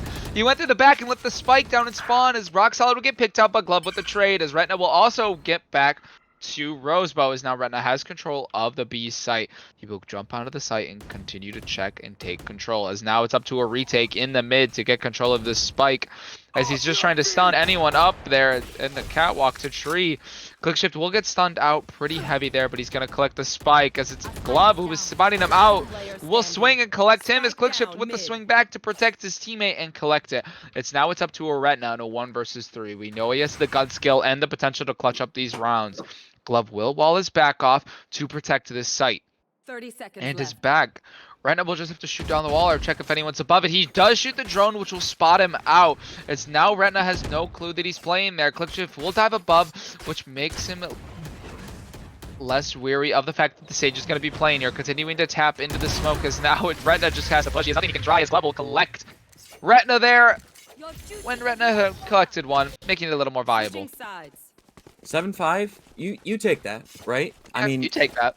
Yeah, you definitely want to go as even as possible, really. I mean, I'm not sure if Ascent has been particularly attacker-sided or not, but I think given the beginning of that half with 3 in a row for Michigan Tech, Western coming back with 1, and then 3 more for Michigan Tech, that really, if you end up 5-7 in that half, you want that at the end of the day. Yeah, so now the question is Western gonna be the more dominant team on this attack? Because we saw that many times Michigan Tech gave up, you know, little rounds to just small mistakes they'd make. Western Michigan had clawed back into this fight, put themselves only down 2 rounds, which is great. You love to see that disadvantage, you know, be dropped. But as I say that, we're going to see the Michigan Tech's going to opt to rush up the mid and collect Clickshift there right away, as now Kelly will see him as he's full flash. He will collect the head, as now Michigan Tech backed off. They said no more rush down mid. We're just going to let them have it. They will recon dart out the mid, as someone will shoot it from the mid connector towards Pizza on the arches. Is now Western Michigan's going to opt to try to, you know, attack this presence and try to force control back in the mid for themselves. As I say that, Retna's going to be the first person to take this fight as Glove will jump up and get a beautiful jumping headshot onto Retna. That is what you want to see, is now that is a huge advantage in a 4 versus 3 for Western Michigan, as they can just get ready to dive onto this A site. As the only person getting ready to contest is Chowds hiding in Wine. Will Western opt to check these angles? Deli will see it and check the fight first, but Chowds will win it at 45 HP and start to heal himself, as now Western Michigan needs to win the rest of these fights in a post plant. Rosebow checking this angle, as now the Astro will smoke it off. As one's checking above, Rock Solid will trade it out from Glove as Quinn had found that first pick. Retna will be hitting the wall above. Or sorry, Zandik will be hitting the wall above, as now Chowds dives onto the site. It's going to be up to Rock Solid, who cannot find anything, as Chowds just walks out and collects 2 more for himself, getting the 3K on the round. Absolutely massive from Chowds. Being patient in Wine, waiting for Sova to peek him, and then popping off at the end of the day, right? Waiting in that Astro smoke, waiting for Zandank to go, okay, it's time to push, 3, 2, 1, let's go. And isolating the 1v1s like he's supposed to, and absolutely great play from him. I really don't think Western played that all that poorly. Really, it was just you lose your gunfights, and you know that happens. But at the end of the day, you can't lose those. So 5-8 in favor of Michigan Tech, and it looks like it's going to be an A push or a B push for Western. Michigan Tech had also 4-spot this round, which if Western Michigan can find an eco win out of this, they're going to be at a huge advantage, as the money is going to be hard to climb back from in that situation. As I say that, Childs will find the first pick onto someone just walking towards A main, trying to collect an ultimate orb. Rock Solid will pull him River in, trying to collect that pick. He's going to catch him off guard. Rock Solid will dodge out of that, as Renda also found a pick to someone playing top catwalk, as Renda will just continue to peek and find more picks for himself. This is going to be huge, as Retna can now just continue to peek, as he knows one more is playing there. As I said that, he checks top catwalk, as now Clickship will find a pick of his own. On to Quinn, who's playing B main, and now Zandank with the judge is going to be hiding here. Will Clickship be able to click on the head faster than a judge can do damage? He will walk in, collect to the judge, as Zandank will just walk in as well and collect the pick, as the mid fight will start to happen. Will find the first. That is a Marshall on the ground. He will see that, but he does know one's behind him, one's in front. He is stuck in this corner. There's not much he can do.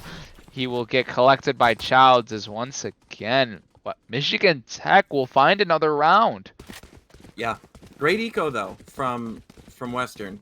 You deny 2 guns, you make people rebuy armor, and you have Vandals. You have Vandals and Phantoms, and full armor and full utility. It really was just a good round from Western, and buying maybe a classic, maybe a light armor, and now you have the economic advantage. Will they be able to capitalize it on this half? I don't know. They didn't last half, but that's okay. It's new half, new day. So as we're gonna look like Western Michigan is gonna opt to put the spike back towards the B main side, not opt to give it away, as they were always looking for that first pick. So we're going to see the push up towards the A site, try to get control of this and possibly find more picks for themselves.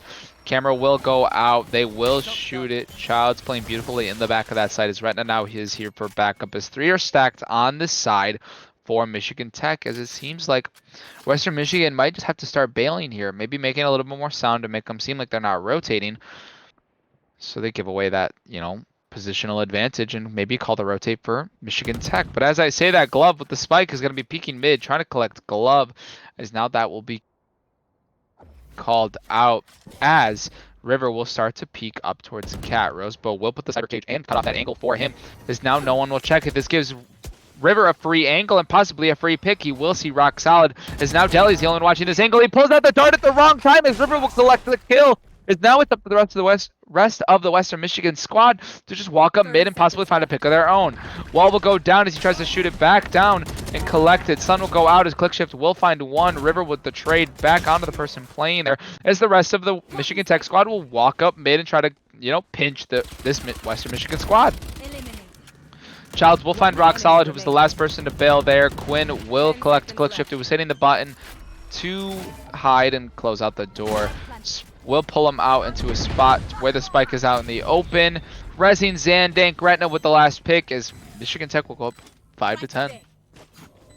Yeah, good round for Michigan Tech. Solid stuff. You hate to stall out like that as Western, but we saw Click Shift walking up through B main, maybe calling out, "Hey, I don't have much right now. You might be able to walk through mid." But Michigan Tech was stuck in their default the entire time. They were just walking through and just deciding, you know what? We're not going to take this bait. We're not going to take the bait that they're going to push A main. But what we will do is hold our spots, wait for us to see somebody, and wait to play trades, wait to get a crossfire, and it worked out for them. So now they're full on Vandals, and Western's stuck on Sheriffs. You know, the eco for this Western Michigan lineup has been so rough on this game, as Retina will just swing out and collect Click Shift, as Retina will find another one for himself onto Rock Solid, as Deli, the last one holding the top there, will collect River. Retina with a third. Will he continue to collect the fourth, as Childs with the flank will deny Retina that fourth kill.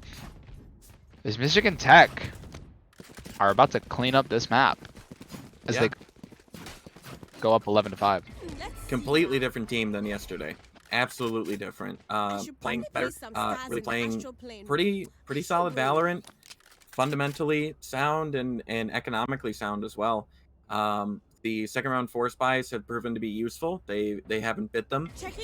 And I mean, they're 2 rounds away from map point. Yeah, and I think Western Michigan, obviously, you know, going down on this first map is not what you want to see, as they will go on to, you know, series point, being down 0-2 after Michigan Tech has that map advantage, is not something you want, but you can handle it. You can take it. Why not? Just get ready to just push with your team. They're going to wall boost up right into Chouts, who's here on this angle. He's going to be ready to see them, as Glove and Rock Solid will be ready to get their own picks of themselves. Ultimate coming out, will stun Click Shift, but the rest of this Western Michigan team is ready to go. They will close the door, as Rock Solid has to wait for it to close to cross and put that spike down.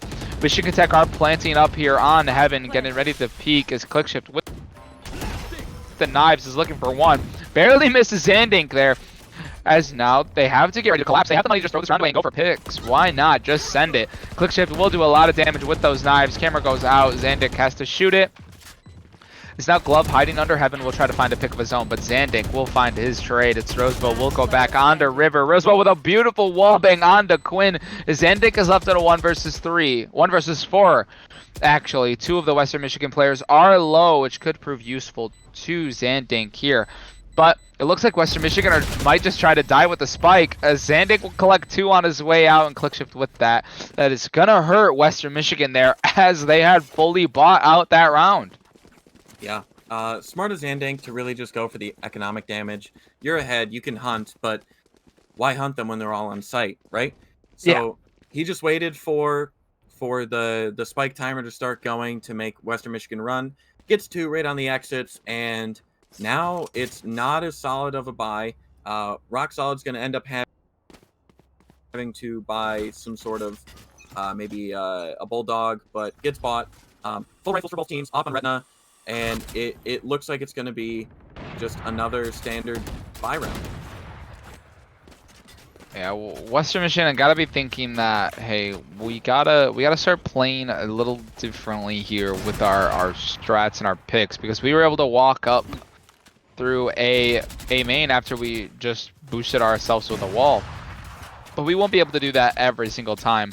So we gotta be able to start working our picks. You know, these shock darts are also proving to be beautiful, as Quinn was put down to 17 HP as he gets a heal. And it looks like Western is just looking to do pick damage right now and get ready to take mid, as well as possibly force Catwalk. And as I say that, Deli will find Retina on the op. That is the first op that goes down, as Zandink will switch onto it. Zandink does have no shields, which is going to prove a little harmful to this, as he's down to 55 HP. Click Shift will be the first one to peek this, as Chows and River will find flanks, just peeking out of dog at the mid Catwalk. As I say that, Rock Solid will also find a trade onto the site as the door gets closed down. Childs with one, Glove with another one, as the spike will get put down. The last 2 of these players are going to be peeking up top of Heaven. So now it's up to Rock Solid with the Astro Wall to try to make his plays. He will go out and boost Rock Solid in the smoke. Oh, is this Zandink will miss the off shot, as Rock Solid will clutch that round for his team in a 1 versus 2.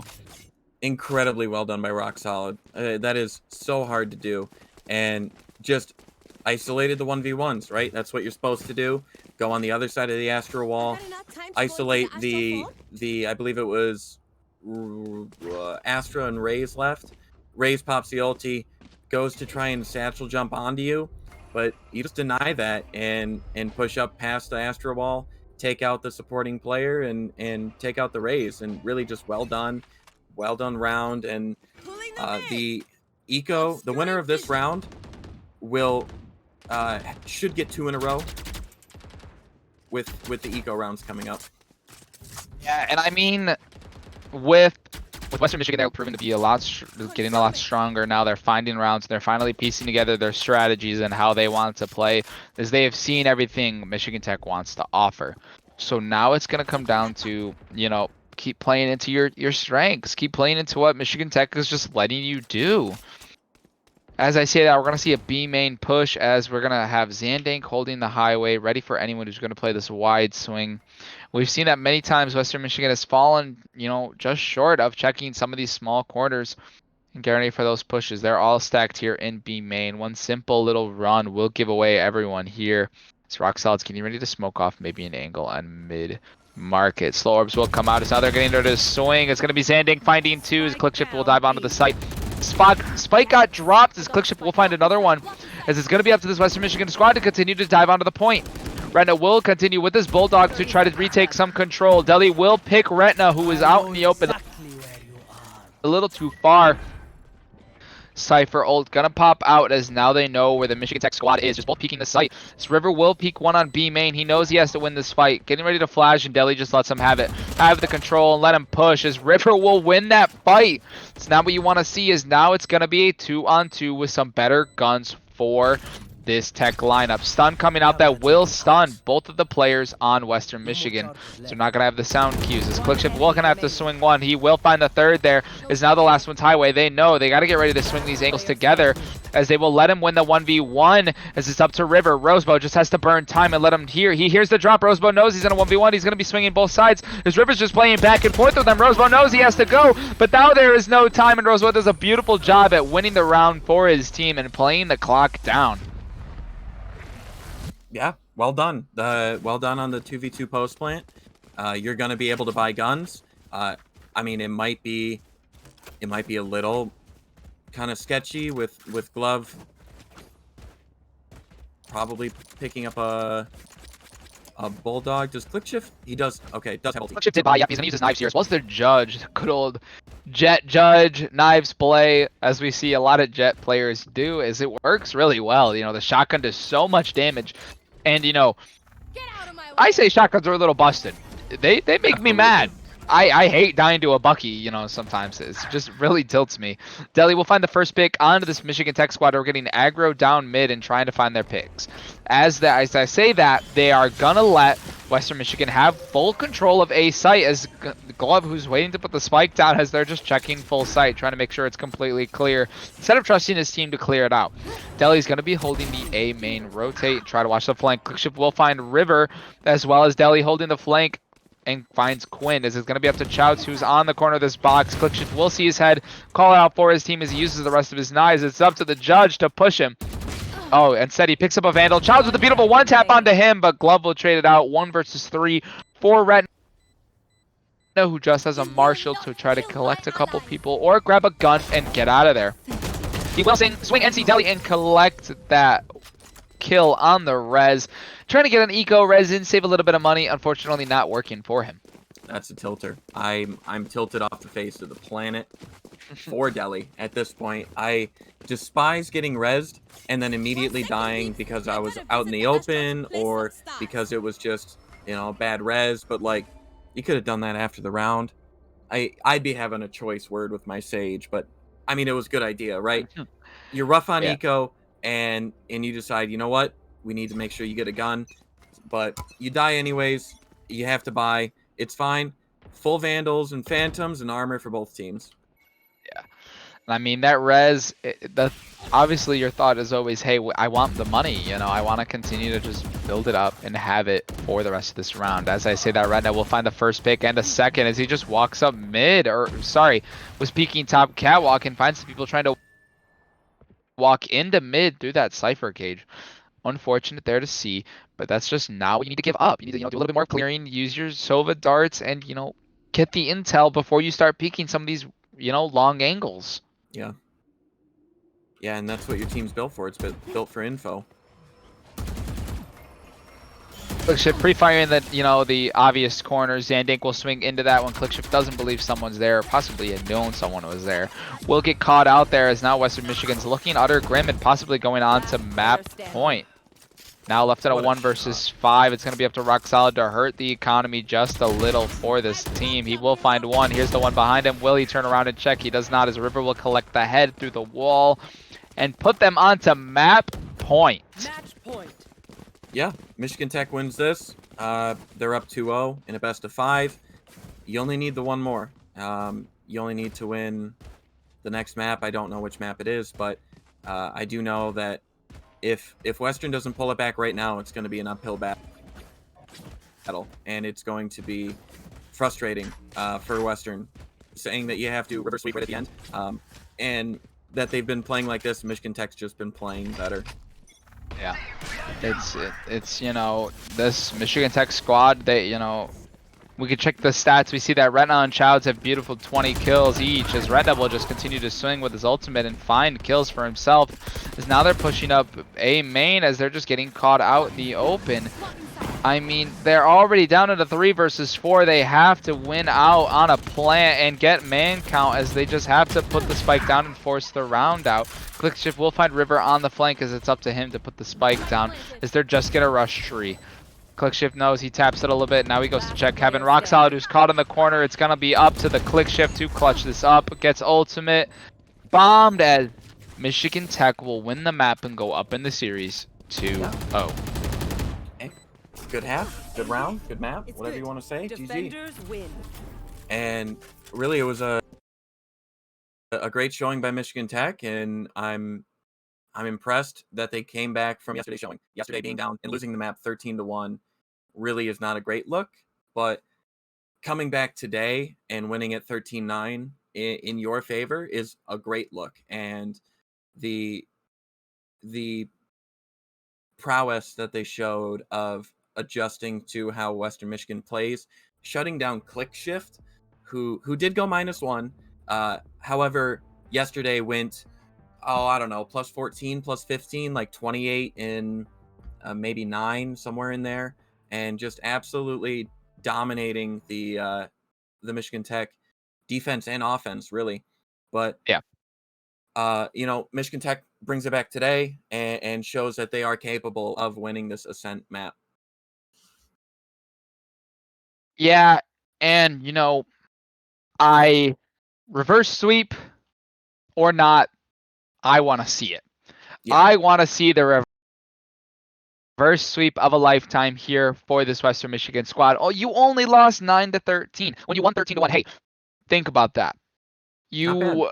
They only collected 12 more rounds than they had previously, which, that is a lot. Yes, in retrospect, we can say that is a huge change from what had happened before. But then again, you also have more maps to go. Remember that you are not out of this yet. You keep your heads high. You may have just been tilted after losing a map you had won yesterday, but do not forget that this Michigan Tech squad, yes, they have gun skills, but just, put your heads together and try to win out on maybe some more gunfights and, talk to each other, Ask yourselves, what do we need to work on as a team, and what should we work on as players? What should we communicate with each other to work on in these matchups? As Retna with a beautiful 24-16 was able to just dominantly walk through this Western Michigan lineup.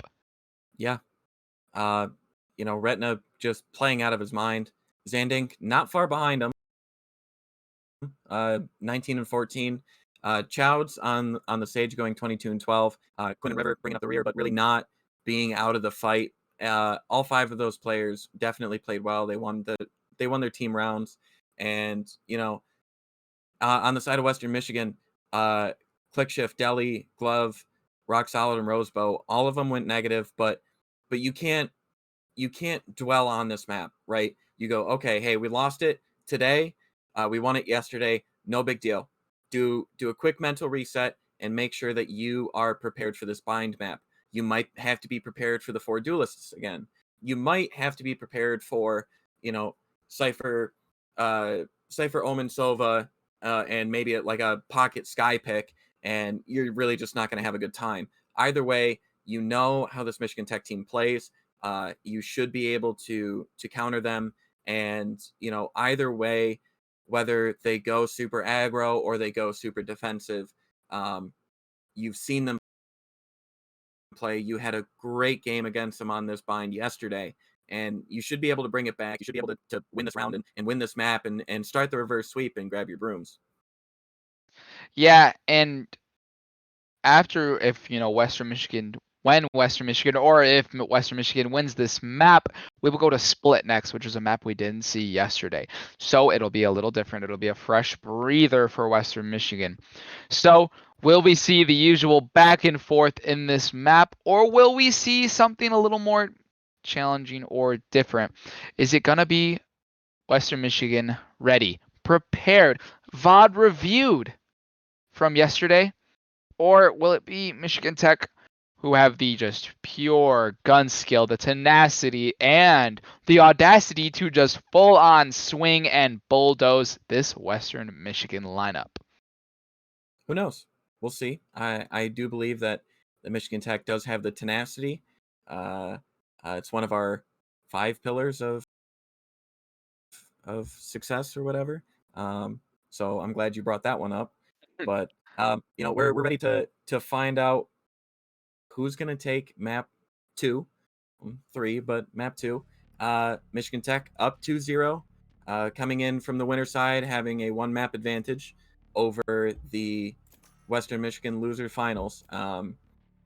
And I think at the end of the day, we're going to see a regular lineup come out of Michigan Tech. No 4 duelists this time. However, they will opt for 3, being Raze, Reyna, and Phoenix. Switching out the Breach from last game for the Phoenix this game, keeping the Astra, Reyna, Sage, and Raze. And Western Michigan on the other side, switching their Jet for a Raze. Looks like they're going to keep the Sova. Glove going from Sage, and Rosebow still hovering the Cypher, and Deli still hovering the Sova. Otherwise, it looks like it's just going to be some normal lineups from both teams, and I'm excited to see how each team reacts and each team is able to adapt to the other team's play.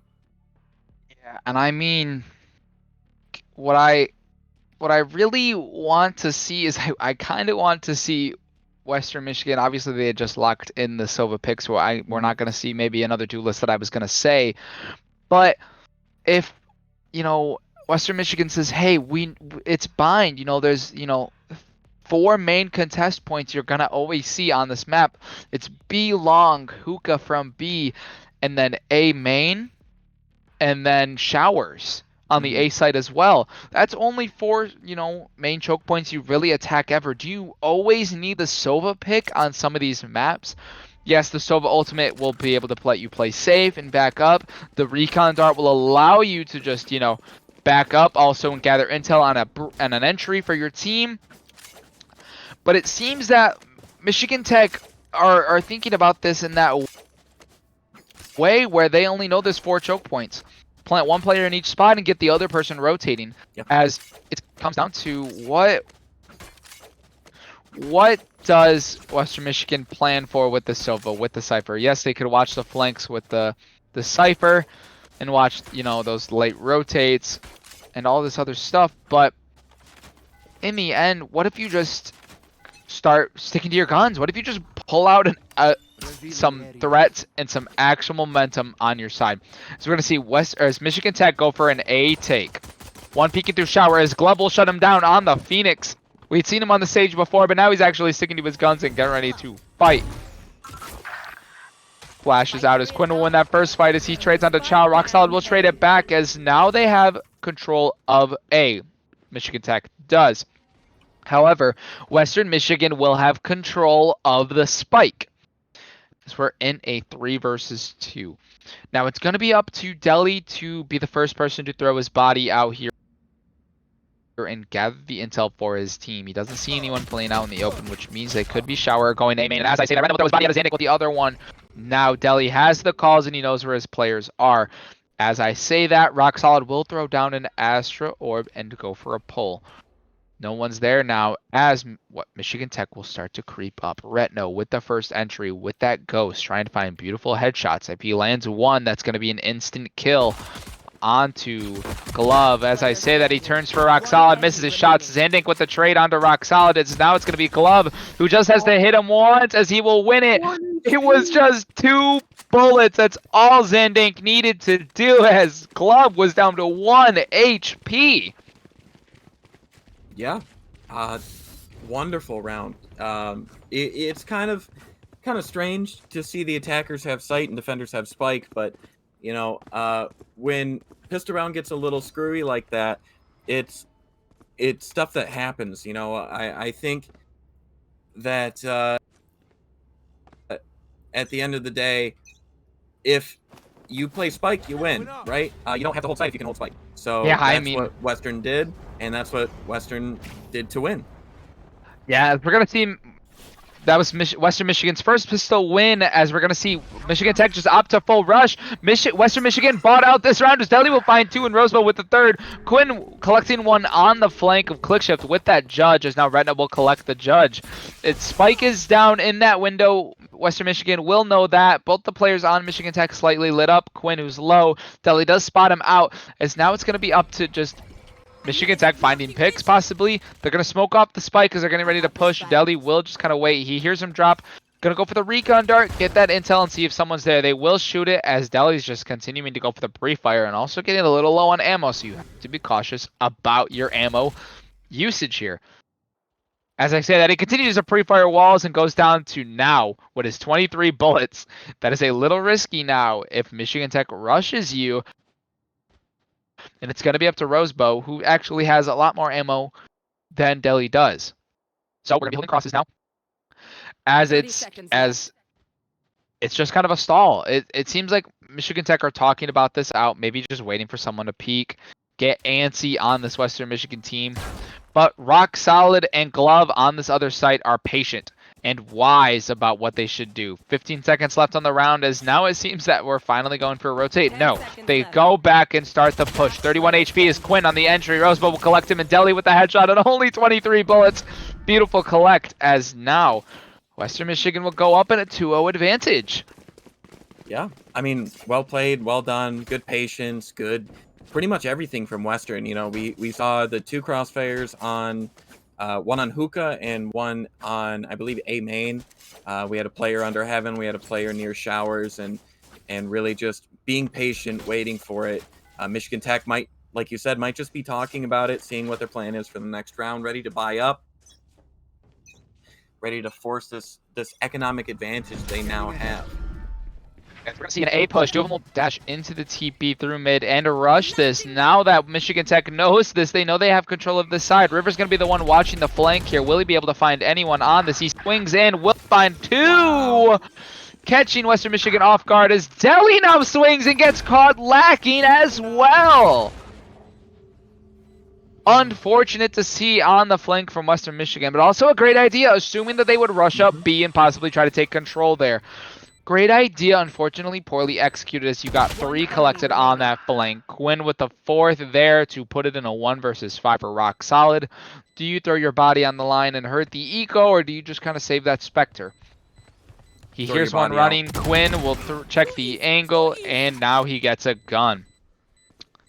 Continue to hurt the eco. Can Rock Solid do it? He gets a dinked there on about 79 HP with some shield left as he's going to swing and collect the 2 on the back. Unfortunately not able to, as Retna will find him and get the first round on the board for Michigan Tech. Yeah, after those 3 on flank, it does not matter that River died. River was able to fully buy up with utility and with, you know, armor Vandal.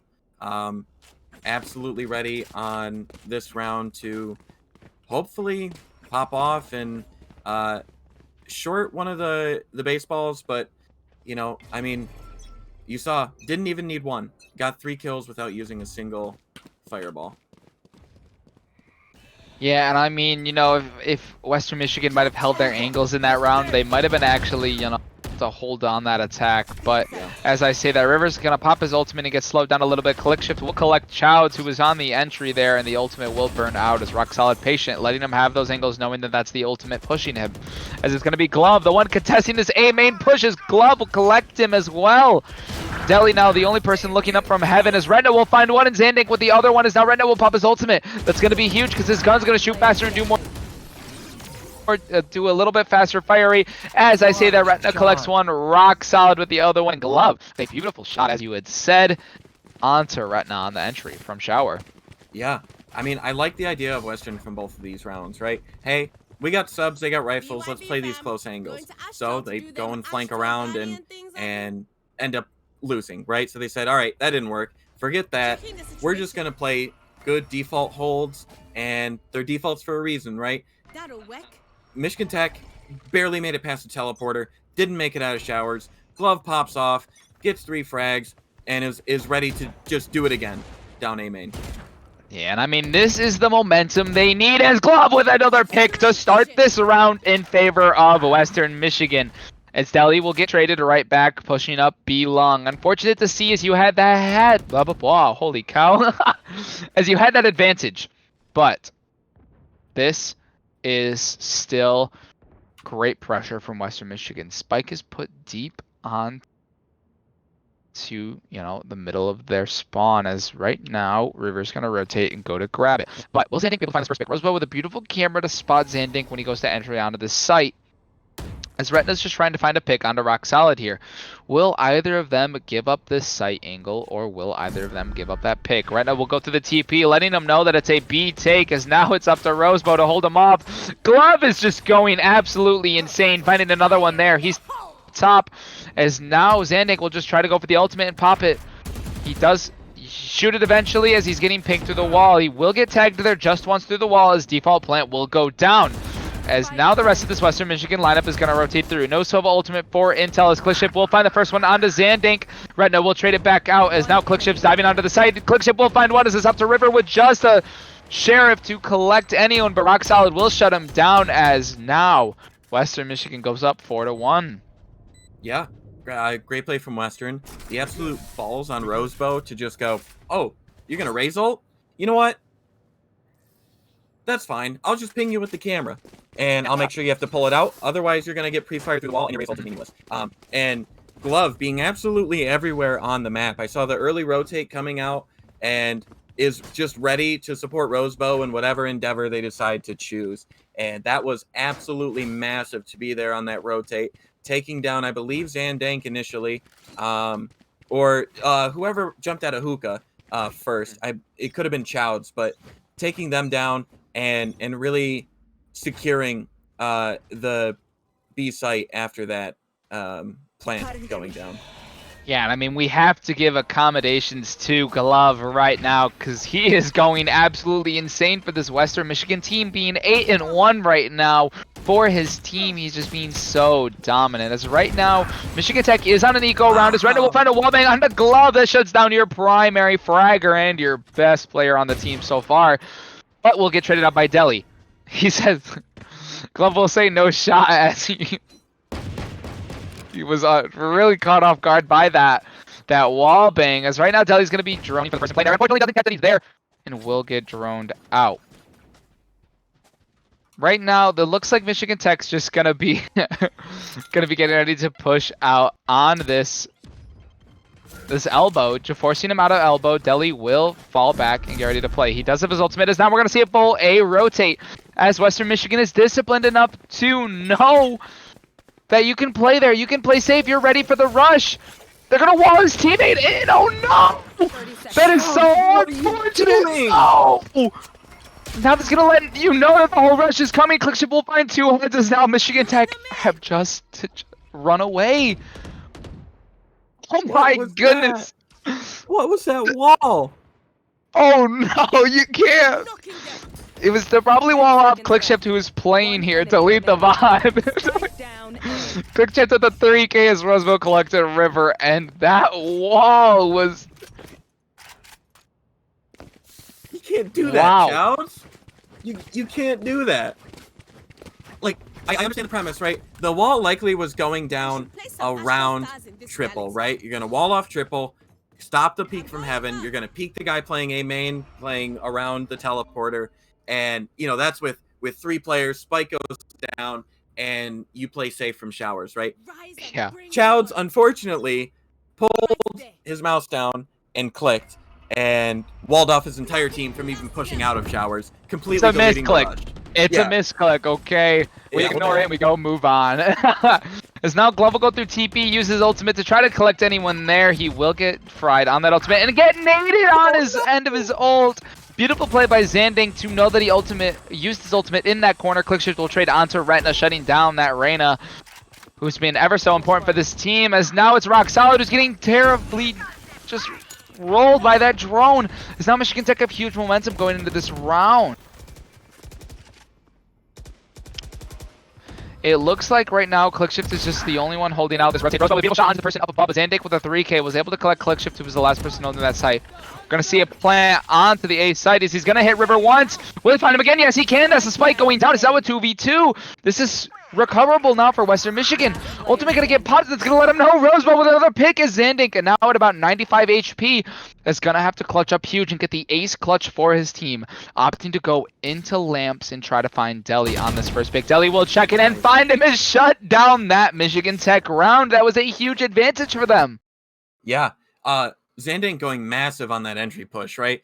Getting the grenade kill onto the Phoenix, running it back on Glove, and then getting the Boombot to help him with the peek onto the player in A main, and really allowing Michigan Tech to just almost walk on the site, except for ClickShift and for Rosebow, absolutely shutting the rest of that down. Well played by them, and I'm ready for them to go massive again. That was insane, and it looks like Michigan Tech's just gonna try it again, run it back, push up A main. Yeah. And I mean, Zandink will find the first pick onto Rock Solid, as that's a beautiful first pick on an eco, another eco round that they're on, as they're trying to build up enough money to have a couple rounds to go straight. Clickship will find Zandink, as another trade will go back in their favor. Clickship with another one. Beautifully done, as he shuts down 2 people who are trying to rotate into that side. Spike is put down on the B side, as right now we'll find Deli as they're getting ready to start this push onto the B side. It's up to Rosebow now to try to stop anyone on this entry, as he will wallbang Retina just slightly, as the plant will start to go down. He's calling for his team to rotate. He gets flashed. Retina just has to start pushing and maybe get a little bit of a pick. He has his ultimate and is gonna pop it. Retina needs to go big for his team here, as if he's gonna want to collect any of those guns and maybe find the better plays. Satchel will go out and try to get a wide angle as River's caught out in the open by Rosebow. Now the pinch can start to happen as Rena's holding a close tight angle on the side of the wall. As Childs will find a beautiful one tap on the click shift, and now it's up to Glove in a 1 versus 2 to win this out with Rena on his ultimate. This is going to be very grim for him. If he can find a first pick here, it's going to be huge. Flash is going to come out, try to flash out Childs as he cannot find it. Retina will find a 3K on that round and a thrifty eco win. Yeah, well done by Michigan Tech right at the end there with Retina and Childs to just double peek, right? Hey, I got left side, you got right side. 3, 2, 1, let's go. And shutting down the absolute monster that is Gloved this map and allowing Michigan Tech to win the round. Not to mention the 2K that Retina got, just holding them off from defender spawn. And really, it was just well played by Michigan Tech. They got 4 ultimates right now. All they had to expend was the Reyna, and I think it's just going to be, let's pop our ultis and just go on the site.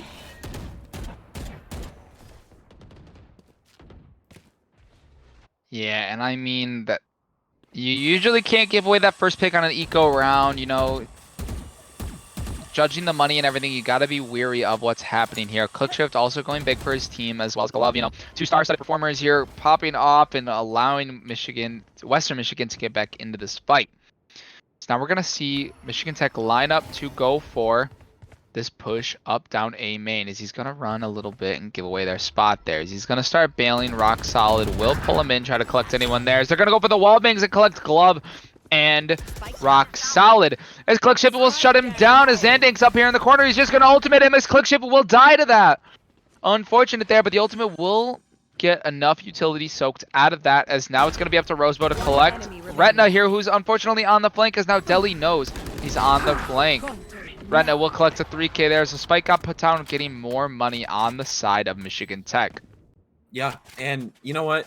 I don't think it was a waste to pop that Raze ulti there. I think that was necessary because click shift had to, and if Zandank peaked without, you know, the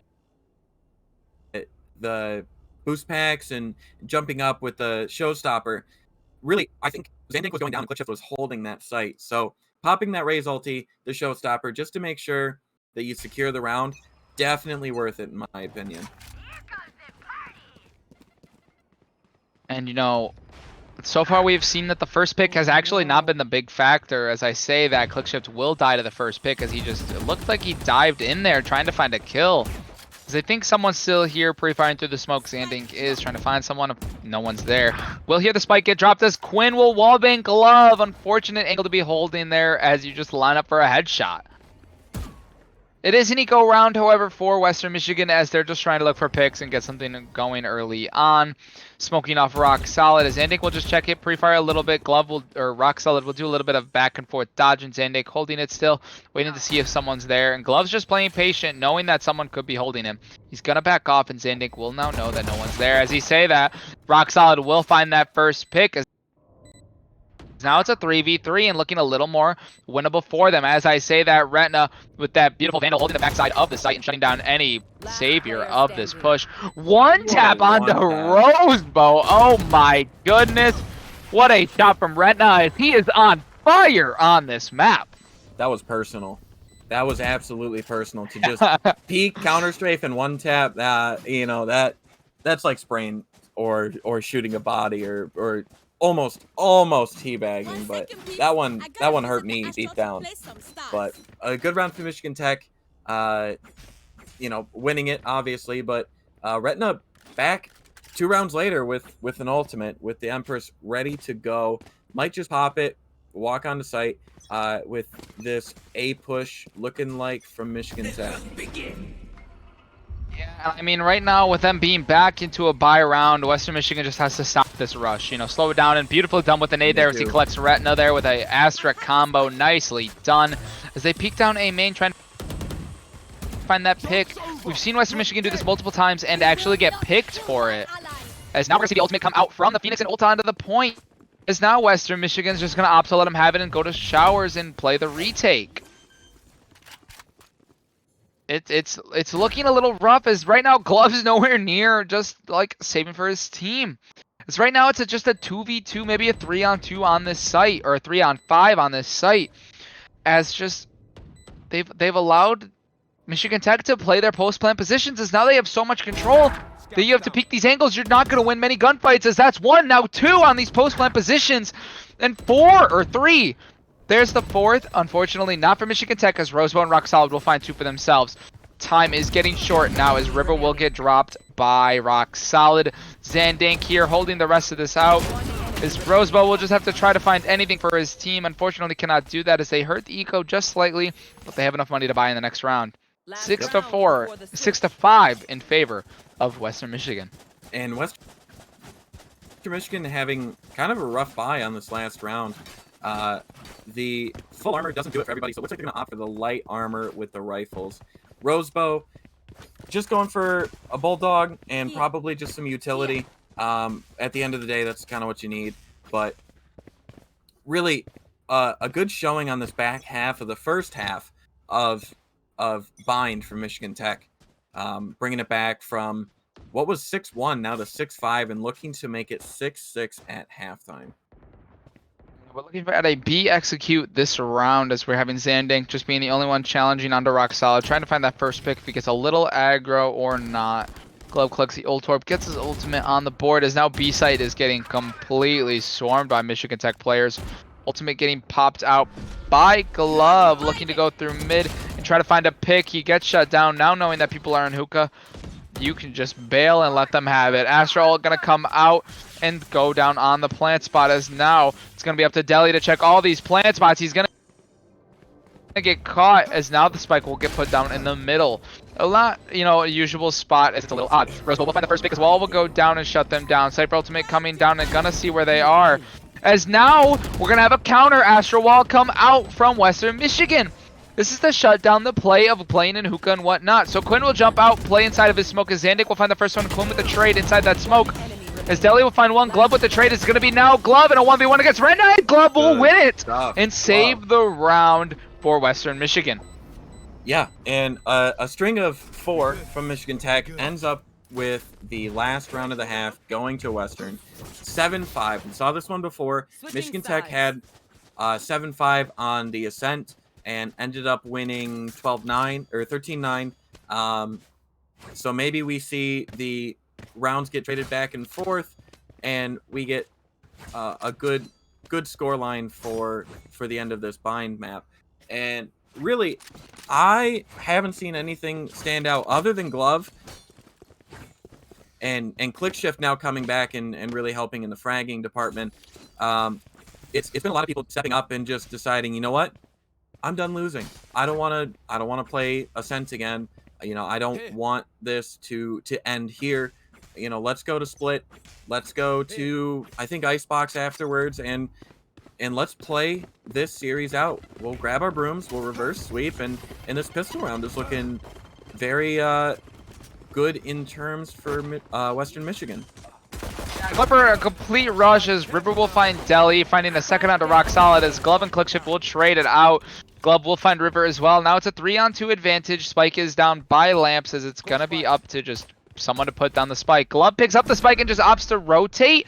Childs is going to be the person here to catch this as Glove will check it and win the fight. He's now on a 3Ks. Now as the complete rotate is going to happen, got to get rid of the wall and bring it down so you can get the spike down quickly to stop this Astra from trying to stop you.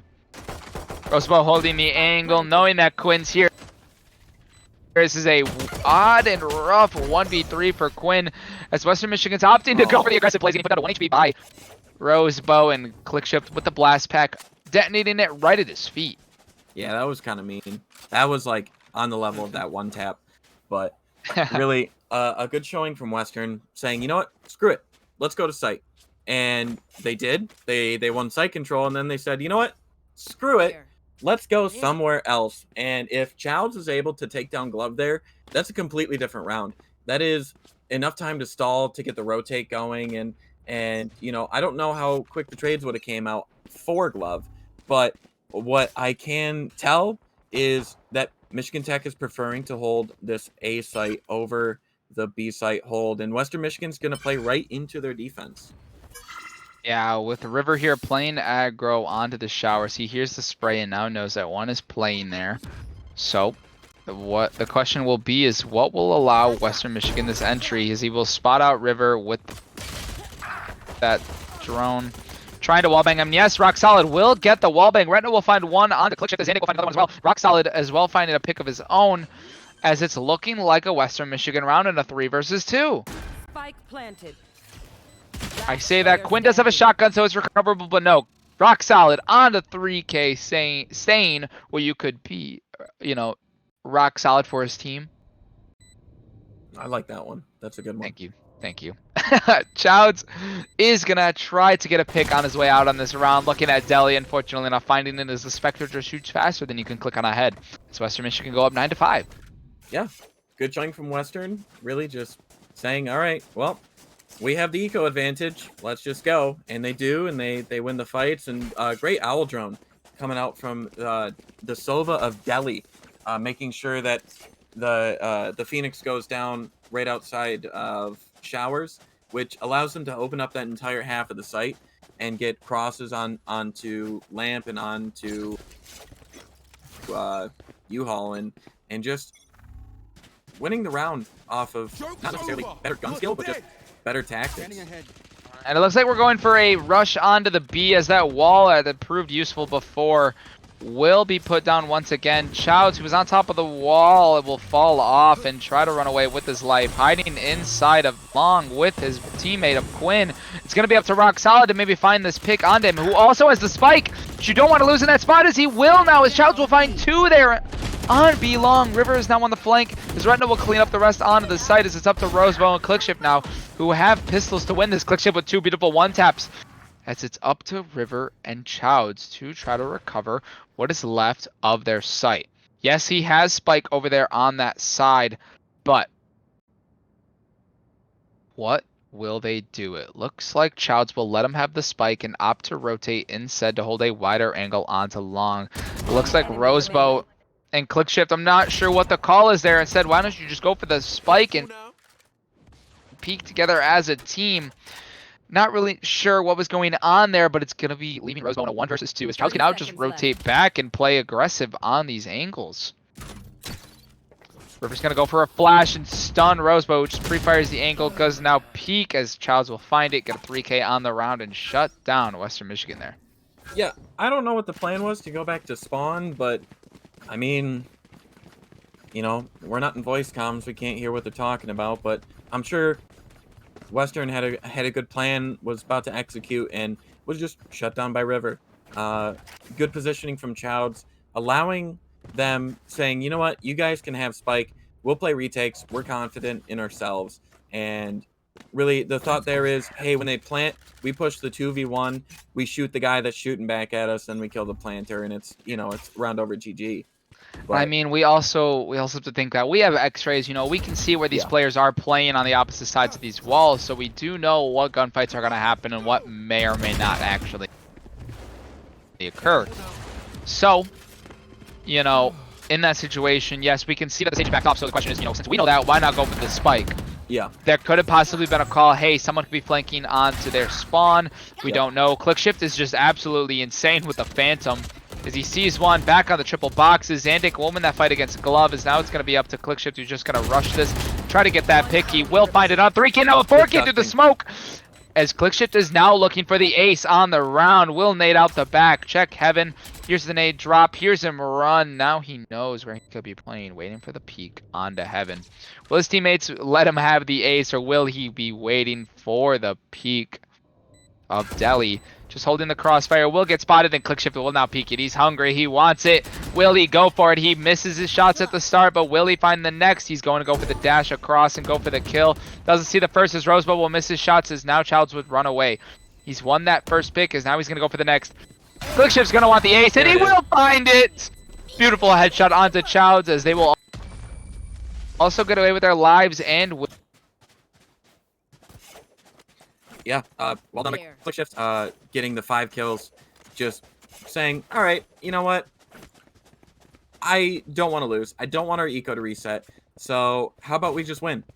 Going in, getting 3 on the entry, deciding I want more. Getting the 4th onto Zandank and just waiting for Chowds to finally peek. And when the time is too late and Chowds could have just walked away, decides to peek him, give him the ace, and go on to the next round loaded with cash. And Clickshift now trigger happy, as obviously he is on fire right now at a 21-13. Glove 14-9, and the next best for his team. As right now it's just Retina and Zandank performing for their team. Delhi will find the first pick onto River there, as the rest of the site is now in control of Western Michigan. Retina will trade it onto Delhi, as now he has a gun in this sort of eco round that they would have. Glove now putting up the wall to go for the plant, as Rosebow is gonna try to look for that pick. Ultimate gonna get popped. The Clickship will find Chowds as he traded to Rock Solid.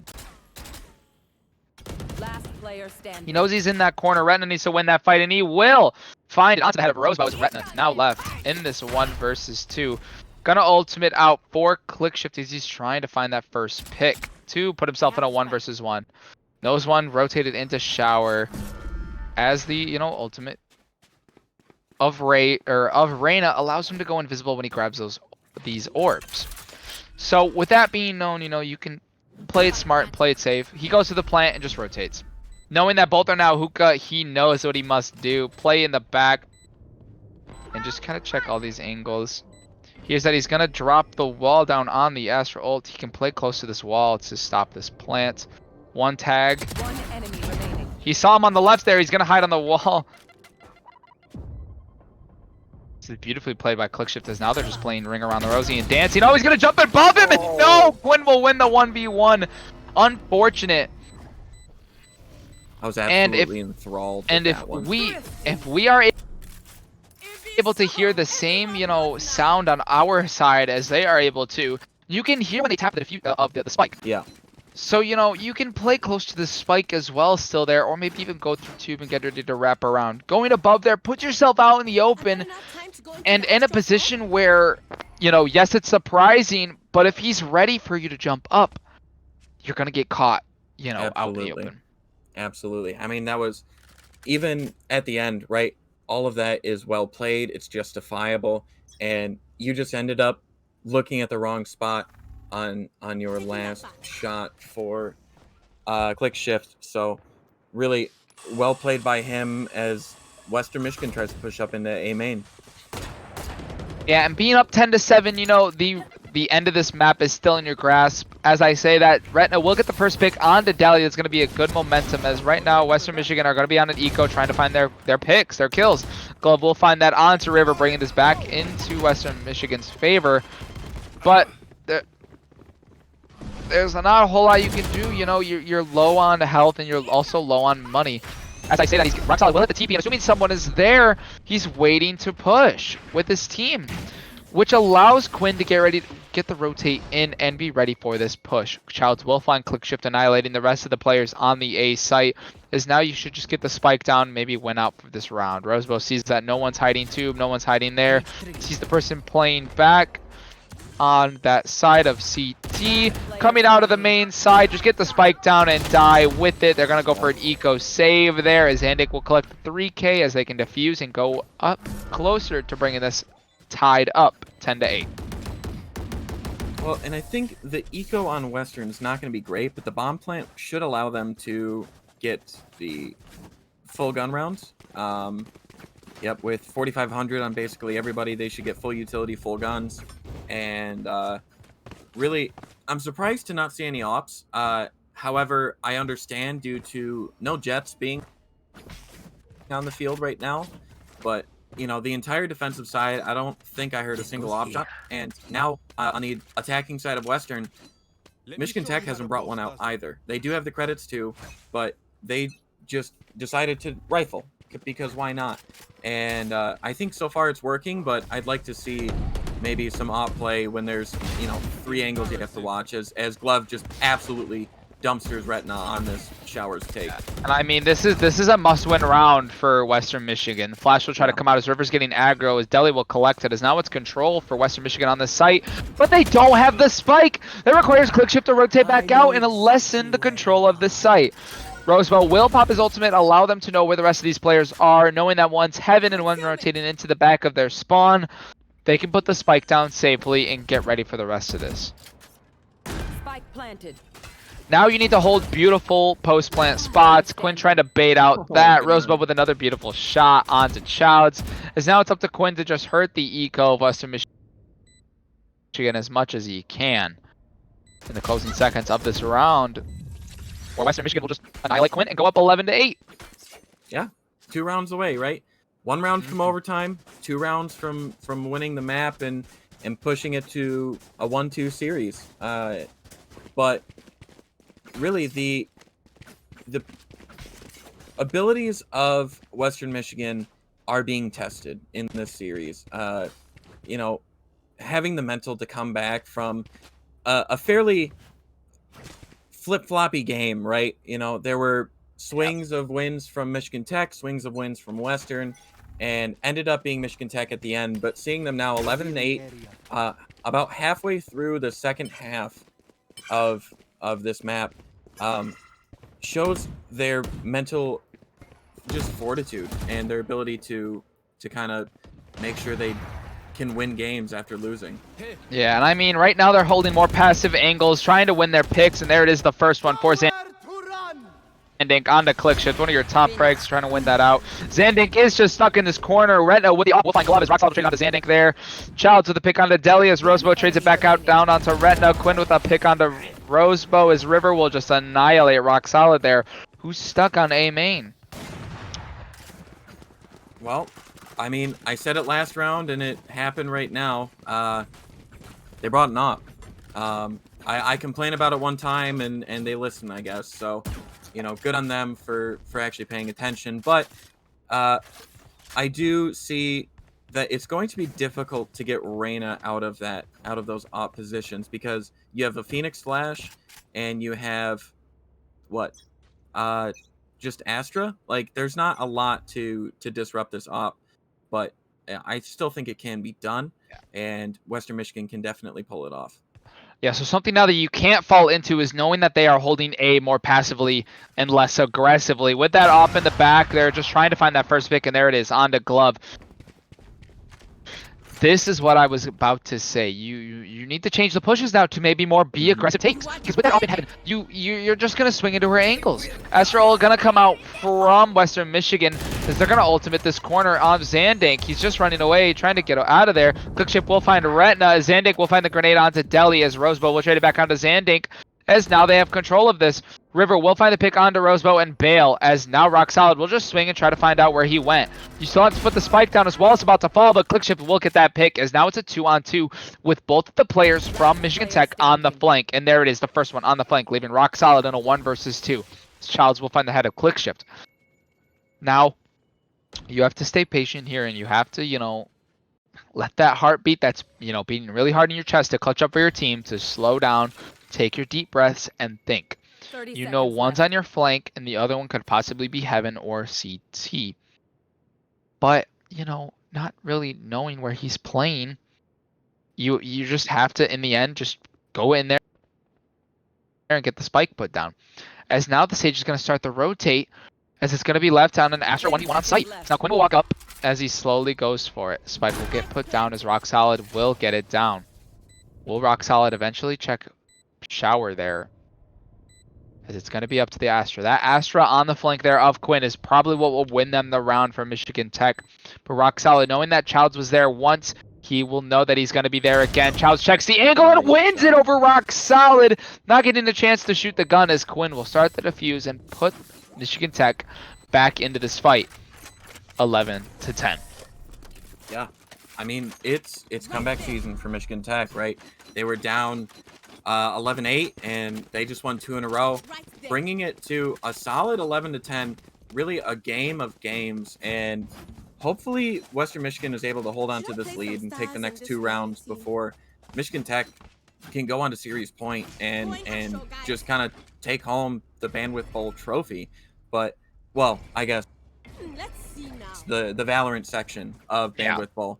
But really, as long as we see West Michigan win this round, which it's an eco, it's unlikely, but if we see them win this round or deal enough eco damage, there's definitely a chance for them to continue to... Op is rotated to long. Oh no, he will leg out Glove. Sorry for cutting you off there. I just was like, oh, the op rotated. Oh my goodness, this is going to be huge.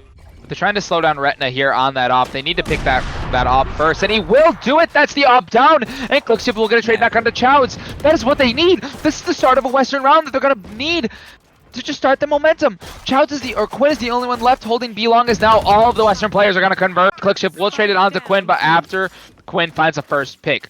Ultimate going to come out as they're going to push it. Rosebud will pick up the op, but the ultimate is shut down. It is a 2-on-2 now for Western Michigan, as they have guns but no armor. Rock Solid will find the first. It's up to Rock Solid, and Clickship in a 1 versus 2. If River wins this, it's going to be massive for Michigan Tech in this round. But as I say that, Rock Solid with a beautiful 3K to put Western Michigan onto map point. Yep, I think it's time for lunch because I just ate my words. I said it was unlikely. I said, it might not happen, but Western Michigan proves me wrong. They win the eco. They get nasty shots onto the Sage, playing on her wall above Hookah, and onto the Opper of Retina, stealing both of those guns, allowing them to win the round. And really, it's going to be pretty tight because Michigan Tech now has to win this out, and I don't know if they can. However, I will never say that again. And I mean, if I was Michigan Tech there, I'd have been afraid.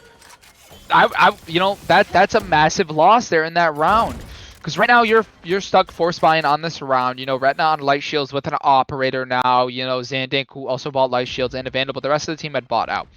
Western Michigan can buy for another round, so it's looking good for them as they've now rotated to an A take after putting pressure on B, now knowing that maybe a few have rotated there. But what they need to do is they need to figure out where this op is. They're going to smoke off the heaven angle as the attack is going to start. Glove will use his ultimate and just run through it, try to find River. Now he knows he's playing Lamps. Zelly will find Ren on the op. That's the heaven player down. Get that plant started as you're going to need to play post plants really aggressively here. As I say that, the rest of the Michigan Tech squad are just going to try to rush out of heaven and find their picks. River with a flash, trying to find Deli, the person playing shower. As now the ultimate's going to come up, and Deli with a beautiful shot at his ending, shutting down the ultimate from him. That is going to be huge as Delio is only on just a little health. 2 HP is what I believe, 3 actually. As Challenge is starting the plant. The defuse as Roseville will shut it down, playing beautifully there, but River will stop it and bring this round back into their favor as Rock Solid will shut it down. That is a Western Michigan win, as now they are down 2-1 in the series and clawing themselves back into this for a reverse sweep. Yeah, I mean, hey, don't say it too early. Fingers crossed, knock on wood. But at the end of the day, they are on their way to winning this series. It is 1 map to 2 in favor of Michigan Tech, but Western Michigan putting on a good showing, putting on a good comeback, and flipping the script and going 13-10 on this map. Click Shift and Glove. Click Shift turning it up late, Glove turning it up early, and I mean, it's hard for Michigan Tech to keep up, right? mm-hmm. Because we have River Quinn and Childs all going negative at the bottom of the scoreboard, and flip back to last map when everyone on Michigan Tech was positive, and there wasn't much to show for Western. Now you have 2 players that, I mean, they're your entry fraggers, right? They're your good players, but at the end of the day, they couldn't carry the weight of their team, and Western was a bit lighter. They pulled their weight a bit more, and we were kind of questioning the Sova and the Cypher, but more proof that maybe they're just comfort picks. Maybe they feel comfortable on these operators, or sorry, on these agents, and are able to really showcase how to play Valorant. Showing that sure there are 4 entry points, but having the Sova to deny the plants, having the Cypher to just put traps on the 2 entrances that on the site he's playing, and just shoot people through the cages, right? It's simple stuff, and it is absolutely sound, steady, fundamental play from Western Michigan. Yeah, and I mean, Western Michigan finally got that first win on the board. They've accumulated themselves, they've recovered, and now they're ready to go back into this. So the question is, as we go to split, we haven't seen Michigan Tech play this yet. They may have played it earlier on in some of the other series, but we have to get ready for this, this next map. Now, what do we think we need for this next map? We need better gunfights. We need to make sure that we're not taking 50-50s, and that we should be taking 70-30s, 80-20 gunfights. And on split, that can be hard. Definitely not the best kind of setup for it. However, crossfires are still potent. Crossfires are still there. And I think whoever's on the defending side should have an advantage on this map. Yeah, and it looks like it's going to be Michigan Tech. We're going to be on the defensive half for this. We're waiting a little bit longer for the Western Michigan players to get ready, as that was a long map. That really was. It's going to be a lot of draining.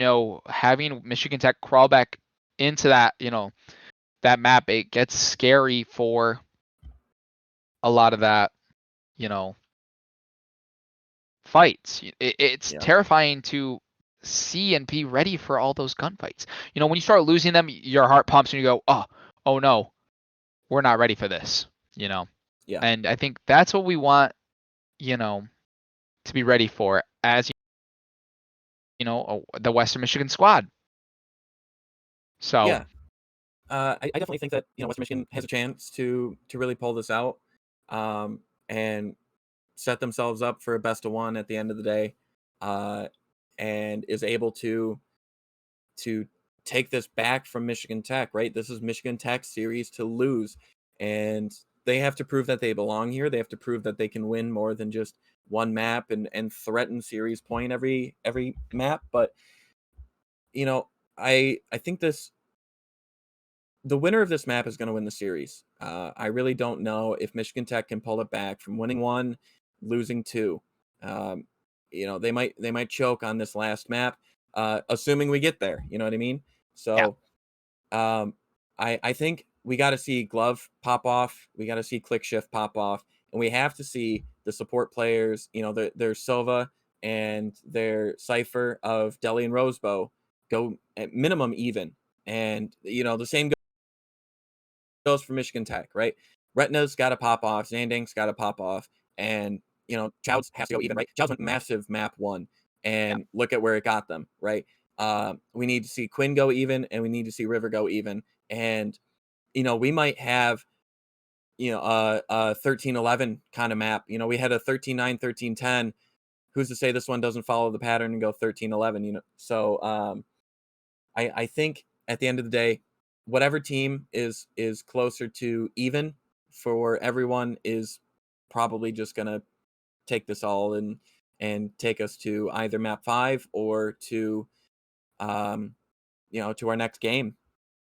Yeah, and I mean, to be ready for this next, map, it's split. There's 2 sites, but it's lots of high up angles. It's angles you don't necessarily expect all the time and to be ready for.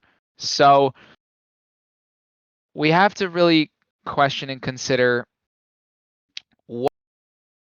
what should we be ready for as a team? Because the last map is Haven, and we saw Western Michigan lose that map yesterday to Michigan Tech. Yeah. Just because they were losing gunfights a majority of the time. So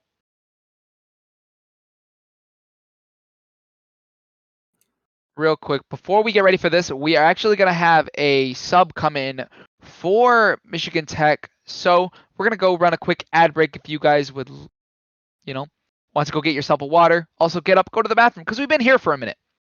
Yeah, quite some time, definitely. See you guys in a minute.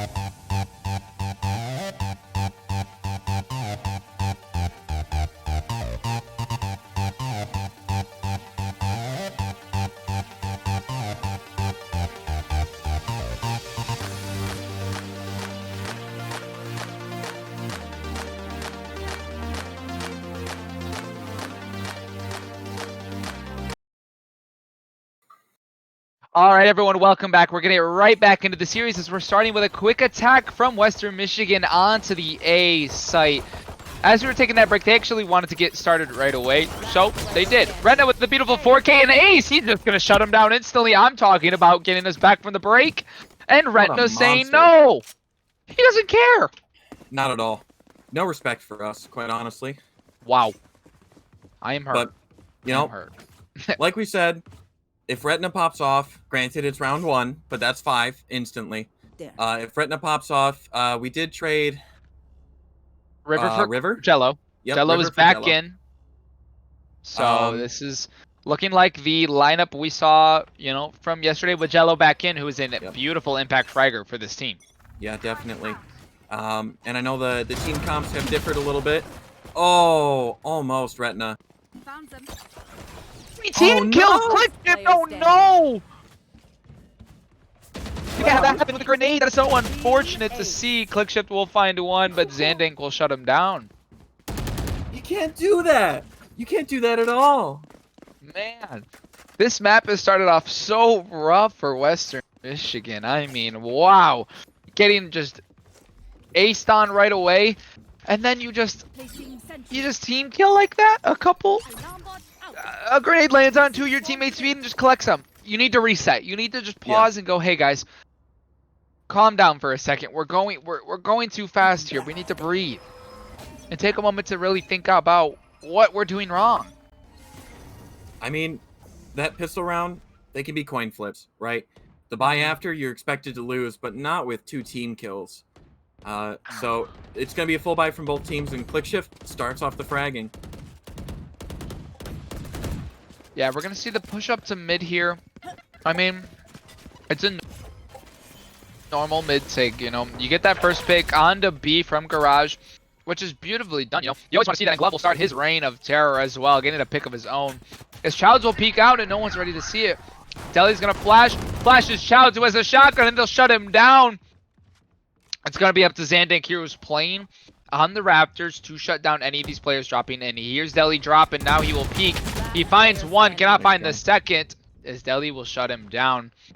As now we are in a 1 versus 4 for Retina. We've seen him ace now, and he's not going to be able to do it again, as Clickshift will shut him down. And now Western Michigan are looking like the team we have known before. Yeah, 2-1, you know, Western Michigan getting it together on that buy round, breaking the eco of Michigan Tech, and that is very important because it should swing the previous round and this round into the favor of Western Michigan. And them bringing this back to a 2-2 after the 2 team kills and the pistol ace will really just kind of help their morale, help their mental, and it should just kind of do a big reset for both teams. Yeah, we're seeing Glove here go for a slow orb. Maybe take a quick 1v1 against Retina. I will get shot, as now this fight will get started swiftly. Continuing to fall off and run away from this fight. As Glove will just let him have that control as we're looking at more pressure here in the mid. Maybe this Killjoy will be able to do something. Rosebow here on the Killjoy. Possibly going to try to find a fight here against the Rays first. Gonna flash, not gonna check his corner, and will die to the shorty. That is unfortunate. Deli with a quick trade, and he knows he's still in the corner. Anyone have the utility to burn him out of there? Flash again. Deli with another beautiful kill. He is showing up today as rock solid with another shutdown. Onto the person peeking vents as it's up to Retina now, and once again a 1 versus 4 with only a pistol. As I say that, Deli just starts pushing him. He says, I have a gun and you don't. You better start running. He falls down back in the vent. They know he's still there. He's gonna maybe die to that. Fortunately, avoids it. He's trying to look for more. Glove is starting to plant on the opposite side of the map as Deli's going to be the one holding this as he finds a 3K on the round, shutting down Retina. Yeah, big plays from Western Michigan, and Michigan Tech's ready now. They should have full utility. They should have, you know, rifles and armor, and it looks like Retina's going to be the only one suffering. No eyeballs for him this round, but otherwise everyone's full on utility, both sides. So it should be just a nice even. Let's play this game and let's you know, just win rounds, right? 2-2, anybody's game. And I mean, this setup for the mid take is so important, as well as Glove trying to find the first pick onto anyone getting aggro here. We're going to see ClickShift fighting Quinn here on the side, but Rock Solid will find the first pick onto Zandank in the mid. Unfortunate, we're giving up picks early, Michigan Tech. I'm not sure why. We're just overextending in a lot of these positions. I We're mean, gonna see the flash up. Oh, almost. Did he just Bot coming did he just down. headshot Rock Solid through him? Yeah. What? What? Yep. What?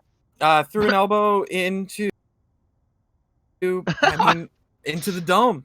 But you know, it could be Michigan Tech trying to get these advantages early and just moving the gunfights. Yeah, we're seeing Quinn take a fight against Deli as he's the last one left on this site. As now he has to deal with 3 other Western Michigan players who are walking up through the garage. Wall goes down, gonna shut him down. He's gonna go for the concuss and try to shut any of them down. ClickShift's gonna be the first person to see him as Rosebow will hit him through the wall. Now it's up to Jello in a 1 versus 3. We saw him yesterday and how dominant he was with those shots and on the op and even on the jet.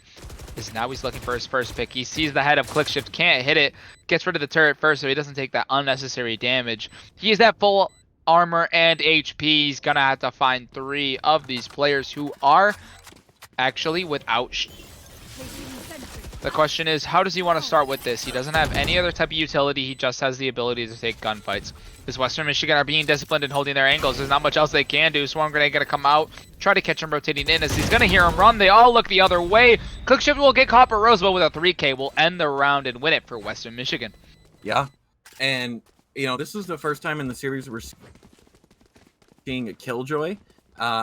Just because it is so defensive for this map. Killjoy is going to be very impactful on these defensive halves, but Western Michigan taking that round, again, breaks the eco of Michigan Tech, forcing them onto pistols, a Marshall, you know, just having to go up against these rifles with lesser guns and potentially worse utility. We're looking at this Retina with a beautiful 7 and 4, and Childs once again getting shut down at 0 and 4. As I say that, Quinn will get shut down by ClickShift, as it is just an absolute dominant affair on this side of the map. He gets caught out in the open, but Rock Solid was ready there with his teammate to get the trade. Zandank with a beautiful shot on the ClickShift, but we still have an advantage for Western Michigan, up 4-3. As this mid is what seems to be the pressure for Western Michigan this time. Sun coming out, trying to force them out of vents. Retina will find the first pick onto Deli there. Can't find the next as Rock Solids will find Chouds. Is that his B-site control with Spike in the back there? But Rosebow is trying to take this fight against Retina and he will get it. Last person is in vents, but will he know? He's just holding the angle of Spike's back there. He's going to walk back and get caught out by Jello. Is now the rest of the Western Michigan squad has to rotate and try to grab the Spike. They do have it, but they hear Jello running. He has a gun of the Marshall, trying to find more, but Glove with a beautiful wall bang by seeing the arm and shuts him down. Yeah, great play by Western, right? Holding that mid, making sure that Retina can't pop off too much. Retina does get 1, maybe 2 in that mid fight, but you know, by the end of the round, we have 5 ultimates for Western Michigan, and it might just be, hey guys, let's go take B site, but it looks like they're going for a default. So I think what the plan is let's see if we can get a pick. Whatever side we get a pick on, we'll just blow 5 volts over there. And I think what they're doing here is they've been doing it multiple times. Zandink gets aggressive here in the mid and just goes for that first peek, sees if they're there. Anyone peeking through swamp will find the head and try to get that pick. As I say that, he's going to swing out and try to get caught out in the open. Quick Shift is just winning his fights against Quinn on the B garage. Quinn, I got to say it now. Stop peeking B garage. You cannot. You're just losing those fights every single time. Zandink with a beautiful rocket onto Deli as he wins that fight after he had gotten a pick in the mid. Click Shift will get traded out by Childs as he's going for the wallbang to find that kill to get it back in their favor. As I say that, Jello will find Rock Solid, who was the other player on the A site trying to get a late flank in. As now it's going to be up to these Western Michigan players to rush on in. Lockdown going to come out as now Childs will find the first. They can run across, Glove will find the next as now they can start this plant. They have plenty of time. So Lockdown, Zandink will stay outside of.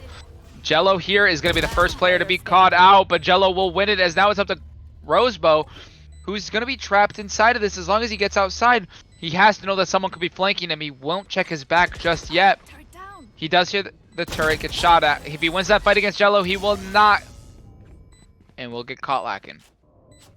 Really great Killjoy ults coming out from both Killjoy players. The detainment... Childs just doesn't care. Childs is just going to stand on top, on the catwalk, and shoot at anyone that tries to come in sight, right? First player didn't expect it. Second player gets the trade. And, you know, Jello says, all right, well, you guys have sight. You guys have plant down. Well, I'm going to put my detainment center down, and I'm going to go, all right, bye-bye, and get the crossfire onto the final player in B main. Yeah, really, it was a good round. Great round from both teams. I mean, Quinn losing his life early on there, as well as the trade, and then the res. Western Michigan had the biggest advantage in that round. Yeah. Astrowall going to come out from Rock Solid, as now Retna will pop his ultimate as well and get ready under heaven. They all know he's there, and they can't even find a single kill with his ultimate. As now they're going to continue to rush onto the site. Jello's here in the back. He's going to find one with the swarm grenade, a second, and then a third with his gun. Rock Solid and Glove traded back into a 2v2 now. As Indig is just going to peek out on the wall, and the two people who weren't expecting it shoots up from heaven, and Glove now knows. Gets the heal onto Rock Solid and wins the fight against Zandink. And now it's a 2 versus 1 for Quinn here, who hasn't been performing necessarily as he's been losing a lot of guns fights. 2 click shift on the outside. But a second. I think it's a 1 versus 2 for Michigan Tech. Ask and you shall receive. Quinn, hey, step it up. You're not winning many gunfights. Quit peeking B main. He says, okay, fine. I'll go peek A site. Gets both of them. Absolutely, with the headshot onto the first player and the final shot onto Glove at, I don't know, both players are about 50 HP, maybe less, and you know, the Astra of Quinn just saying, okay, you fine, you want to take site, you want to plant, well, I'll just go frag. It's no big deal, I promise. Now it's going to be Deli to take this fight against Quinn in the garage. No, he actually avoids it and walks away. Retna will know that Glove is there now, as Glove will just continue to tap and run away. Not wasting an eye on that, Retna bails off. It seems like that right now Michigan Tech is just playing a little slower and not giving up those free picks like they have been. Opting to play around mid instead of play aggressively for it. Rosebud holding an angle onto vent. As Clickshift has his back onto the person playing heaven. Jordan will come out. Or Boombot will come out onto the person playing vent as Retna will just swing in front of it and find his first pick. Deli will trade that back onto the Retna, who was playing vents, as now they have to just swarm the A site. They know that more are going to be stacked on the B side, and you can just try to find the one player who is playing under heaven. As I say under heaven, he was actually above heaven, as now he drops down and unfortunately does not find the next, as Glove will pick it out, as now it's a 3-on-3 with the rest of the players off site. Childs will start to heal himself, as now they have to start getting these attacks working. They have the utility they need. Blast packs in pocket, as well as a res on board. If they can get a res on anyone, they can possibly get it to work. If they can go for the vent player, they can find that res. A click ship, though, knowing that he will find the pick onto Childs. No res on board, leaving it in a 3 versus 2. They're going to smoke out click ship, who now is trapped, leaving that on a 2 versus 2 on site. It's going to be up to Glove and your breach of Deli to shut down the site pushes. He will find one onto Quinn, leaving Zandink in a 1 versus 3 to just catch any players trying to run away. All you can do is really bail off the site. Zandink will hear Glove. Will Glove know? Yes, he will. Can he win that fight? And he won't. as Zandink gets away with his life and a kill to go with it. Yeah, I mean, so far we're seeing a great game coming out, right? We saw the 2 rounds by Michigan Tech at first, 4 in a row after that for Western, 2 again for Michigan Tech, and if the pattern does continue, Western Michigan winning out this half. That being said, we're at a bad buy for Michigan Tech right now. Jello, who's cold, is currently at the top of the leaderboards. Playing with that judge, deciding, all right, well, I might need one person to help me, and that person being Retna, the absolute monster. And that prevents Quinn from peeking into B main, contesting this raise, and really they're going to play more passive in mid because Retna has to help Jello hold A. Yeah, and what I've seen the adaptation so far from Michigan Tech is that Jello can solo hold A lot of the times, but as they've rotated Retina over there, mid is what they don't want to worry about anymore. They want Western Michigan to have control of mid because they've been losing all of their gunfights in the mid. Yeah. A lot of those rounds that they've lost so far have been because they've just lost mid fights. Unfortunate waste of the boom bot there. Zandik was trying to get it over the wall as Deli will get the first pick onto Jello, just walking through vent. Retina will get the trade onto him. As now the execute onto the A site will happen. ClickShift walking up mid, getting ready to take control of vents and stop the rest of these players from taking control of it. Being patient and being slow is the name of the game here for ClickShift, as Retina will be on the flank here. Will Rock Solid check to his right? He won't. Rock Solid gets caught sleeping, not checking his corners. Childs will find another one onto Glove as it's up to ClickShift to be on the flank here. Rosebow will hold the site down just for a little longer, playing ringer on the Rosie. One enemy remaining. As ClickShift will come out, find one, he blast packs away with a beautiful play. All he needs to do is hold the nade out and get ready to waste it on the bomb. He can just hide the whole time. Just wait for the defuse, wait for him to bait. One goes out, nade comes dropping in. Will it hit Quinn and destroy him? He kills Quinn with the grenade! Unfortunate play for Quinn to not know that all ClickShift have to do is play a post plant and hide. Yeah, I mean, ClickShift going massive, right? We had the retake coming out from Michigan Tech. Looked like it was going quite well, and then all of a sudden, ClickShift gets 2 or 3 and absolutely opens up the post plant for, oh, well, I'm just going to wait with my grenade cluster and wait for you to presumably bait, but Quinn decided to just stick it and was punished for that. And Michigan Tech loses the round, Western Michigan wins the round, and it looks like it's just going to be a big mid-rush coming out from MTU. Yeah, they know they've been losing a lot of these fights down mid, so they say, hey, why don't we challenge us and actually control the mid. We're going full in, all in. Deli will find the first pick onto Childs, the second one onto Quinn. This is looking really bad for Michigan Tech as they were trying to bank on a good play. Redna did find one, but ClickShift with 2 more as it's up to Deli on little HP. Or Deli who was on little HP. Jello who was just as low. To try to do something. Last round in the half. And ends up losing the round. Yeah, wrong food item, but it's all right. And if Western Michigan takes this round, then it's a 8-4. On your attacking half a split when you have a Killjoy. Really, it's not looking great for Michigan Tech, and I'm kind of nervous to see what is going on in their comms, how they're feeling, what their mental's like. But Michigan Tech have to win this round, and it looks like they're going to do it by trying to push out B main. B main has been the issue for them a lot of the times since they've lost that first pick there many times. Attacker Killjoy lockdown gonna come out.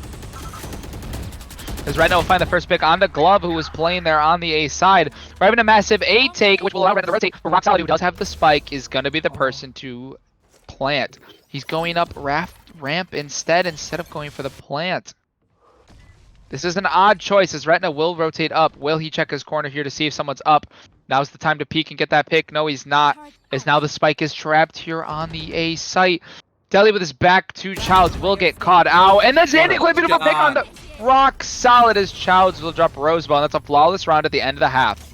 What was that from Zandank? I'm watching poor was it Rosebow with the spike? It was Rock Solid. Rock Solid had the spike. And I see Zandank go clear ropes, and then all of a sudden I just see him flick. and instantly deleted off the server. You know, it was, get out of here, this is my server, I don't want to see your face anymore.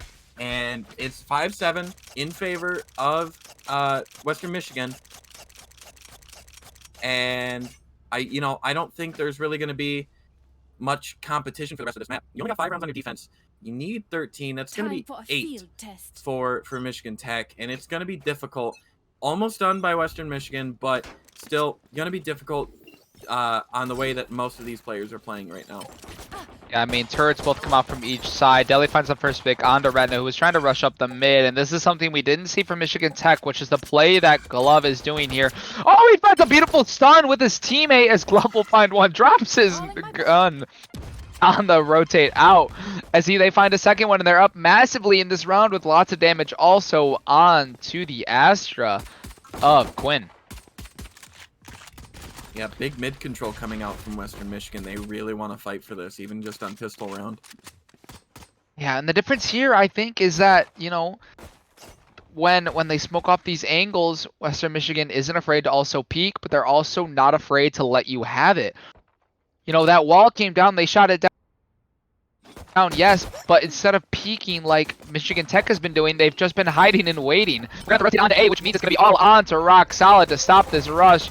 Chouds put the walls up as Rock Solid unfortunately doesn't land his shots, and that's A control, but Clickshift with a beautiful tap onto Jello, leaving Chouds in a 1 versus 4. Make that a none versus 4 as he will go down, and Western Michigan will go up 8-5. Yeah, I mean, seeing the strategy, you know, I mean, you can translate most of pistol rounds into rifle rounds, and the Breach and the Sage playing up here in heaven, and forcing Michigan Tech to break the Sage wall, you know, get peeked by a Sage that can just peek top of the wall on the normal level of mid, and as Michigan Tech is completely blind from the Breach. It's really a good strategy that they have, and it's going to be great for trying to hold this mid. We're going to see Garage Rush now as Reyna with the eyes are going to flash out. Rosebow with the Spectre and full shields is going to be able to win a lot of these fights here. He will find the first one as Chouds is low. Goes for the heal as now Deli will swing. Deli is on fire so far. Rosebow and Deli will shut down the last two. And I mean, wow, it is up to Zandink here with the Judge, who gets shut down by Rock Solid. And I mean it when I say that Michigan Tech looks a little lost. Yeah. I don't know if this substitution's really messing with them, or they're just not as comfortable on split. Even though they won it yesterday, they beat Western Michigan on split yesterday. But you know, I don't know why they're playing so poorly right now. It could be bad communication. It could be just Western Michigan's just playing better. You know, they're just playing more solid Valorant. And now, once again, this mid presence is so massive as we're going to see that actually Western Michigan's opting to flank them through mid, dropping down into Swamp. Be careful not to run through here, but they are going to be able to catch a lot of these guys off. This is a great strategy coming out as Clickshift with the grenade, or with the Judge, is not going to be the first one to peek. They're waiting for someone else. They're waiting patiently to get behind this whole team. Spike got rotated as now Jello's rotating towards the A side. If Deli gets caught out here as well as Rock Solid, this is going to be bad. You don't want to get caught by Jello here, as they're actually watching for this, and they heard him. They will know that he's here. Will Jello check the sewers? He's not going to when he gets caught asleep in there. Is now they know that 2 are hiding in sewers. That means that there's only got to be 2 or a couple on site. Is now they're letting them have vent control. It's going to be up to Glove here to know that they're pushing onto the A site and call it for his team. Will he know, and will he hear anything? Child's the first peek. He's going to know and calls it. Now that Glove knows that they're on the A site, they're going to come out of sewer on the opposite side. Glove sees the rest of them and calls it. Lights him up, but Deli will get caught out on the flank there by Zandink. As now it's up to a 3-on-3 on the site. I'm going to go down in a safer plant position as they're watching people from CT. They don't know if anyone's still A ramp, as that was the call from earlier on. It's going to be up to Rosebow to climb up. But Michigan Tech's playing a lot of safer and wider angles here. Rosebow checking up heaven. He's going to check ramp for his team as well. Sees that no one's there, but his back is going to be exposed to Zandink, who actually doesn't check the angle. But now Rosebow's going to be checking in. Will he win the fight with the Spectre? He's not going to. His Zandink's going to head first.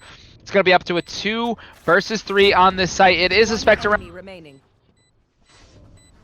as now Quinn will find Rock Solid, and it's going to be up to Clickshift, who's probably going to pick up the Vandal and probably just get away with a couple kills here and win it, and just win out on some eco for his team. Flanking him as Clickshift will hear it, turn around, but Rena with the head first will win the round for his team. Yeah, I mean, what a round, right?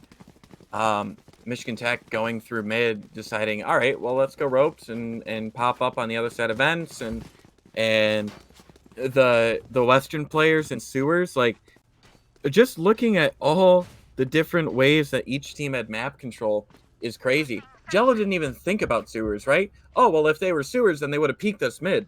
No. They had 3 players sitting there. Jello just was caught off guard, and that's really unfortunate, but you can't let that happen. But they'll just say, all right, well, go back to the basics. Let's push B main. Let's play our default. And Retna gets the first pick on the Rosebow. And that's going to be some B-side control. Eye is going to come out as Deli is on below. Cannot find that kill onto him, as now it's Glove to stop this down. Retno just has some beautiful taps. Will shut down Glove there as well.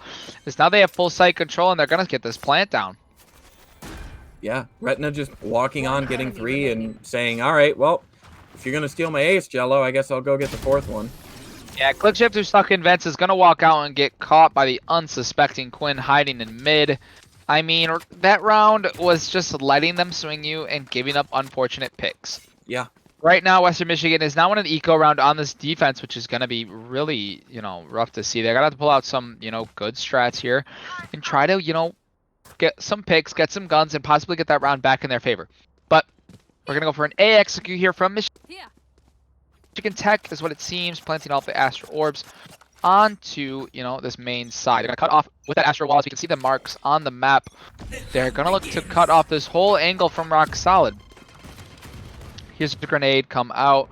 They know they're stacking up here, getting ready for the wall. When will the ult happen? Retna finds 2 onto the B site through mid. It is an eco round. You can give up those kills. You're not going to find many. But as he just rushes through vent, Clickship will find a Retna. Will he be able to find Zandank here, who also has his thing? He gets rid of that. Blast packs away and gets out of there safely. Childs will get rid of Rock Solid, who's the last one left on the site. As now Clickship just gets annihilated by Childs, and it leaves Rosebow now on a 1 versus 4. With only that classic in hand, there's not much you can do there, as Zandank will collect him and win that round for Michigan Tech, bringing them 1 round away from tying this up. Yeah, I mean, so what did Michigan Tech lose, right? They lost the Reyna. Really not that bad. That's for an anti-eco. That's what you want. You're getting closer and closer. However, this gun round is incredibly important. Michigan Tech can take a loss, sure, but if Western takes this loss, the best they can buy is like half armor, guns, and like light utility.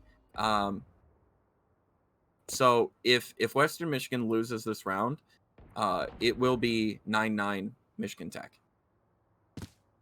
Yeah, and we've let them walk through mid once again. Now, lightening up the mid control has now actually hurt you in this situation. Rock Solid will opt to go on the other side of that wall and try to hear where they are. Tries to concuss, sees them, walks onto the site. Get a little bit. He's cut off by Childs. Childs will see him, but Rock Solid will win that fight. Glove finds Zandank, but Retna with a 2K to collect the top of heaven, as now he has control of that part of the site. Wall's getting ready to collapse as he's not looking at anyone on the site. He was in his form. Is now he drops 1. Last one's under heaven. That's going to be a beautiful call. As Clickship's going to find the kill, and that's a Western Michigan round win. Yeah. But, I mean, they had to win that round, and I got scared because Retna just decided, all right, I'll shoot both of you. It's really nothing for me. Flicking from one head to the other. Michigan Tech will be able to buy here and should be able to buy next round as well. But they've saved up a bit of a bank, but this is a reset potential for Michigan Tech. The loss bonus is now gone due to Western Michigan winning that round. So if Michigan Tech is able to win this round, Glove could drop some SMGs, Rosebow could drop some SMGs, but they might just say light armor and a sheriff. However, Western Michigan's got 5 ultimates and is ready to use every last one of them. If I'm Western Michigan right now, I've got to be thinking, hey, this is a must-win round. Yeah. Right now, we're going to see that Retna, once again, is walking up through the mid. We're going to pre-fire through the smoke, and that's a kill you can't give up there, Rosebow. I know you're going to pre-fire. You're trying to find a pick, but you're out in the open there, not around any cover like Zandank is, so you get picked for that. We're seeing the same A execute happen time and time again. So Western Michigan are just having 2 people way off site. As this execute just going completely down. Where's the rest of this Western Michigan team? Is there no way near to stop this plan? It's up to Rock Solid, who's just behind the screens, that is going to get wall banged after a pick of his own. This is recoverable for Western Michigan, though. We have ultimates on the board. We have, you know, plenty of utility. We are going to see Deli walk up behind and find the first kill. As now, you know, you're going to have to maybe combine your ultimates together and try to draw out these kills. Ultimate going to come out, and that's going to stun both Retina and Quinn as he dodges out of there. Oh. But unfortunately, Zandank with a beautiful 4K will catch out the rest of this team, as now they are in an eco round for Western Michigan, and it is looking bad. Yeah, it's looking real rough. Like you said, the ultimates being paired together was the right idea, but the Breach ultimate, he was too far towards Cat to hit the players under Heaven, and really, and under Catwalk, and it's unfortunate. Because I think with the Breach ultimate on Zandank doesn't get those 2 kills. He gets fragged out by that Raze showstopper, and you know, Western Michigan says, all right, well, let's hard push mid, and Michigan Tech goes, okay, well, we'll hard push B main, and Yeah, really they're going to play Ring Around the Rosie. Yeah, it's an odd sight to see, as now part of Western Michigan will rotate back up to the spawn, as Jello will just catch one lurking. Rock or Clickshift will just continue to walk.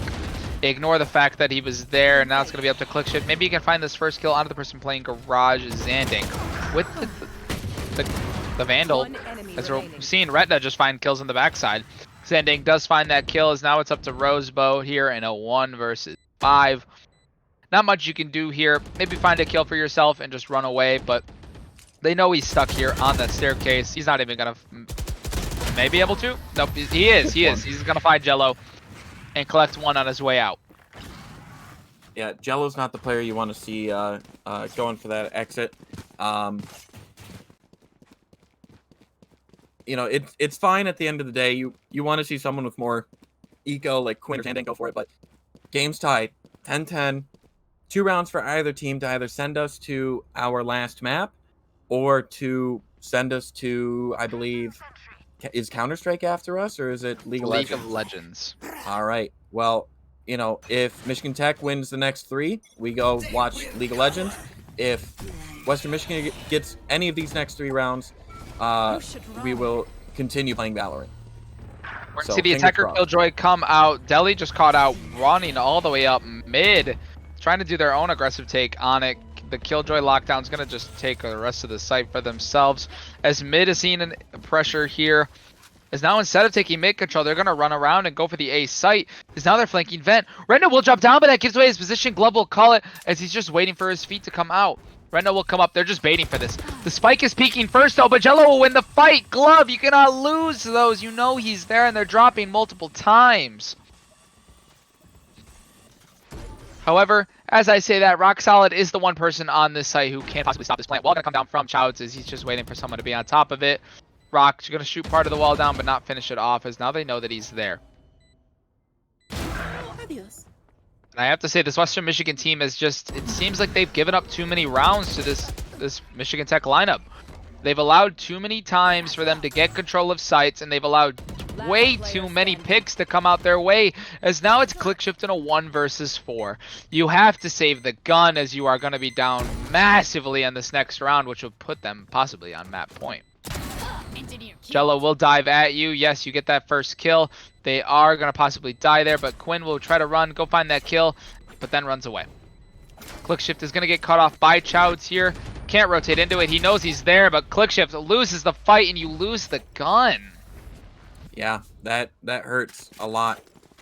Michigan Tech has an eco round, an anti-eco round to go up to series point. Western's done it before. I won't be surprised if they can do it again. And you know, it's gonna be tough. It's definitely gonna be tough. All you have is a judge, 2 sheriffs, a ghost, and a classic, and you barely have any armor as it is. It's going to be a showing from Western to get this game back in their hands.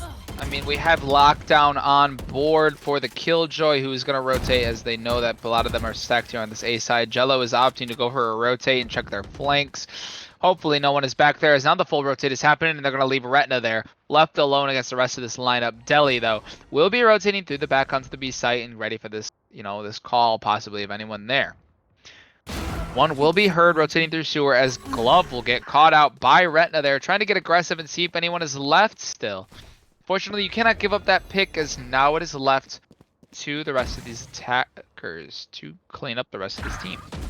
Deli gets caught out there, looking up towards B Heaven when his teammate was there to call that if they were walking up or not. As I say that, Rosebud will get it there, watch the Storm Grenade and peek out just a little bit and try to do a little bit of damage. Plant's going to go down on the B site, as we see here that the Western Michigan team's just going to rotate through the defender spawn. As I say that, Rock Solid is going to get caught by Retina, trying to rotate through the vents. One enemy remaining. As well as Child's being collected by... Or Child's collecting Clickshift Zandank onto Rosebow, and I mean, wow, what a flawless round on that eco. And you are looking so dominant in this last round. Yeah, and What about Michigan Cookie Tech, last round? well, presumably the last round, right?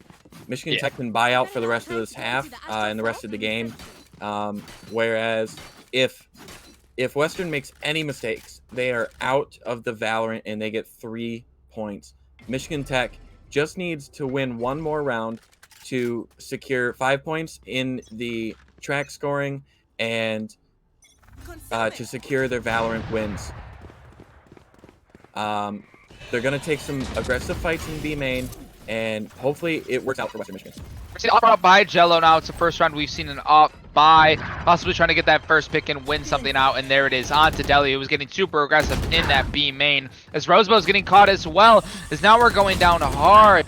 Western Michigan just asleep here at the wheel as they're getting loss after loss on a lot of these picks. Is Lockdown going to come out, try to shut down any of these defenders pushing in. Glove's going to walk in, find that kill, and then leave the lockdown. And get ready to push back into this. In a 3 versus 2, there's nothing you can do. You don't want to lose this. As one's up the ropes, he's going to proof fire through the smoke. Will he find Rosebow there? He will find Rock Solid. Chouds, can he find another one? He does not, as luckily Rosebow will rotate out, but now they've approached the Sage wall. So Lockdown will come out, as Chouds just put his back to it. If Glove peeks out, he would have caught him, but he did not. As now they need to get on the site, and they need to get on now, and they need to start this plant, as they're going to be able to watch it from Garage. They have a wall, they can put it down, they can watch for it.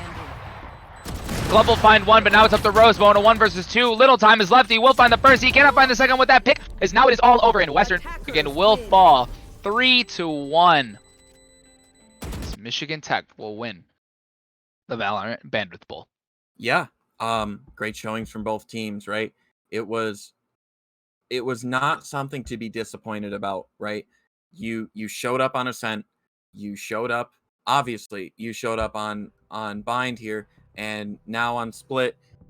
I mean, 13-10 is a very respectable scoreline, and it is good to see that even though Western did go down the first map, and with the extra map advantage that Michigan Tech had, was still able to compete on the Ascent. They were able to compete on Ascent, and even though they lost that, they were able to compete on Bind, winning the map, and then now a 13-10 on Split, very respectable, very well done by both teams. And like we mentioned at the beginning, we had Retina, Zandank, and Jello all go positive, and we had Glove, Deli, Rosebow, and Rock Solid unfortunately go negative. So it was the who could be the closest to even. That ended up being Michigan Tech here. Well played by both teams. Well played by Retina. Went massive. Click shift going massive. Glove, always a fun player to watch. And both teams should be very proud. Both teams should be very excited that they made it this far. They're top 2 in Michigan. I have to say, GGs have got to go out to both teams, as that was a beautiful series. Once again, congratulations to Michigan Tech there, winning the series 3-1. Before we wrap things up, I would like to just say a massive thank you to our sponsors of Corsair and MSI for sponsoring the Bandwidth Bowl this year. for the semester. Yep. Check out their websites. Should be Corsair, Corsair.net, maybe. It's one of the two. One of the two. So we do have League of MSI Legends student. next? Yeah, League of as Legends well. coming up next. Corsair.com/US/EN. And then MSI and MSI student, us.msi.com, and www.uconnectesports.com/MSI student. Thank you to our sponsors. League of Legends coming up next. I don't remember who's in the finals, but I'm pretty sure it's Davenport. Let's just say U of M have been looking strong in League of Legends. I watched it a little bit myself, and Grand Valley actually showed up in that tournament as well. So that'll be up next. That's a sign off from me. I was caster here, Chippy. I was joined by Boomer. Thank you. Anything else you got to say? Thank you guys for showing up. We really appreciate you. We can't do it without you.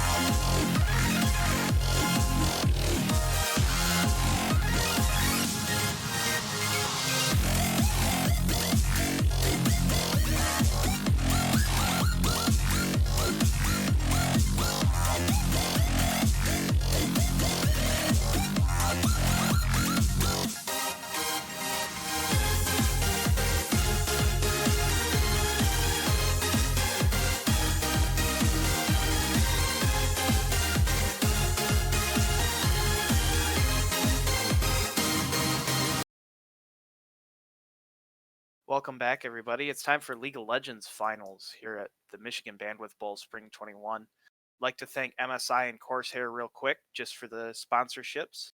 Alongside me is Hunter. Yeah, hi there. Looking forward to some great games today. We saw both these teams multiple times yesterday, and they brought just really good games to this tournament.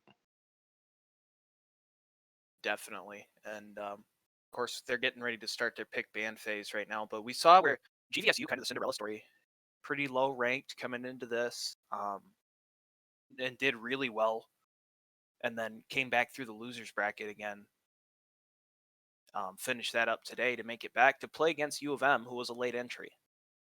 Yeah, really a great story. They knocked off multiple of the top seeds in this tournament and really gave Michigan one of their better runs for their money at the start of yesterday before getting knocked down to the relegation bracket and making it back up after beating Eastern in the finals there earlier today.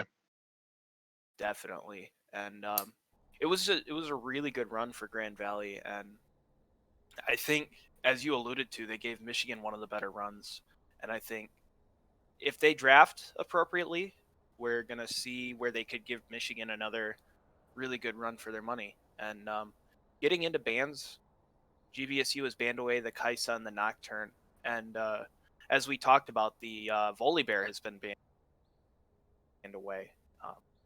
Yeah, this was something both of us really looked at when we were looking at the pregame matchup of this. Champion that both teams are very fond of. Both teams have players who it's some of their top played. We were wondering if it was going to be something that'd be traded back and forth or if it would be banned. U of M showing they don't want GVSU picking it up early in the draft here. Notably, yesterday we saw Hecarim run rampant through this tournament. He is still on the board. We'll see if U of M leaves it. There's the Hecarim hover. So Volibear, Lucian, and Hecarim out, taken out by U of M. Kaisa, Nocturne, and Udi are taken out by GVSU. So I expect to see jungle champs prioritized here because, as I say that, a Seraphine pick comes through. But I expect to see jungle kind of prioritized here because there's only a couple top jungle picks left. Yeah, and despite recent nerfs with Seraphine, we did see that she was highly prioritized in a lot of drafts today. And importantly, I want to touch on U of M just locking in Silas. It's a champion they played in almost, if not every game yesterday. Both their solo laners are traditionally mid laners, so having these flex picks that they can bounce between themselves is just been really strong for them and will really force GVSU to rethink what they want to do here. Definitely, with the Tristana coming through too. Tristana's been able to be played in the mid lane as well, so there's no guarantee that that's going into the bot lane. Graves picked up by GVSU, and we kind of, like I said, prioritizing the junglers. I wouldn't be surprised to see U of M pick something like a Lilia or some of the other top junglers. I mean, yeah, notably that Graves is GVSU's jungler. It is one of his top champions, him and Kha'Zix. So getting that early priority there, making sure they lock in what is likely going to be the bot lane here. Seraphine has been flexed, and I do believe they played a mid lane Seraphine game, so definitely could still be mid. But getting that AD carry, this will allow them to prioritize pick and ban on top side over here for the rest of the draft. definitely. And the Ezreal coming through to just further lock in that bot lane. I haven't seen a lot of Ezreal in this tournament. He's always been a champ that I felt like fits in. Always is good, but not top tier all the time. Yeah, and I think it just really fits with what GVSU probably took away from yesterday's matchup against U of M. U of M has a very aggressive play style as we see them lock in Leona, which is really just going to feed into that. Ezreal, Seraphine, and Graves are champions who can really just go with the flow, play their game. They can get in and out of trouble very fast. So maybe taking a page out of yesterday's playbook and looking to play more for that mid game and get away from U of M's early skirmish style of play. Definitely.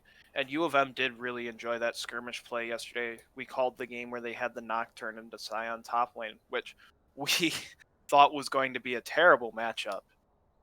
And yeah, it was definitely a matchup we thought that Nocturne would at least initially lose and need a little bit of help. Obviously, late game Nocturne always has the potential to take over, but he showed just off the bat mastery of that matchup and really took over the game and helped his team snowball a win. so we're going to see Cassidy and Yone as the two bans for U of M. Elise and Olaf coming out for GVSU. GVSU targeting that jungler, especially with yesterday they saw the Elise in their face and it she had a lot of good dives early. Yeah, and this definitely pinches the pool. We do see Gragas picked up here. I would expect that's a jungle Gragas. It's been a while since we've seen him picked in the jungle, but he is definitely still valuable there. There's also Potentially, it could be a potential- top lane. Yeah, it could go top. It could go jungle. I don't think it'll go support with the Leona already locked in. Here we see the Scion locked in for GVSU, and we talked before the game today about how GVSU's top laner is a jungle main that really, for the tournament, has played Volibear and Scion. So I'm not surprised to see this Scion pick come through. And I think U of M was content to let it go through. Yeah, just ensuring that he gets onto comfortable tanky champions, allowing him to make plays. We see Nivea locked in here, so that will likely be the Seraphine going support. I'd like to touch on like how highly prioritized the Seraphine is for GVSU, because it seems like that pick, every game I remember casting for them yesterday, they wanted to first pick that Seraphine. I mean, once she gets Moonstone, she can really put out heals. It's just such a powerful champion that has a very strong engage ultimate. Combining that with an Ezreal, it'll really allow them to play passive in lane. Ezreal will do a lot of the poking for her, so she doesn't have to risk getting too close at Leona. Hopefully they'll be able to get a few early kills off of the Graves. I mentioned how they set up ganks into that lane. Considering there's not a whole lot of CC on the side of GVSU, they're going to be very reliant on ultimates and picks with Anivia Qs. Likewise, we see U of M continuing their aggressive playstyle with that Yasuo lock-in. Of note, that Yasuo was an accidental pick, and they wanted to pick Vayne. So that's actually going to be a Vayne, which further complicates the team comp here. That does mean we're likely seeing Tristana mid, which is very popular right now. Something that's very hard to deal with for a lot of mid laners. Nivea does have her stun, so she can definitely trade back and forth with that Tristana if played properly. And I think it's something where we'll see that Anivia play a little bit more passive in lane in the beginning. More just trying to farm up towards level 6 when she can drop that ultimate and get her really good electrocute proc combo off. But that also means we're going to see the Sylas into the Scion top lane. And I think... I don't want to make any predictions about the Scion top lane, but it feels to me like, again, I'm going to say Scion has the better end of that matchup, at least in the early game, but Sylas could definitely run away with that in the late game with his healing off of his Kingslayer. He's got his stun, he's got the Q, and he could steal the Sylas ultimate to get out. So yeah, and what I think we can definitely take Scion away ultimate. is we've seen Cthulhu Reborn play against Scions a couple times this tournament. Despite not being a main top laner, he's clearly very comfortable against Scion. I think we can expect him to do the prototypical Michigan thing and play very aggressive in this lane. They'll probably look to get a little early pressure with their Gragas. If Sylas gets a few kills in that lane, it's going to be very hard for the Scion to keep up. Definitely. And we see, yep, the Tristana is going to be going mid. Vayne 80 carry into the Ezreal. So it's going to be interesting. Definitely Vayne wants that time to scale up. And so does Tristana, it feels. So it feels almost U of M's not playing their traditional scrappy comp and more trying to bulk up a little bit. Yeah, notably Vayne is obviously one of the better skilling champions in the game. Her Sever Bolts allow her to shred tanks very aggressively, but with the current way runes and items work, she really comes online first item nowadays, so although she is that great hyper carry she's always been, she has a very strong early game, and look for Michigan to continue to play aggressive through that, especially when paired with Leona. Any sort of catch by the Leona is going to be followed up by a very strong condemn from the Vayne into a wall. It's going to be very hard to get away from. Luckily, GVSU did lock in that Ezreal, so he's going to have a pretty easy time avoiding that if played properly. The Seraphine's going to play very carefully, though, to ensure he doesn't get caught out of position, especially with a Gragas coming in. Post level 6, that barrel can be very deadly, knocking people into your team. Definitely, and I think that's the strength of where Gragas fits into this comp, is knocking champions back into their hyper carries where they have the Vayne, they have the Tristana, and the Sylas once he gets online.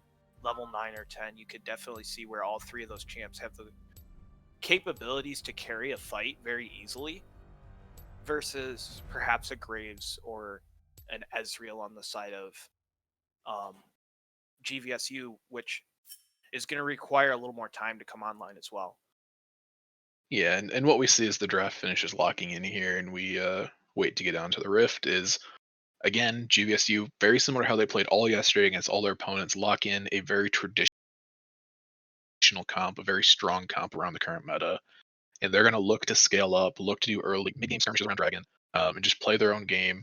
And we see Michigan lock in a very unconventional that has really become their staple, something they're just very, very good at. And if all the games yesterday are to go by, look for them to play very aggressive. Look for the Gragas to be going into the Graves jungle, even though that's not something you normally anticipate. Look for early dives, a lot of just early aggression, early vision to really try to shut down that Graves before he can get going. And of course, Graves being one of the faster clearing junglers, I would expect that Graves would try to push the advantage. But at the same time, like we saw yesterday, how even when the GVSU jungler was pushing the advantage, nothing really came of it. The U of M jungler always found a way to either get an advantage through laning, through ganking, or just objective control, neutral objective control. So I think it's going to come down to whether GVSU can take that first Drake, which I think U of M did every time yesterday. Yeah, and yesterday, as we touched on, very similar team comps in their matchup yesterday. Michigan playing their aggressive early style, but GVSU did have some early answers for it, and they were able to skirmish for the first 15 or so minutes of the game to a roughly even scoreline with even objectives that we really just only saw fall apart because of a slight mistake at 20 minutes that allowed Michigan to aggressively take a Baron and snowball the game from there. So they've shown a willingness to fight early, and that really is going to be the key to beating Michigan if they have a chance. Is they can't shy away from these fights. They can't let Michigan take what they want. They're going to have to play aggressive, get in their face, win a few early fights, get a few early dragons maybe, and then as they scale and they come into what their comp wants to do, hopefully they'll be able to roll over what Michigan's comp is set up to do itself. Although Michigan has answered in kind with a better scaling comp than we've seen in the last few games.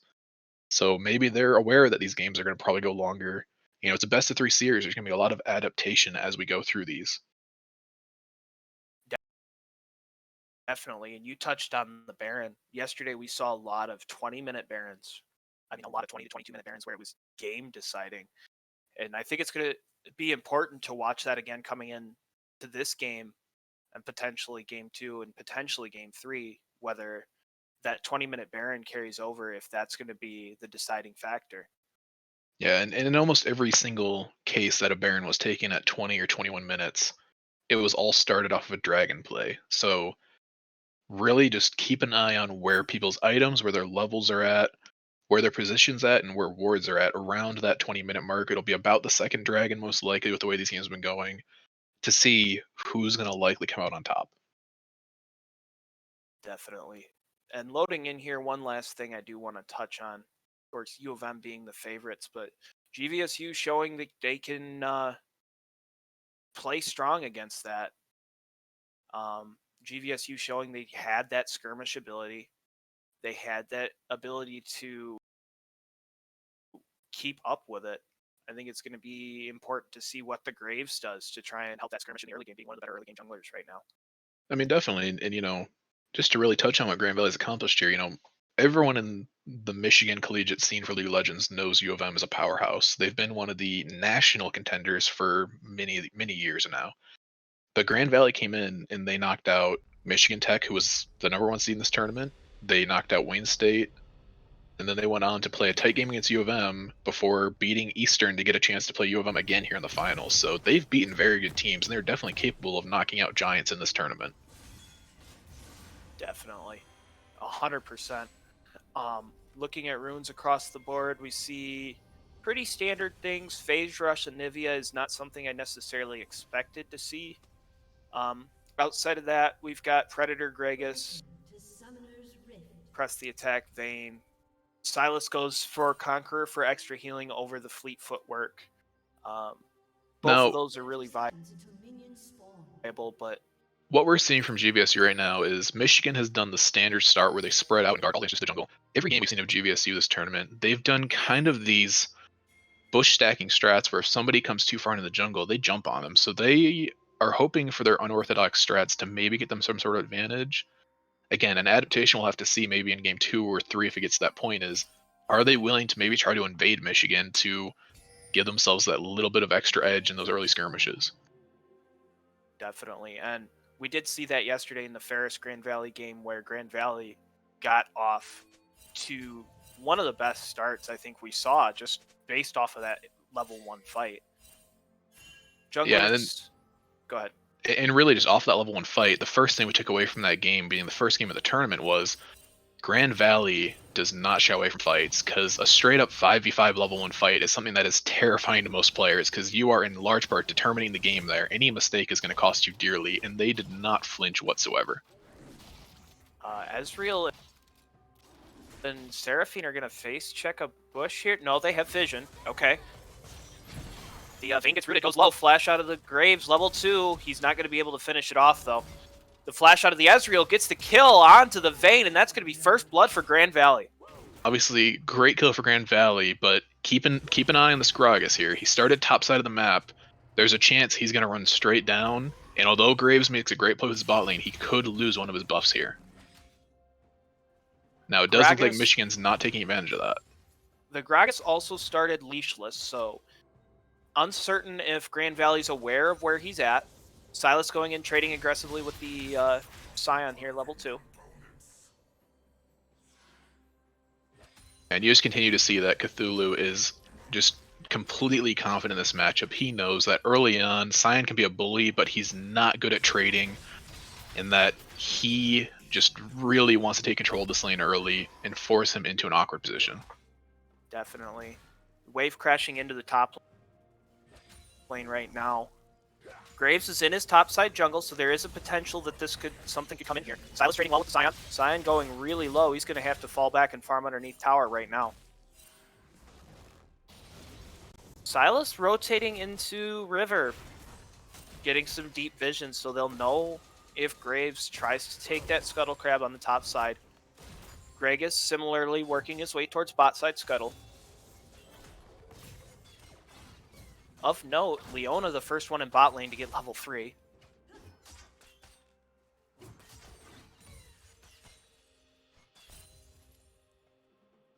Scion must have taken a back. Scion backed and used teleport. Cthulhu Reborn going in now. Cthulhu Reborn still content to take these trades. He's got a 10 CS lead early. And now crucially, he used that early teleport to try to get some traction back in this lane, but the Silas came in, traded aggressively again, and now Sion's half HP without teleport. At some point here, Silas is going to be able to come back to lane and just have all the advantages he wants. Definitely, and Sion taking Corrupting Pots on his first back. No Magic Mantle on his first back. Starting with Corrupting Pots, expecting this matchup not to go well. Silas going to back. Tristana with a comfortable farm lead over the Anivia in mid lane. Gragas walks into the Tristana. Here comes the Graves did. Gragas as well, and Tristana's going to get a kill off that. Yeah, and that play really stems from that play really stems from the Graves playing aggressive, but Michigan knowing Graves doesn't have flash after that first level 1 play. So really good job to take advantage of that. It's not very often that you can find a jungler and know their flash is down. Gragas content to take Raptors. Play here, flash is burned by both players in the top lane. Sion's going to try and get this kill. He's fairly close, and he gets the kill onto Cthulhu Reborn. So that's going to be interesting to watch. Sion getting the early kill lead. Both flashes down, and Sion out of sums. Yeah, but very importantly, Silas used his teleport there to try to get that lane advantage we're talking about, and it didn't pay off. So really big play for GVSU coming through. Nivea here, under some pressure from the Tristana, level 6 versus level 5. Bot lane, a little bit of trading going on, not a lot happening down there yet. But we are 5 minutes in, it's a little early for bot lane to be doing anything too spectacular. Now we do see that GVSU has invested a lot into early vision on this dragon side of the map, so potential for an early dragon there. One of the things that really helps teams scale early and get out of these skirmish phases are dragons. If they can get to number 2, number 3, that puts a lot of pressure on U of M to play around these objectives and not be able to risk as much as they want to. Anivia, after some trading, has to back down almost 3 waves already to the Tristana, and Tristana got a solo plate there. Yeah, it's really where the power of that champion comes from right now. We've seen Tristana has just been a monster in mid lane lately, and it's so hard to match her early aggression. She can jump in, trade with you very aggressively with Hellblades, get out. She can clear waves very fast thanks to her E's passive. And if all else fails and she pushes you out of wave without killing you, she can take those tower plates very quickly. So a very smart pick from Michigan that is both aggressive but also able to take a lot of objectives. U of M able to rotate up here to clear some of this vision off of Dragon's side and has the priority to actually take this if they want to. Vayne level 6, Vayne level 5 still. Leona level 5 as well. Yeah, I expect to see them play around that Gragas hitting level 6 and that Leona. That's a really strong ultimate combo that's going to be really hard for GVSU to avoid in a lot of these fights. Notably, too, neither jungler level 6 yet, but Gragas with a 6 CS lead. Leona goes all in on the Seraphines. She manages to get out. No damage crucially done to there, Leona. the Seraphine was able to land her root as Leona was going in, so really just traded CC. Neither carry able to take advantage of that. Both teams trying to freeze the wave in the middle of the lane. And Gragas and Tristana are going to take the Drake. The first Drake, the Ocean Drake that spawned. And that just really stems from the advantage they've been able to get through mid-wave. Tristana's really been able to throw her weight around there and make sure the Anivia is not comfortable really coming too far out from her tower. Definitely. Trading going on in the top lane. Sylas healing a lot. That's the thing you got to watch out for here, is the Sylas healing is going to be big, and I expect to see the Scion go into a Bramble Vest here soon. Ulti out of Tristana onto a low Anivia almost kills her. Yeah, but crucially, that Anivia still has Egg. That ult didn't break it, so she still has a lot of safety as long as she keeps playing safe around tower. Scion starting to catch up on farm. Graves going to help out his mid laner while she backs. Gets level 6 off of that. We're going to see here, both junglers level 6 now. As you Vayne touched level on, 6 as well. the Sylas's healing is starting to ramp up, and that's going to make him scary in lane, but likewise, the Scion is starting to get tanky to the point where you're starting to feel really confident with GVSU's ability to really get out of this laning phase pretty unscathed, which is something we haven't seen anybody accomplish against Michigan. Definitely. Scion going to ult out here. Anivia quite aware where the Tristana's at. Wants to take this fight. Not Maybe sure it that's gets some actually what good she damage done on wants. Tristana, but it's not going to be enough. That jump reset just allows Tristana so much safety. It does burn a lot of her mana, so she is going to have to play a little smart here, and it does look like Anivia might be able to get a little bit of that farm back she's missing.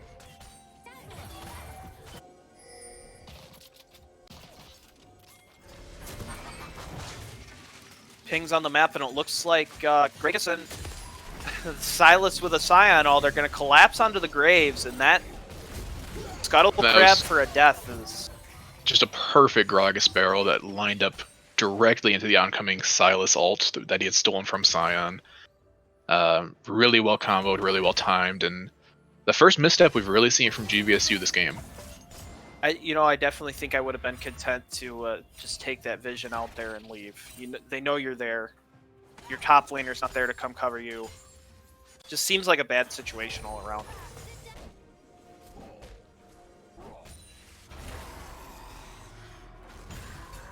Now we see that GVSU has set up a pretty good defensive ward line across their jungle. Pink wards at every entrance. Flash, ult, and Zenith Blade in, and that's just going to take care of the Seraphine with help from the Gragas. And that's really a goes over combo. to the Gragas, actually, who's going to be 2-0-1 with a 150 gold bounty now. Yeah, that's really that combo we were talking about coming into the game. Ezreal's a very safety carry. He can buffer a lot of stuns with his jump. He has cleanse, but that Seraphine is not going to be safe in a lot of these fights. Leona has a lot of range on her ultimate. Gragas has his barrel, which he can make a lot of plays with. Expect to see that same play happen a few more times here before the game really gets going. Silas burning teleport again to get back into lane. Sion has his up. Interesting, we might see a teleport play. There's the potential to see a teleport play. Anivia no teleport, and Tristana no teleport. So there's a teleport advantage on the side of GVSU. Silas on U of M can tend to continue going in. Comboing well against the Sion. Yeah, notably, neither team feels comfortable enough for the lead in the top lane yet to really force that Rift Herald. Charm onto the Vayne, and the Vayne's going to go down to the Graves. I'm not sure that's where I wanted that kill to go. It puts him back in the game definitely at 1, 2, and 1. But You know, Graves is going to be one of their frontline members. Maybe a few kills early, being able to really start dueling, something you definitely want to see. Really just want to point out how good that Seraphine ult was lining that up, though. She actually put it through her teammates to extend their range and catch the Vayne. actually a really good play. Anivia was the subject of a dive in mid lane. One turret plate left on the mid lane tower, and it actually looks like it could go down before the 14-minute mark here, just because of Tristana's tower-taking abilities.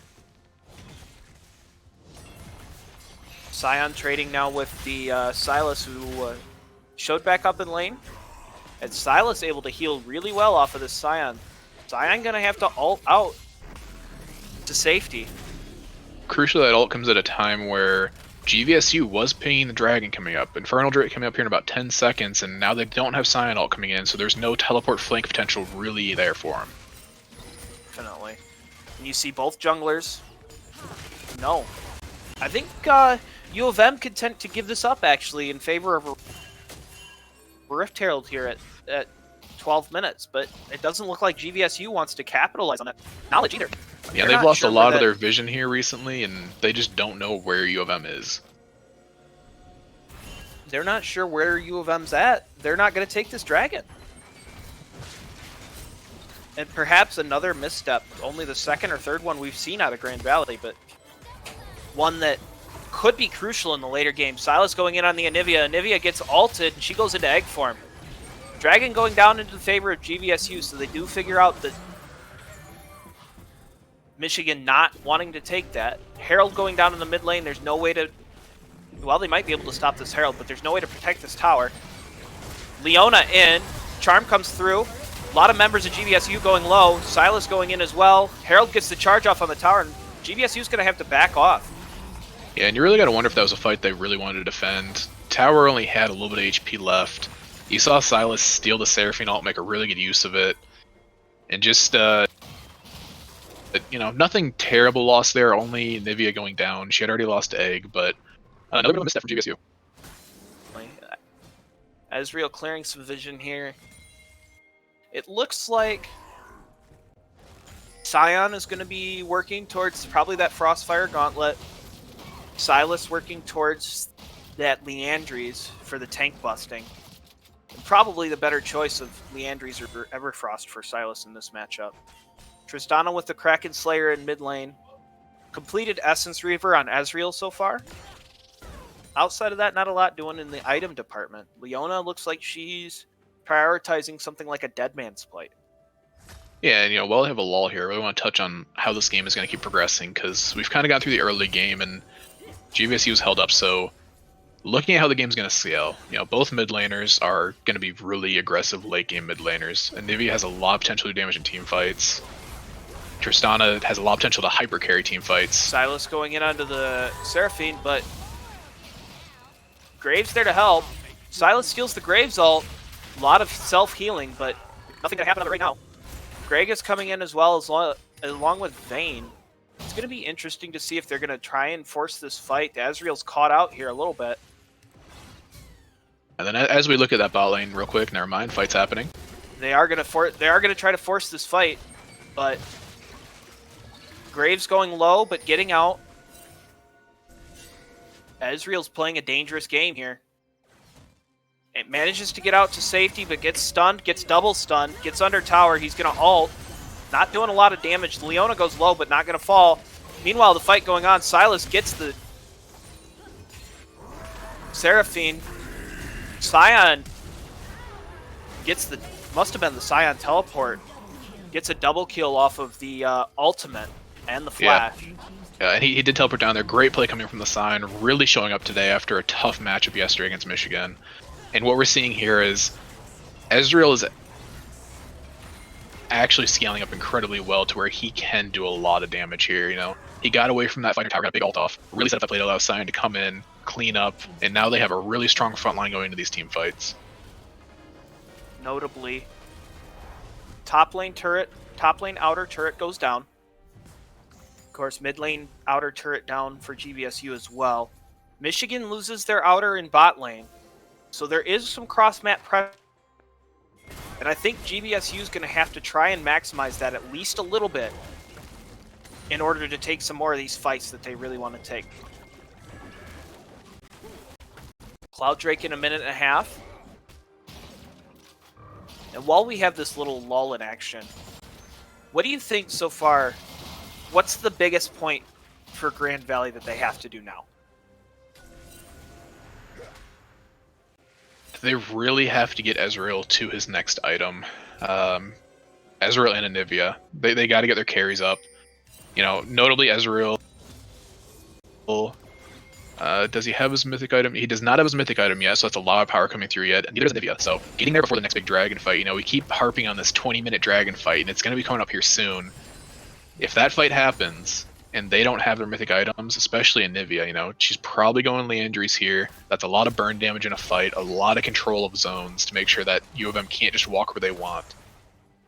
Without those items, U of M's going to walk through here, take Dragon, probably take Baron.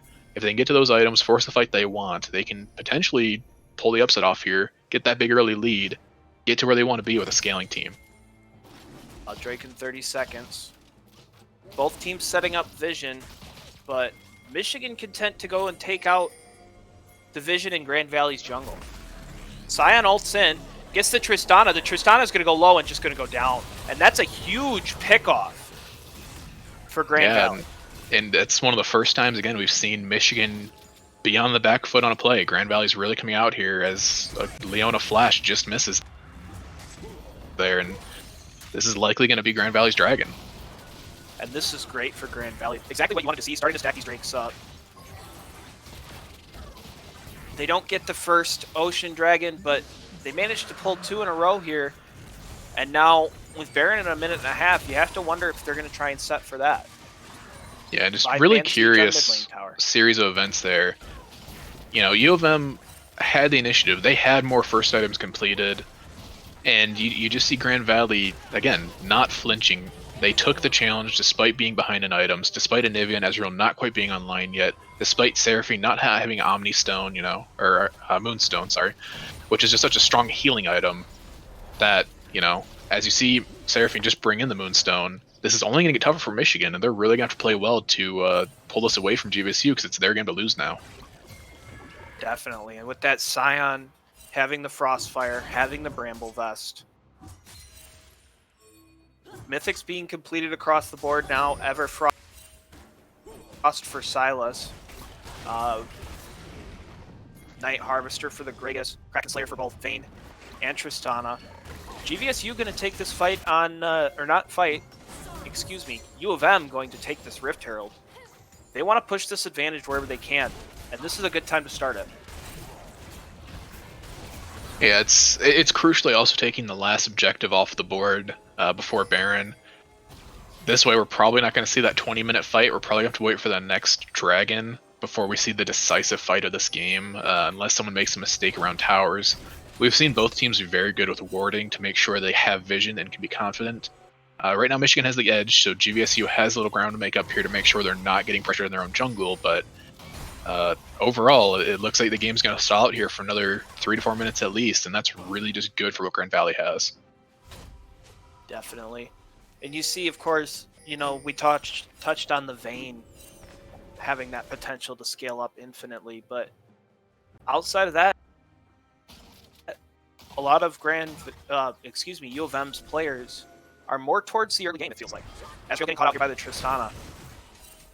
Yeah, and Tristana notably taking a lot of damage. you see a lot of damage coming from Ezreal there, as you just pointed out, but he still does not have a mythic item. He opted to finish Mana Moon and Essence Reaver first, so you're really going to have to hope for Ezreal to get 3 items before they can really win the game here as they try to catch Trist. They're going to try and trap this Trist here. She's going to go in on the Ezreal, but very little damage coming through from her. Ezreal manages to get it off and stay alive with low health.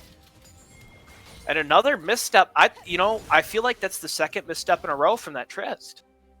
Yeah, we've really seen U of M's top side of the map, their jungler, play well, but the rest of the team is, they're a little rusty. It's been a minute since they played. They ended their day very early yesterday.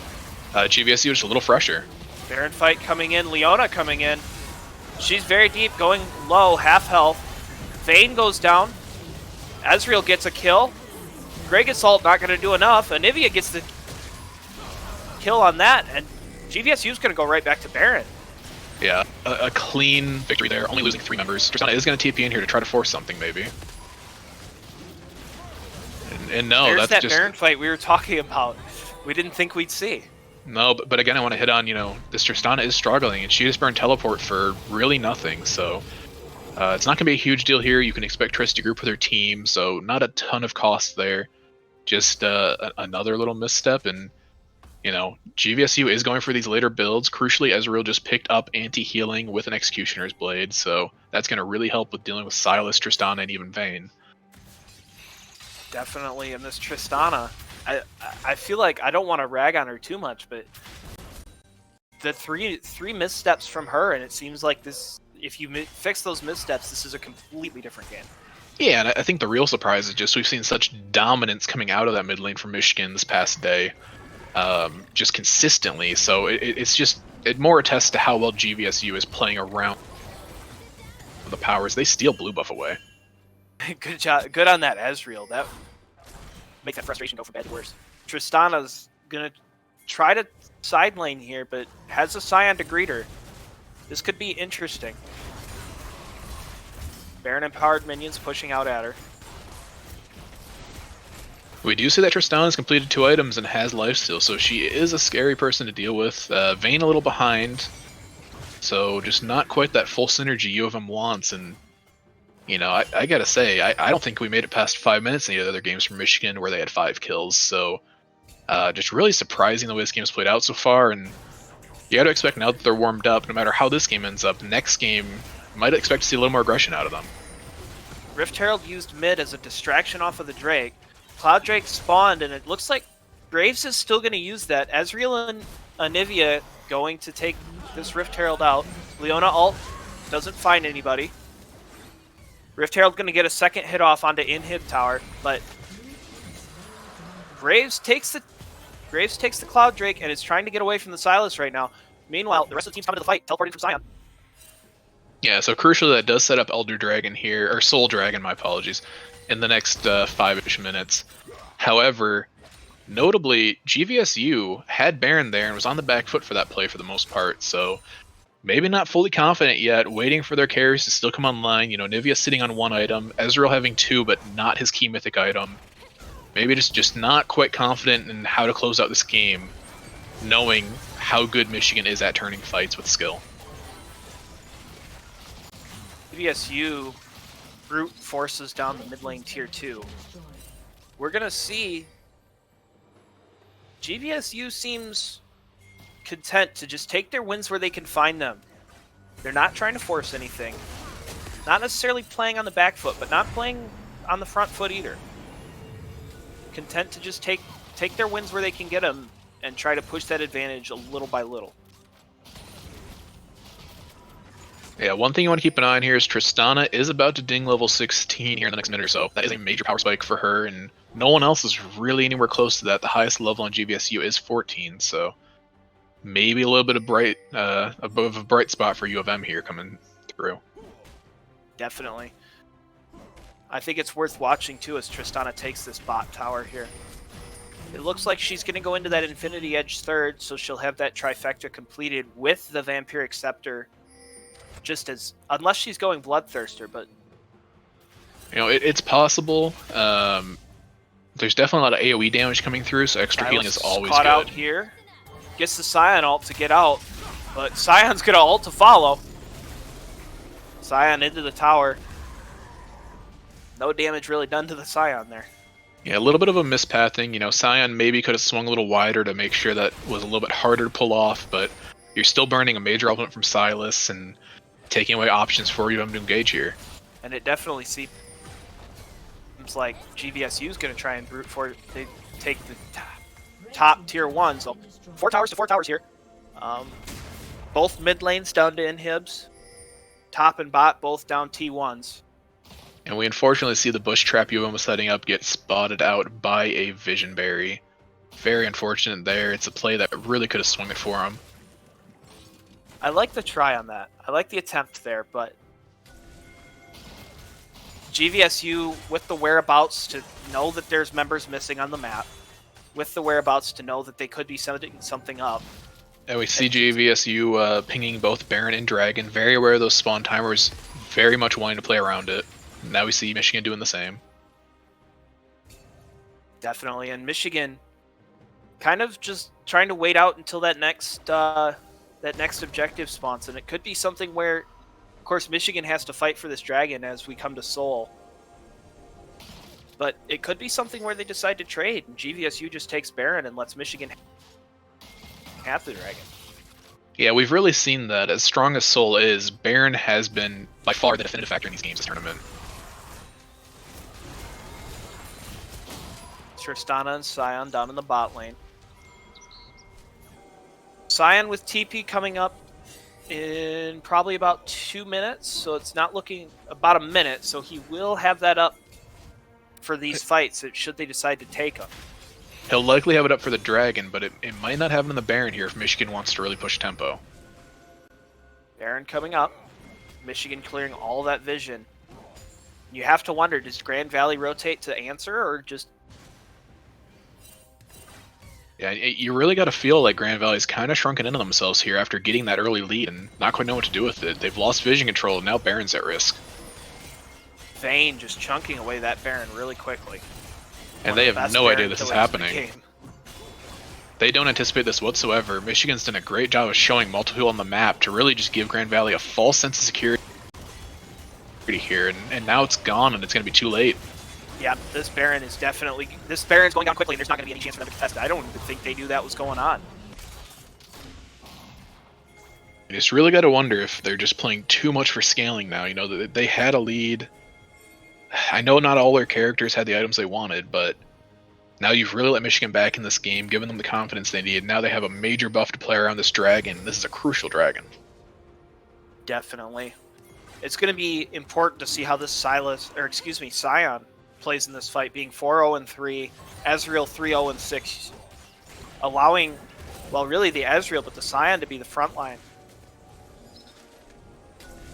Silas attempts to go in. Scion, the big Ezreal ult hitting big ult, multiple members. Seraphine. Leona going low. Half health on almost all members of U of M. GVSU content to push this.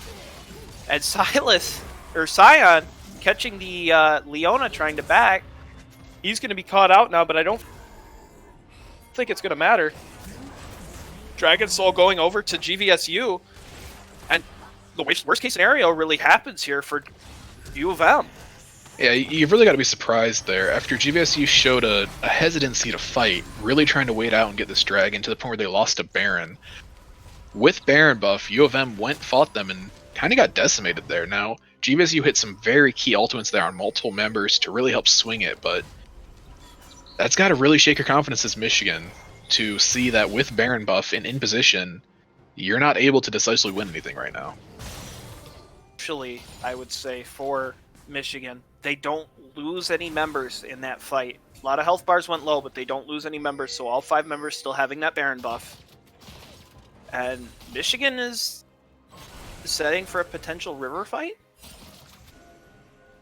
Yeah, it's an awkward part in the game. There's no objectives for several minutes now. It's going to come down to who pressures what, and really the next thing you can expect to fall here would be a vision push here from probably GVSU with the dragon push, or dragon buff I should say, into the top half of the map based on their positioning. Really pressure that top tower, see if they can open something up to really make Elder Dragon a key objective that Michigan's going to struggle to defend by losing an inhib. Definitely. Silas split pushing into the bot lane now, though, so that's going to be something that GVSU is going to have to come up with an answer for. As it seems like they're pushing a little hard for being the team without the Baron buff. 5 members topside. Yeah, importantly Silas here, taking the bot turret. you see a bit of a base race here, trading towers. GVSU is going to flinch him back first, which, you know, they allowed a Tristana. Seraphine gets Tristana caught gonna get here. a kill on the Seraphine. Nope. Tristana ults the Ezreal away. Ezreal ult comes through. Electrocute proc. But that's 3 members of U of M taking a bot inhib turret. Anivia goes down. Silas is here, but Sion's here, but he's rooted by the Everfrost. Leona caught out in no man's land. No way to really get out, but she's gonna tank it. You know, really good aggressive play by U of M to change the tempo of this game, but you really got to question. U of M doesn't really have that great wave clear champion that can handle waves from a distance. GVSU was already on tower with only a Tristana defending. Really feels like they could have taken the initiative there, taken a tower, maybe even gotten inhib, maybe just send Anivia back to wave clear with her ultimate. You know, she's kind of infamous for being able to deal with pushes single-handedly, and you know, nothing terrible lost there, but GVSU does lose an inhib in exchange for a few kills.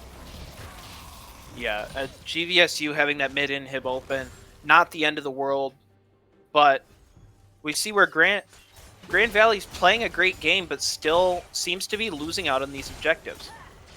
It really just feels like they're playing in response to what Michigan wants to do, and this is surprising considering for, you know, 25 minutes they did a great job of controlling the tempo themselves, so something they're going to have to really look to fix here if they want to close out this game. Worth noting, Ezreal with 3 items completed and that anti-heal. He went for the Dusk Blade for his mythic item. Seraphine with the Moonstone and Staff of Flowing Water. Anivia has the Leandries and the Archangel Staff and the Zonias, which is on cooldown. Now what I really want to touch on here is Ezreal has gotten Duskblade now. Now this Ezreal build, it takes 3 items, so it takes a while to get going, but now that he has it, look for a lot of potential damage coming from Ezreal if he can get a full combo off. And Graves caught out here. He's just going to be dead. Sion caught out as well. He's going to try and get out, but he gets Leona ulted. Here comes Leona's Zenith Blade, her stun, and Sion takes his first death of the game. Now I've got to ask, where is the Anivia?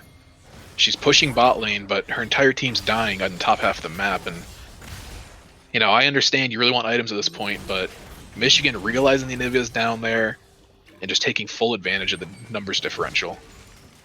And it looks like, Hunter, you know, it looks like it's really coming down to this little bit of macro difference that we're seeing from U of M versus GVSU. Being aware of what's going on the map, where people are at on the map, and how it's going to work out in U of M's favor. Yeah, to their credit, a lot of their early game did not go well for them, and despite that, Michigan is playing very decisively now, very aggressively. You know, they're not always making the right call, but they're doing it definitively, they're doing it fast, and they're putting pressure on to make GVSU make the right call themselves, or to lose things in their base like they have been. Leona getting a Bramble Vest now. Has the Force of Nature. The Winged Moonplate and the Bramble Vest. So nothing really completed for the Leona. Vayne on 3 items. Tristana on 4. 3 items completed along with Predator Boots for Gragas. 3 items. Now, a little bit of desperation coming through from GVSU here. They are forcing Baron. This doesn't look like it's doesn't seem like it's the best play unless they're trying to bait. Now, Silas does steal a Nivea ultimate, which is an odd choice there, and looked for him to change that here soon. GVSU willing to back off, but they're giving full Baron Pit control to U of M. Yeah, with the way these teams are set up, you know, when you're around Baron Pit, you take a lot of extra magic damage. I don't think Michigan really wants to fight around Baron Pit with how strong Anivia is, with how strong Ezreal would be. But likewise, GVSU not willing to fully commit to a fight there either. Elder Drake spawning now, and U of M definitely in the much better spot for this fight. GVSU willing to go in and start the Elder Drake up, though. Sion trying to find something, anything. Leona ult comes down, doesn't get anything. She stuns the Seraphine. Seraphine ult goes through, but here's Silas to instantly delete her. And you see Tristana trying to backdoor right now and take the base. Elder Dragon goes across to U of M. And Tristana is clutching this behind everything, so none of this even matters right now. This is certainly interesting as the Tristana dies to the Anivia, but is it going to matter? Is the GVSU base even able to hold up, and they don't even seem to be paying attention to it? Their inhib is coming up soon, so just so they can get away with maybe ignoring it. Hopefully they're going to trade out an inhib here, but even though they won the fight, they lost both Nexus towers. They lost the dragon to a smite fight. You really got to question putting yourselves in a corner like that. If Tristana had stayed, I'm not sure that Michigan doesn't just win the fight and end the game anyway. Definitely questionable choices on both sides. Tristana and backdoor doesn't make it work quite. No, but you've got to give Michigan credit again. GVSU did an aggressive play at Dragon, and Michigan instantly responds with a decisive, aggressive play call that puts GVSU on the back foot again, forcing Nvidia back, very nearly ended the game right there. Two, you see where Michigan ended up with the Elder Dragon. They stole the Elder Dragon away. So now you've got another thing to contend with if you're GVSU and trying to defend your base. Sure, you've got Super streaming in the bot lane, but how much is that going to do for you when two of your three inhibs are open? Yeah, luckily every member of Michigan did die for GVSU there, so there is no Elder buff to deal with here as Baron becomes the main objective, but it does stall out the game and take away a major play point that GVSU had, considering they already had Soul. They could have gotten a ton of value out of that dragon. Anivia taking the blue buff here. So, very nicely donated by the jungler. It's always my favorite thing when my mid laner is like, this is my blue buff now. Do you have to wonder, would it have been better on Anivia than the Ezreal, though? Anivia, historically mana-hungry champion. Ezreal definitely has his own mana cost. It does actually look like Anivia has one too, so Ezreal and Anivia both having blue buffs, so I'll take that back. Okay. Definitely, of course, Ezreal having the fully completed Muramana now. Anivia having that Seraph's Embrace as well. I don't know why. Ezreal getting caught out. Vayne going. Oh no, my apologies. That was the Vayne. The Vayne got caught out. GA popped, and that's a crucial pick here. Sion trying to chase down this Tristana. She's going to knock him back with the ultimate, but GVSU's calling to push this fight now. Silas and Tristana trying to backdoor. Yeah, U of M is putting pings down onto GVSU's base, so they are going to look to get a little clever Charm here. off of Seraphine onto the Gragas. He goes into stasis, but I don't think it's going to matter with the Ezreal there. Crucially, Leona and did just stop. down. The Leona was able to stop Graves back, and I'm not sure they can stop this back door. I don't think they can stop this fight anymore. And that's going to be game right there. Really gutsy play coming from U of M there to close out the game. Was by no means a sure play, and just wow, incredible ending to an incredible game. I don't think anyone saw a U of M GVSU game going 40 minutes, no matter who would win it. So great game. Definitely, and seeing that go, I mean that was an incredible game. I mean, GVSU giving U of M a run for their money and seemingly having U of M on the back foot the whole time until that decisive base race. A really aggressive backdoor play by both Silas and Tristana, and you see GVSU picked it up very quickly, and they started their backs, but Leona, playing some hero ball, just ran right down mid lane, past half of GVSU, jumped straight towards the Graves to make sure he couldn't complete his back, and just really secured the game. Really just a team effort there, and the early game didn't go their way, but they just showed they have this aggressive, decisive, no doubt, never back down play style that, even when the game goes late, they're very comfortable and confident with, which is something we had a lot of questions with. We knew Michigan was a great early game team, But to see them close out a game where really they probably shouldn't have won this game with the way it was going is something that's very impressive. And after a 40-minute slugfest for GVSU where you really gave your best shot, it's going to be tough to rebound here. Definitely. And we're going to have to see what they decide to do with draft in the second game. I think some changes will come through. I think GVSU will definitely try to ban away that Silas.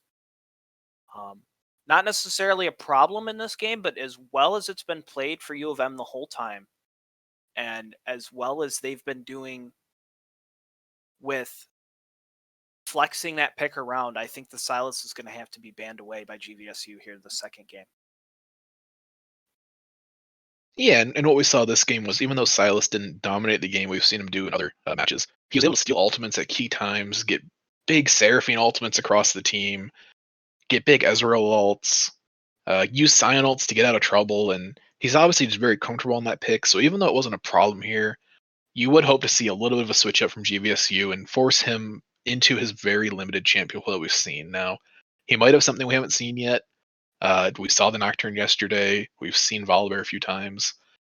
But, sometimes you just have to force him out of the unknown and take your chances there when something just didn't work out. Definitely. And with GVSU getting their pick of side this time, I do believe. We'll see what GVSU decides to do. I think they're going to go red side. Looks like that's the way they're setting up right now in lobby. But that game, I definitely thought that the Ezreal and the Sion were going to carry that game for them. And it just seemed like it fell apart a little bit in the later game. Yeah, I mean the Ezreal had everything he wanted. He got all his build, all of his items in his build, and the thing about Ezreal is all of his damage is really single target, and he wasn't able to get it on the people he needed to at the end. I think U of M really realized that in a straight up fight they couldn't win, and that's probably why they committed so heavily to the backdoor multiple times. A lot of things that had to go right for them to win the fight, so they avoided it. They used their vision, and they just made some really good plays. And a lot of that play stems from the fact that GVSU made a few mistakes around that 30-minute mark. That inhib never really should have fallen. They just got out rotated and kind of panicked. So, really good job capitalizing on mistakes. And, what we see Michigan do is they take a small mistake you make at 10 minutes, make it into a big mistake at 20, and then end the game at 30. And we saw that there in a little different way than we've seen in the past, but that's really just their philosophy they go by, and good vision control leading to just great things there to stay in a game that did not look good there around that 20-minute mark, which, that 21-minute Baron we saw GVSU take has been the death knell for a lot of teams, and Michigan just didn't back down. Definitely. And I mentioned that, that, excuse me, train of thought just went out the window there. Mentioned that oh, goodness. Well, while you look at it, I do want to touch on that Baron steal that Michigan did, or Baron sneak, I should say. They got vision control, put 3 people in lanes to really make it look like they had a presence, and then just made a really aggressive play that just took away a lot of the momentum that GVSU had. GVSU was content to wait for the Dragon Soul, really play around that, and by stealing that Baron, it really just seemed to take away what GVSU wanted to do in the late game. Certainly. And so GVSU deciding to go blue side again. We'll see what comes out. I expect a Seraphine ban, a Volibear ban. I think we'll see that Silas banned away as well. A little bit of lull here, but I definitely think the Tristana was the weak point there. And I thought definitely at 20 minutes when we had 3 fairly big mistakes come out of the Tristana, that U of M was going to pay the price for that. Yeah, and although we didn't see that duelist Tristana that we're accustomed to seeing, he never really popped off and 1v1'd anyone or did anything crazy in team fights. We saw that despite him struggling, he was able to take objectives and just play a really smart game. So, although that Tristana didn't pay off the way it typically does, you almost got to wonder if GVSU is going to be a little shell-shocked after seeing a Tristana backdoor them 3 times, take 4 towers, an inhib, and basically end the game single-handedly.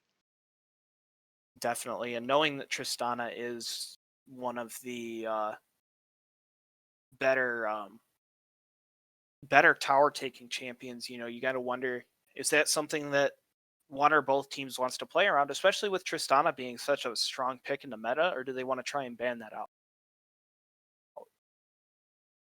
We saw it first pick for U of M on red side in the first game. Makes me wonder if we'll see it again.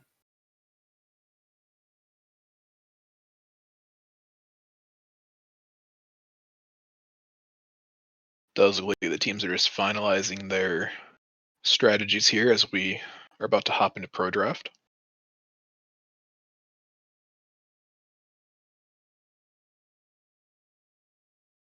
%, and it seems, it's going to be interesting to see what's going to happen as far as pick and ban. I still think that Volibear is going to go away. I still think the Hecarim's going to go away as two of the major, the really big picks. But I think seeing bands like Silas, Seraphine, Nocturne, and really seeing how Grand Valley is going to adapt their bands going into the second game to try and make a better outcome of themselves game 2, as they do go down 1-0. Yeah, I mean, we saw a heavy emphasis on, tanky top lane, duelist jungler from GVSU this tournament. You'd almost have to wonder if maybe their top laner might pull out something we've seen that's worked really well at shutting down early aggression, like maybe the Mordekaiser or the Urgot. Those have been very popular picks. Overall, the Anivia feels very safe, but it feels like it took a little too long to come online this game and never really got where it wanted to. Now, it dealt with the Tristana, so depending on what you're expecting from U of M, do you really want to mix that up at all, or do you want to get a little more aggression so that you can have that initiative and that lane advantage to go and maybe take some early heralds, take some early dragons? Yeah, definitely. And I think U of M's going to want to try to get a draft that can get them back to that really quick play style. Get them back to that scrappy early game play style that they like to play, that they've been playing this entire tournament, and try to get them into more of that early game mode, because that's what they like to play around. And that's what we've seen from them all tournament. Yeah, it was definitely a little surprising. I think overall their team comp this game, this previous game, still lined up to a pretty good early game comp. The Gragas maybe not quite lining up the way they wanted, and maybe that early fight kind of taking that away from them. So maybe we'll see U of M go with a little more aggressive with jungler, something like maybe a Nocturne if it gets let through, although that can be flex top lane for them. Maybe a Graves on their own side. If Hecarim somehow gets through, which I'd be shocked to see with how we've seen the games go, something like that to where just a little more initiative. We saw Elise get banned in the second round of drafts by GVSU, so maybe a little priority for Michigan to pick that up in the first round. We did see a lot of aggression out of the Elise. It's a champion that you can dive with fairly safely. Bands coming through now, starting.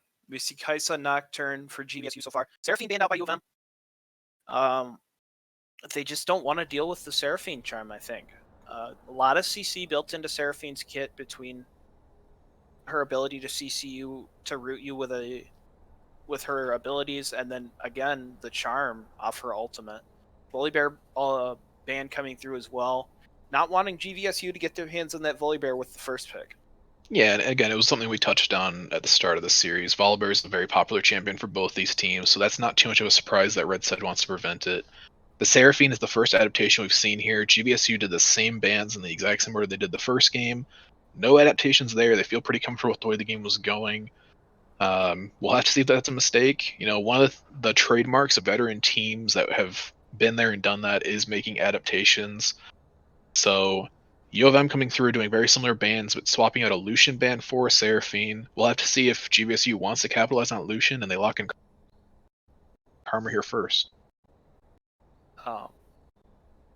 Hecarim banned out as well. So again, the jungle pool going down pretty thin of junglers that we think of being those really strong meta picks right now.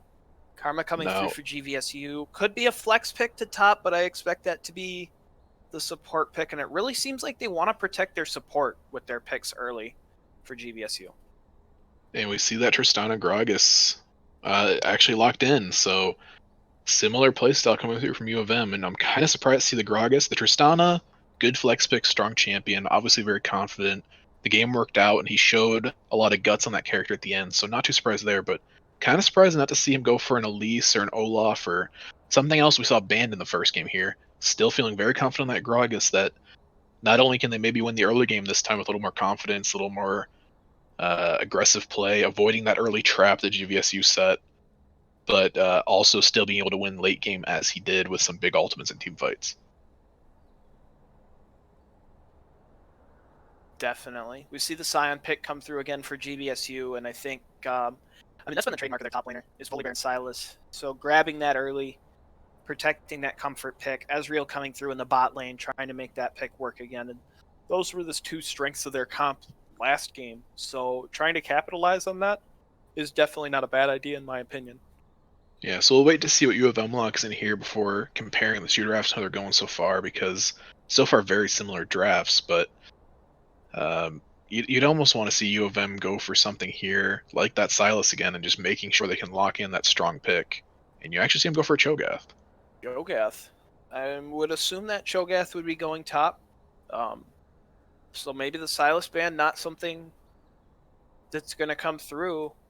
Kazakh's ban being hovered by U of M. With GVSU's jungler still being open, we know he plays Kazakhs and Graves a lot, so that Kazakh's ban comes through. Though U of M not showing very much of a squishy team, I don't think the Kazakhs would necessarily be the best idea, but definitely that early game pick potential that you want to ban away. Yeah, and I would expect to see U of M finish their bans with a Graves ban. The Graves didn't have a huge impact the last game, but just forcing GVSU's jungler onto something he's not as comfortable on. There's been a lot of jungle bans here from GVSU themselves, so no, interesting. The Anivia apparently Michigan determined was a problem. Leona banned away by GVSU. Leona, one of those really safe engage supports right now. One of the really strong, really safe engage supports, and so seeing that banned away, I have to see if U of M answers with the Gragas support, pick a different jungler, or not. Set banned away here. Master Yi comes through. I'm just out of words now. Now I do want to see if that is potentially a misclick, but we're not seeing anything typed out, so it does look like that will be Master Yi, and that's likely going to push the Gragas down to support, and I don't think we're seeing a Master Yi solo lane. With Michigan, you never know. They flex more than any team we've seen, and they're really trying to end this tournament with a bang. Definitely, and that's the Kiana pick comes through for GVSU, going for the pick potential in the mid lane. Is there a chance Michigan picks Tarek here and does Funnel Yi? Kiana was Graves. Okay, both teams confirming that they see that. Now the pick coming through is the Victor, so this is going to be a Kiana jungle. Something I have not seen in a long time. Oh no, the Kiana is Graves. So Kiana is a Graves. What we actually see here is GVSU basically going for their same comp. You see Seraphine get banned out. Is this going to be... There's the Tarek. Is this going to be a funnel? This might be the Funnel Yi. Nope, the Lulu's going to get locked in here. So is that actually is looking to potentially be a mid lane Yi, which is the first time I've seen this in years. So we'll touch on U of M here in a second. I want to touch on what GVSU did. We talked about the teams that usually can win a tournament. You know, these tournaments are such long events. You're playing hours and hours of games, especially after a 40-minute slugfest that you lost. Can you make that adaptation? Can you break through that mental barrier? And we see GVSU going back to what they're comfortable with. Seraphine was banned, so they picked Karma, a very similar champion. She's going to want to poke. She's going to put out a lot of healing pressure in fights. Lock in the Scion, lock in the Ezreal, lock in the Graves. And Navy gets banned out, so they take Victor, another very safe, just stable mid laner. So not a lot of adaptation coming from GVSU. Now, to be fair, they took Michigan to 40 minutes, something we haven't seen any other team do. So there's not necessarily anything wrong with that if they're confident that they can actually close this game out and if they can get past that mental hurdle of what just happened in the last game, the way it ended. U of GVS M, where do we even touch on what U of M drafted? As I watch it go through the actual client, the Mastery is locked in for the jungler. So I have to wonder. I think that's an AP Cho'Gath mid. Nope, Cho'Gath going top. So So it's likely a Gragas mid lane I am not or a Lulu mid lane. quite sure. I It's guess a it's going to Lulu be a mid Lulu lane. mid lane. And this feels really strange to me. I know Lulu top can be very good, but I guess are they going for the more supportive build where they're just trying to get the Yi fed? I believe this might be a variation on the funnel strat. Lulu mid lane is a viable strategy. It's mostly used to counter assassins. So into a Victor, considering U of M had that counter pick and it was their last pick, is an odd pick to me. They hovered the Taric, which could have been them kind of memeing and joking around, but looking at this, I would actually probably put money on the fact be a pseudo mastery funnel mid lane. I definitely think that's what I'm seeing here. And this, I mean, you said it. Where do you even start when talking about U of M's draft?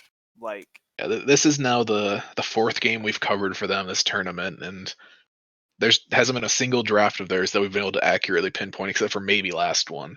So last draft felt like it was more similar to what we see in the meta as far as the front to back comp, the carries bulking up at the 20 to 25-minute mark. it definitely had its U of M twist on it, but with what we've seen from U of M, it was understandable and it made sense. This time it's just something completely different. They went for that what is likely going to be a tankier Cho'Gath top. They went for a Tristana 80 carry instead of the mid lane like last game. They put a Gragas support, which isn't completely meta, but it's nothing too crazy. We've seen it happen quite a bit. And then they just throw a huge wrench in all of it by putting Mastery jungle with a Lulu mid. Very risky play, but one that, if executed, and if it's something that GVSU hasn't dealt with this year, that adaptation we were talking about, GVSU showed that the first time they played Michigan, they played them well. The second time they just played them, they played them even better. Maybe Michigan didn't want to go back to their normal standard setup because GVSU's kind of figured them out a little bit. So mixing things up, making GVSU just a little uncomfortable. If this is something that U of M's practiced and they're confident on, it's going to be hard to stop because everyone knows the just absolute power of Taric Yi.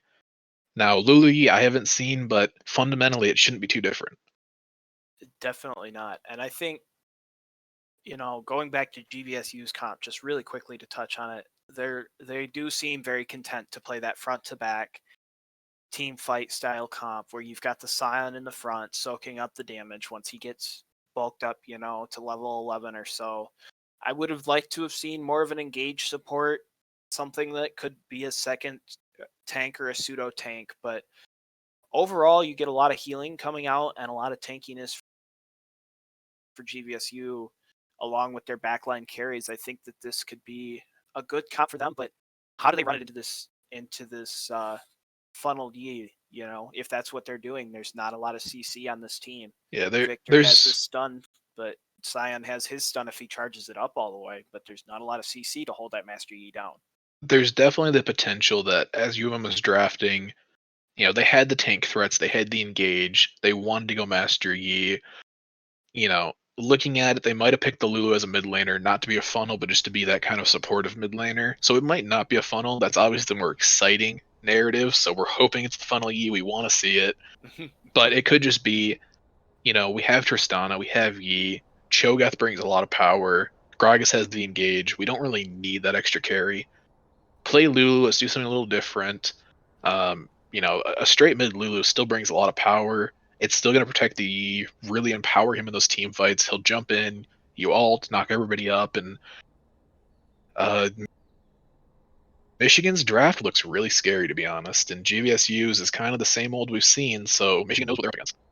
And I definitely expect to see that Lulu go with the Moonstone Renewer, probably the Staff of Flowing Water, more of that supportive mid laner build that we see like when you see a Seraphine mid lane played.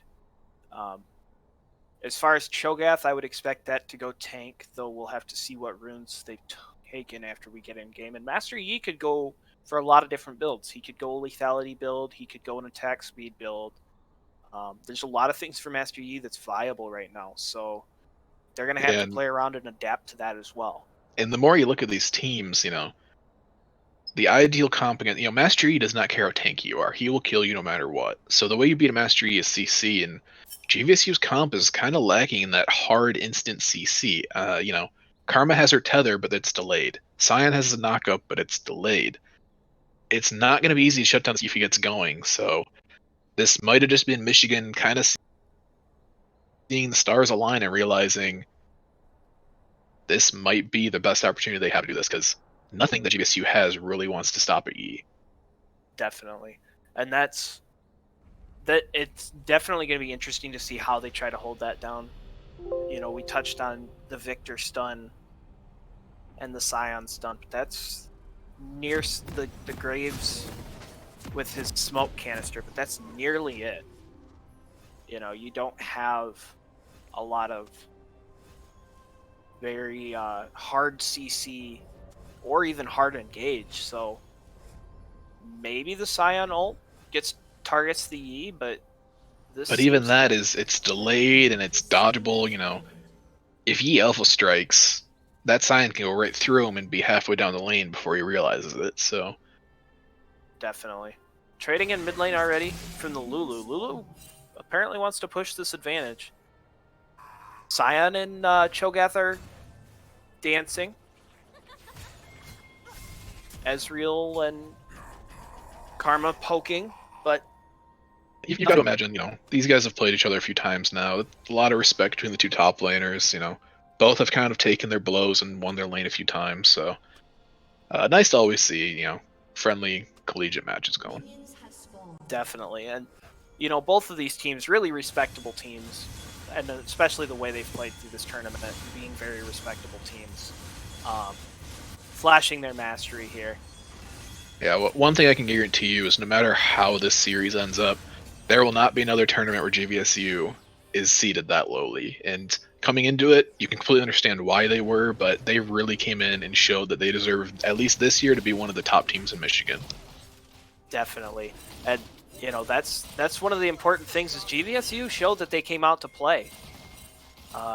Graves starting his red buff with a leash. Master Yi starting his blue buff with a leash as well. So both junglers starting bot side, both teams aware junglers are starting. Gragas going for the Aftershock. Karma going for Guardian. Karma with the Spell Thieves. Gragas with the Relic Shield. Yeah, nothing too surprising on anything here. From the Master Yi, you know, Hallowblades is very strong right now.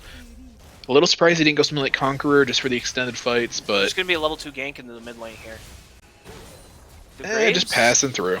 The Graves, it looked like the Lulu was going to push up a little bit more. She flashed really early. Cho'Gath trading well with the Scion early. Scion not able to trade really well in the early levels. Maybe that's where they could hold this Scion pick down.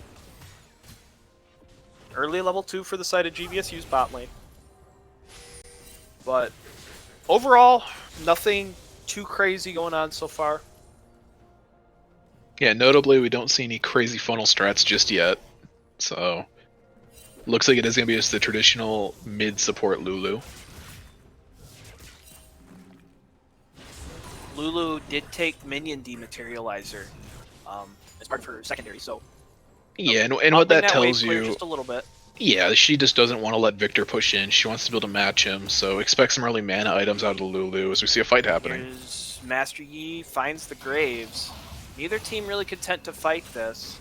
And maybe that was the funnel that just went bad. Potentially. It does look like Graves might have been spotted out by a ward unless that was just placed. So, we'll have to wait and see. Generally speaking, when you're funneling, you don't let anything stop you. So... Victor teleporting back into lane. Graves really trying to force something early here. Not finding it though. Gragas going quite low.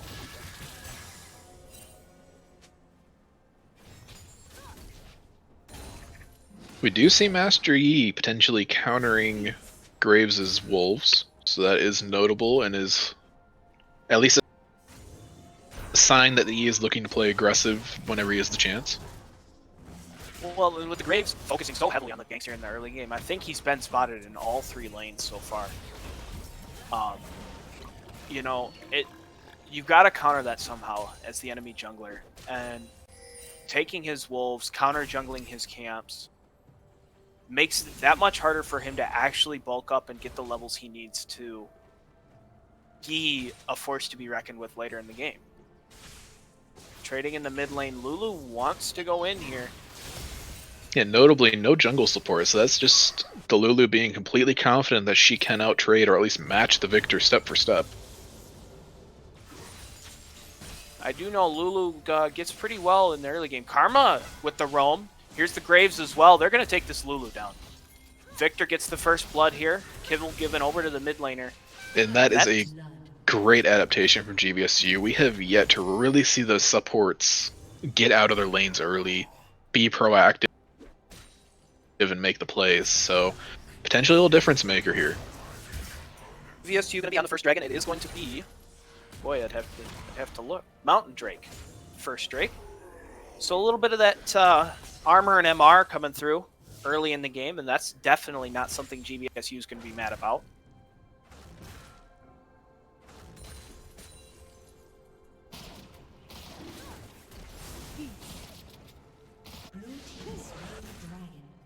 We do see Master Yi just continuing to clear. Again, nothing crazy yet, so the funnel strat does seem to be a dying dream.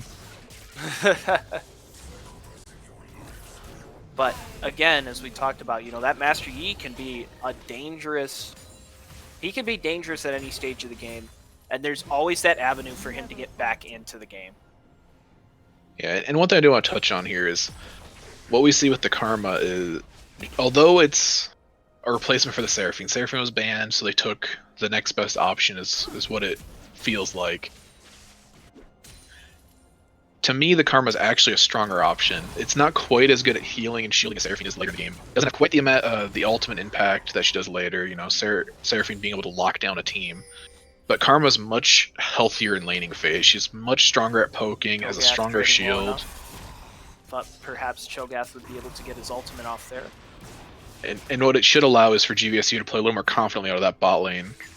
Flash burn out of Master Yi, as well as the Blast Cone taken, and it seems like this Graves is just a step ahead of the Yi here.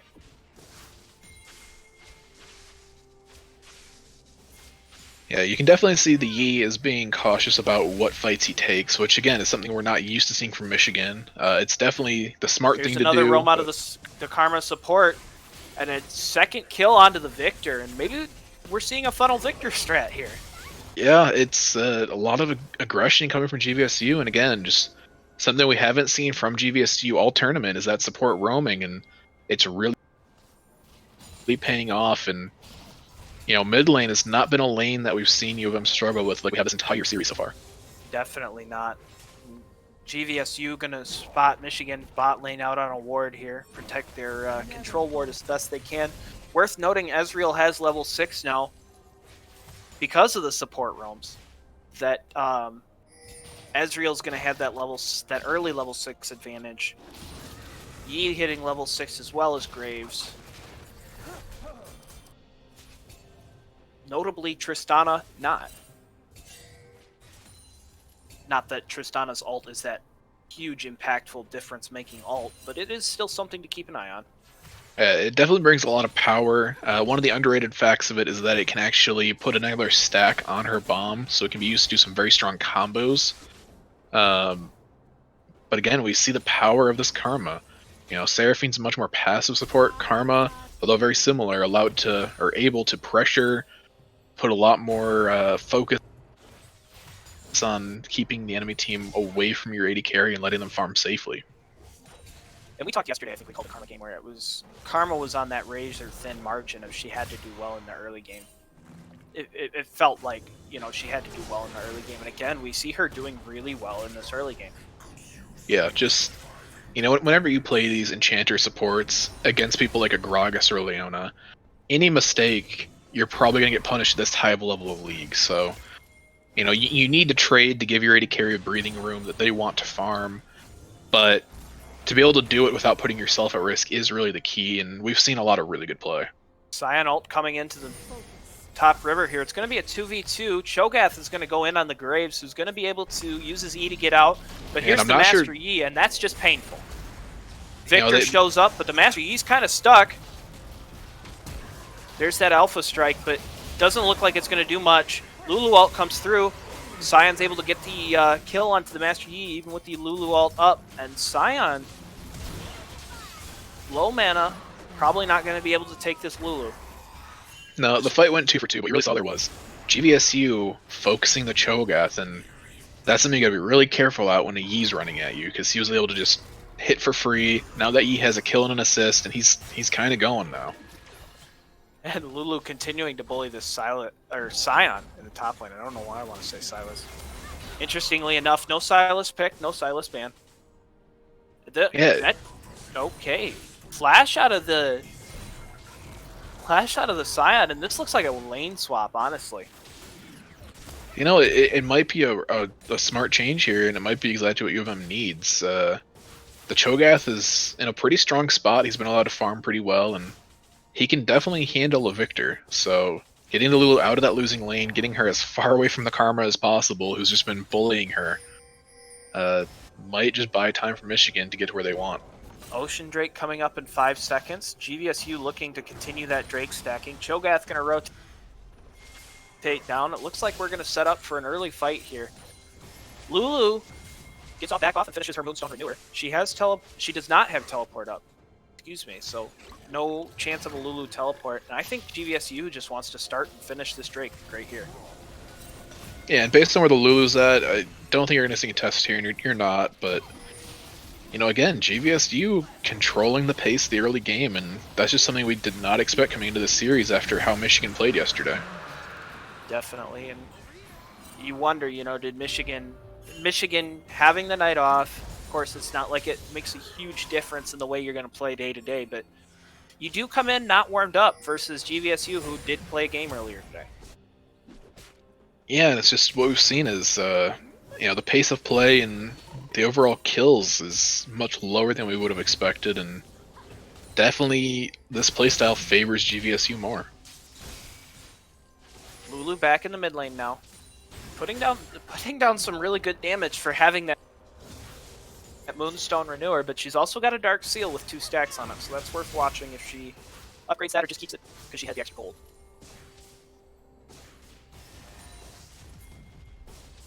Cho'Gath and Scion trading in top lane. And we're getting to the point where the Cho'Gath's not doing a lot to the Scion. But, similarly, the Scion's not doing a lot to the Cho'Gath either. Yeah, we're going to have to keep an eye on this, because the longer the game goes without anything crazy happening, the more you're allowing Yi to farm up and get items, and Speaking you see of a dive farming happening. up and getting items, we see Yi coming in underneath tower. Cho'Gath tanks the tower turret, or the tower shots. And the Scion zombie not able to do anything to the Yi, and suddenly we've got a 1-1 and 2 Yi on our hands. Yeah, and you just see a lot of the power of Yi right there, able to drop tower aggro. He tanked it for 2 hits. They finish the kill, drops aggro, gets out easy. Herald's going to come down as well. Graves trying to hold the line here, but doesn't feel like... I don't know, You don't want to get caught out as this Graves either. For sure, and the more you see this game, the more you actually look and think, you know, Michigan actually picked the better scaling comps, so something we're just not used to seeing from Michigan, something that maybe GVSU hasn't fully realized yet, and if they don't put some pressure on and get a better lead, you know, they have 2 dragons, but they're actually down almost 2k, so GVSU not in as good a spot as maybe they think they are. That gold difference worth watching, as it is 1.7 right now.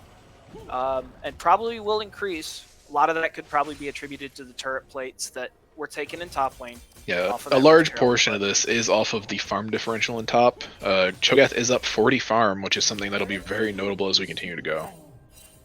Definitely, and watching Scion, of course, just getting his level 10 versus Cho'Gath, who's almost level 11 here. And if he's able to chunk this Scion down well enough, he may just be able to... He has already used his ult on farm. Okay. He did actually use it during the minion fight. He used it on minions during this fight, so a little interesting choice, but it looks like he's just got him Doesn't look trapped. like it's gonna matter. And the Scion pick a lot different than we saw last game. 1-2-1 versus the 4-0-3 that we saw last game. You know, it's the first time we've really seen Michigan's top laner on a more traditional tank, and he played a very slow fight there, and he used his ult on a minion, which was questionable, but you almost wonder if that was used to bait the Scion into being more confident in the fight. A little bit of friendly banter going on in the in all chat here, but we see Graves appears to be working towards a shield bow this game instead of the traditional Gale Force. Interestingly, we see Uh, a pause coming through first off, which is already looking like it is going to get resumed. While we're paused though, Yi has finished his first item and it's a Duskblade, which is, you know, definitely meta, but I was kind of anticipating more of an on-hit build from this Yi based on the team comps, so we'll have to see how this goes. maybe the itemization a little bit of a slip up here. Lucidity boots coming through as well for that ability. Hey, Yeah, Lulu and there's with the definitely Moonstone Renewer. there's multiple targets on GVSU that they can potentially one burst, so maybe not too surprising, but you know, in competitive play you always anticipate fights to go a little longer than maybe they would in a solo queue game, so we'll have to see how this plays out. The one thing we haven't seen a lot of out of GVSU though is tower pressure. Most of those towers on U of M's side still standing really firm.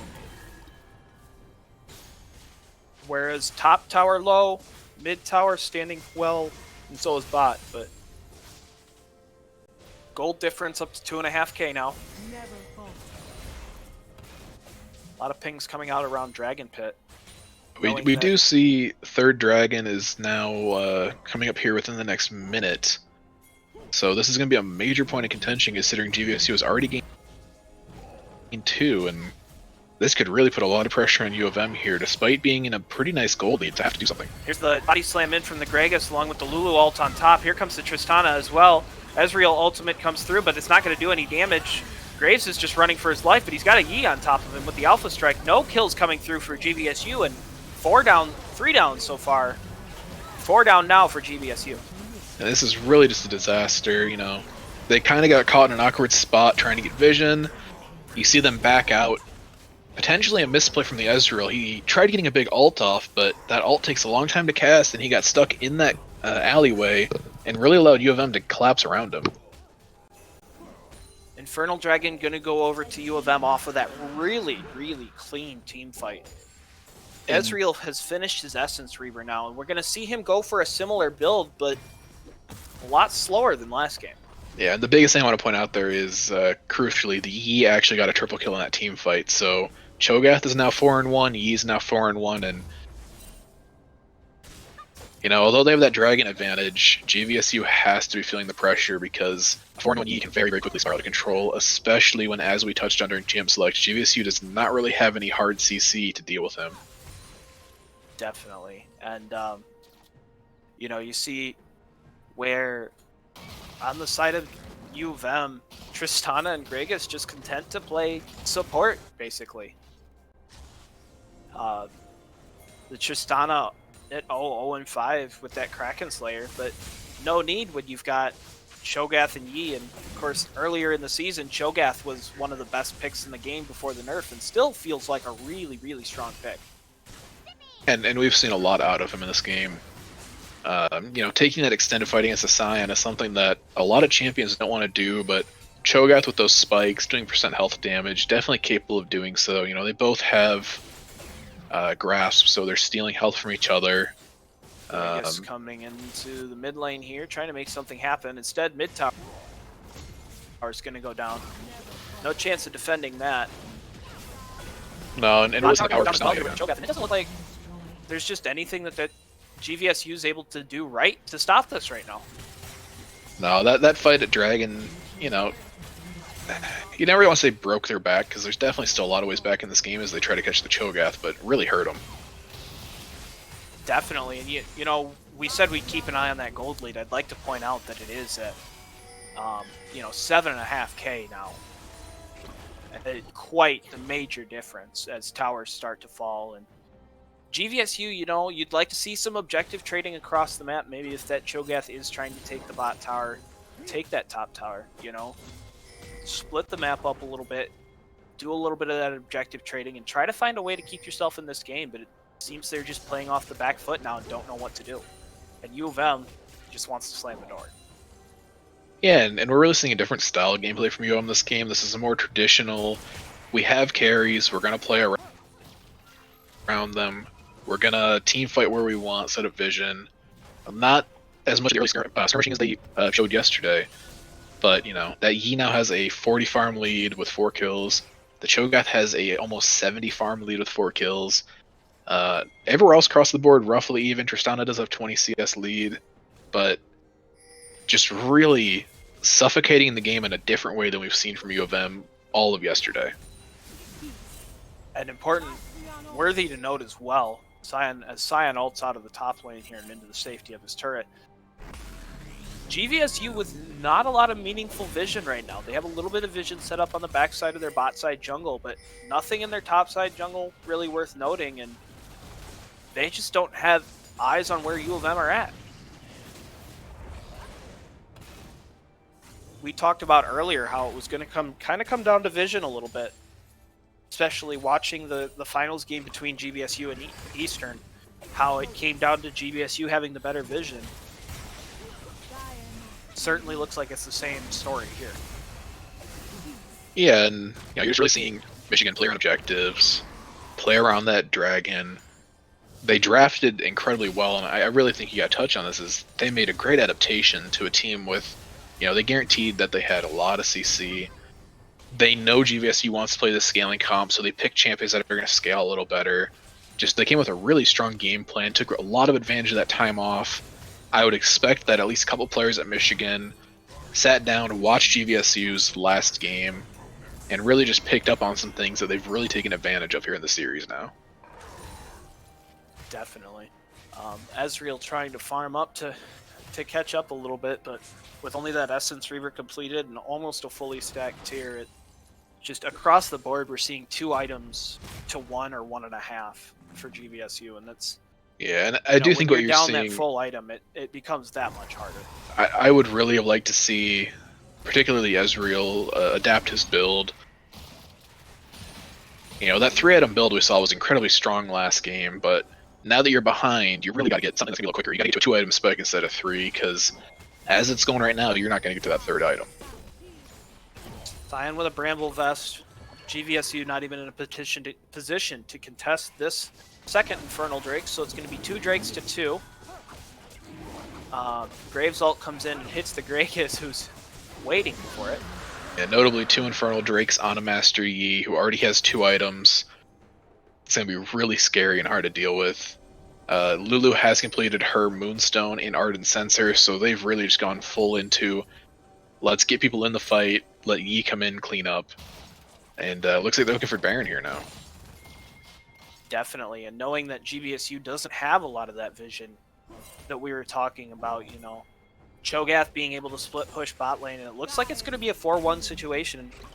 Cho'Gath without TP, and really just content to keep pushing that, keep the Victor down there.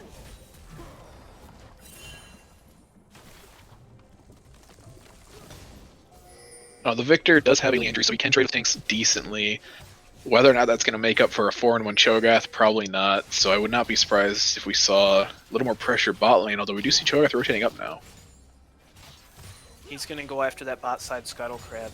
GVSU just trying to regain some vision on their top side jungle, but still nothing on Baron. And that's, I think, one of the more important points is U of M could sneak this Baron right now, and GVSU would have no idea.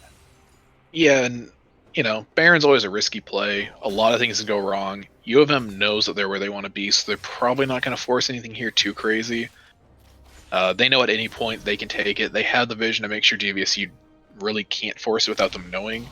If GVSU does force it, that just lets Michigan take a fight, and that's exactly what they want right now. So playing really smart, letting the Yi get big, letting Tristana get big, and making sure that GVSU just loses every little opportunity they have. So it'll be interesting to see what GVSU does here to try to make something happen, because just slowly bleeding out and letting it go later is not really where they want to be right now, with a Ezreal who's still 2 items away from being relevant, a Victor who really hasn't got anything going, Graves never got anything going, Cyan's not anywhere near as tanky as the Cho'Gath, and is never going to be tanky enough to survive a E where the E's at now. Definitely, and you know, Tristana now finishing that Storm Razor, going with the Storm Razor instead of the standard Phantom Dancer, I think, which has become more standard on her, I guess. But Ezreal, still Essence Reaver, and not much else. He's got the Warhammer, but Victor with the Leandries and the Seekers. Yeah, unfortunately in Ezreal, once you commit to Essence Reaver, it's hard to do anything else, but, you know, getting something like maybe a Divine Sunderer, which is a little quicker build, it's used especially when there's tanks in the other team. Just something that's a little quicker to get into. You know, by now it's far too late. He does have 2 items, so he's not in the worst spot. If they can stall another 6 minutes, maybe get a couple kills on the Ezreal. They definitely still have routes back, but they're letting Michigan determine the pace right now, and that's not going to do it. Polymorph onto the Scion. Scion wants to trade, but the entire team's going to show up, and he had to know that this was going to happen. Tristana taking the tower. I mean, we're at a 25-minute 9k gold difference, and it's becoming pretty evident across the board with the vision differences, the item differences, and really just the ability of U of M to outplay Grand Valley at almost every step of the way here. Yeah, a very stark difference from last game. Of note, Grand Valley is hurting so much for gold compared to U of M that they have not really got any Grievous Wounds item yet, and that's something that you would really hope to see against a Yi, Tristana being buffed by Lulu. Baron started up. Scion ults in. The Yi is going to go down to the Ezreal. That could be huge. 2 kills now on the board. Tristana trades one back, though. It's going to be a 2 for 2 so far. Scion and Ezreal chasing the Lulu, who has the burner flashing up. And excuse me, it is only a 1 for 2. Yeah, we do see a misplay there. Cho'Gath was not with his team as they look here to turn. And Victor caught out by the Cho'Gath and the Gragas. So it does become a 2 for 2. However, 2 of the main carries, the Yi and the Tristana, taken out. Shutdown gold's given over, and maybe that's the avenue that GVSU needed back into this game as they close the gold gap just a little bit. It almost looks like Michigan was trying to set up a similar Baron to the one they got last game around this time, where we'll have a couple people maybe show on the map, and then we can kind of half sneak it and collapse if we need to, and GVSU just really adapting well to it, collapsing, being aggressive. That was exactly what they needed. The E really made a misplay, staying in the pit, taking that extra damage, and unfortunately, the threat is by no means gone for GVSU. This is going to be a threat they're going to have to live with for the rest of the game, and if at any point they don't kill the E instantly in a fight, it's going to be a problem. GVSU going to start up the Drake. Teleport coming in here for the Cho'Gath, and this is going to be really dangerous. That Cho'Gath is large. Flash over the wall already for the Gragas. He's going to go back in, but it's too late. He's just going to die. Now I'm going to actually say this is a huge mistake by the Graves. I know you really want to contest this dragon, but against a Cho'Gath and against a Yi who has levels on you, there's no way you're going to outsmite that, and now Baron is wide for the taking. Gragas caught out. Yi large from the Lulu ult. He's going to get the double kill, going to find the triple kill here in just a moment, I assume. Yep, there's the triple kill. The Scion being caught out by the Lulu and the Cho'Gath. He's got no hope here. Yeah, you completely understand why they felt they had to try that, but the moment that Graves dies, best case scenario, you're probably losing Baron. You make it worse by getting caught. Initially, the Victor did a great job of trading out, was able to kill the Gragas, but the Gragas is the support. That's not really who you need to be focusing, even if you kill him. There's a lot of threats on this team who are already online, and this is really that Baron play we've seen. Is almost every game this weekend started with an aggressive dragon fight. One team wins it, takes Baron, and usually the game snowballs from there. Here we have that Baron. Tristana already pushing into the top side inner. No mid tower, only inhib tower left in mid. Graves going to try and make something happen with the Tristana here, but there's just nothing to do. They're not going to catch her. Lulu just finished a Magi's Soul Stealer. 10 stacks. She's got the Chemtech Putrefier. She's got the Ardent Sensor. She's 4 items in. Tristana with the Rapid Fire Cannon as well. Crucially, you know, when you're this behind, you're really just trying to stall out normally and wait for Michigan to make a mistake, but things aren't going to get better for GVSU. The next dragon on the board is not only Fire Soul, but it's 4 Fire Soul, so U of M just getting a ton of power and value out of that dragon. The Yi is just going to continue to get stronger. Tristana is about to hit level 16 and get a big spike. Lulu's level 16 and about to get her 4th item. She's already got 3, plus a Magi Soul Stealer stacking up. The Cho'Gath has 4 items and is just getting massive. Things not looking good for GVSU. They're really going to have to make an aggressive play. Giant Alt coming in here. Not sure what he was looking to accomplish with that, but dodged by all of U of M's players. They're trying to catch this Lulu out here, but the rest of the U of M's team collapsing as well. Meanwhile, Victor taking the bad fight against the Tristana in the mid lane. I don't think he wanted to take that fight, but it happened. Lulu ulting herself this time. They're going to fight underneath tower with the Scion tanking, but that's just not an option with Master Yi coming in, getting 2 kills right away and getting a triple kill. Yeah, and Master Yi proving that that Duskblade build is perfectly fine. He jumped in and instantly one-shot, not one, but basically 2 members and killed the Scion shortly after. This is probably actually going to be game here shortly as U of M is in position. It looks like 3 members inside the base. You know, we're going to see where U of M... Yeah, they are going to end here. Yep. Master Yi and Tristana both pushing towers. Not something you can really stop. One of the strongest combos in the game. Obviously, Cho'Gath getting bigger and bigger and bigger. U of M going for the kills. They should still be able to end. And they Victor will. gets a triple kill, but nothing he's going to be able to do to stop this. And for the second game in a row, and we see a Tristana dancing around the Nexus. get the Nexus. This is a really well played series by both teams. Very respectable. GVSU gave a heck of a fight in the first game. Obviously, fell off here, but major congratulations to U of M. Phenomenal weekend of League of Legends, not dropping a single game. We'll touch on them here in a second. I want to touch on GVSU. Really came in as underdogs in the entire tournament. Had to play the first game of the day of the entire tournament against a team that was very closely ranked to them. Played them very strong. Went on to knock off multiple tournament favorites. Only to get knocked out by a U of M team. And then to come through, force them to a 40-minute game, play really well.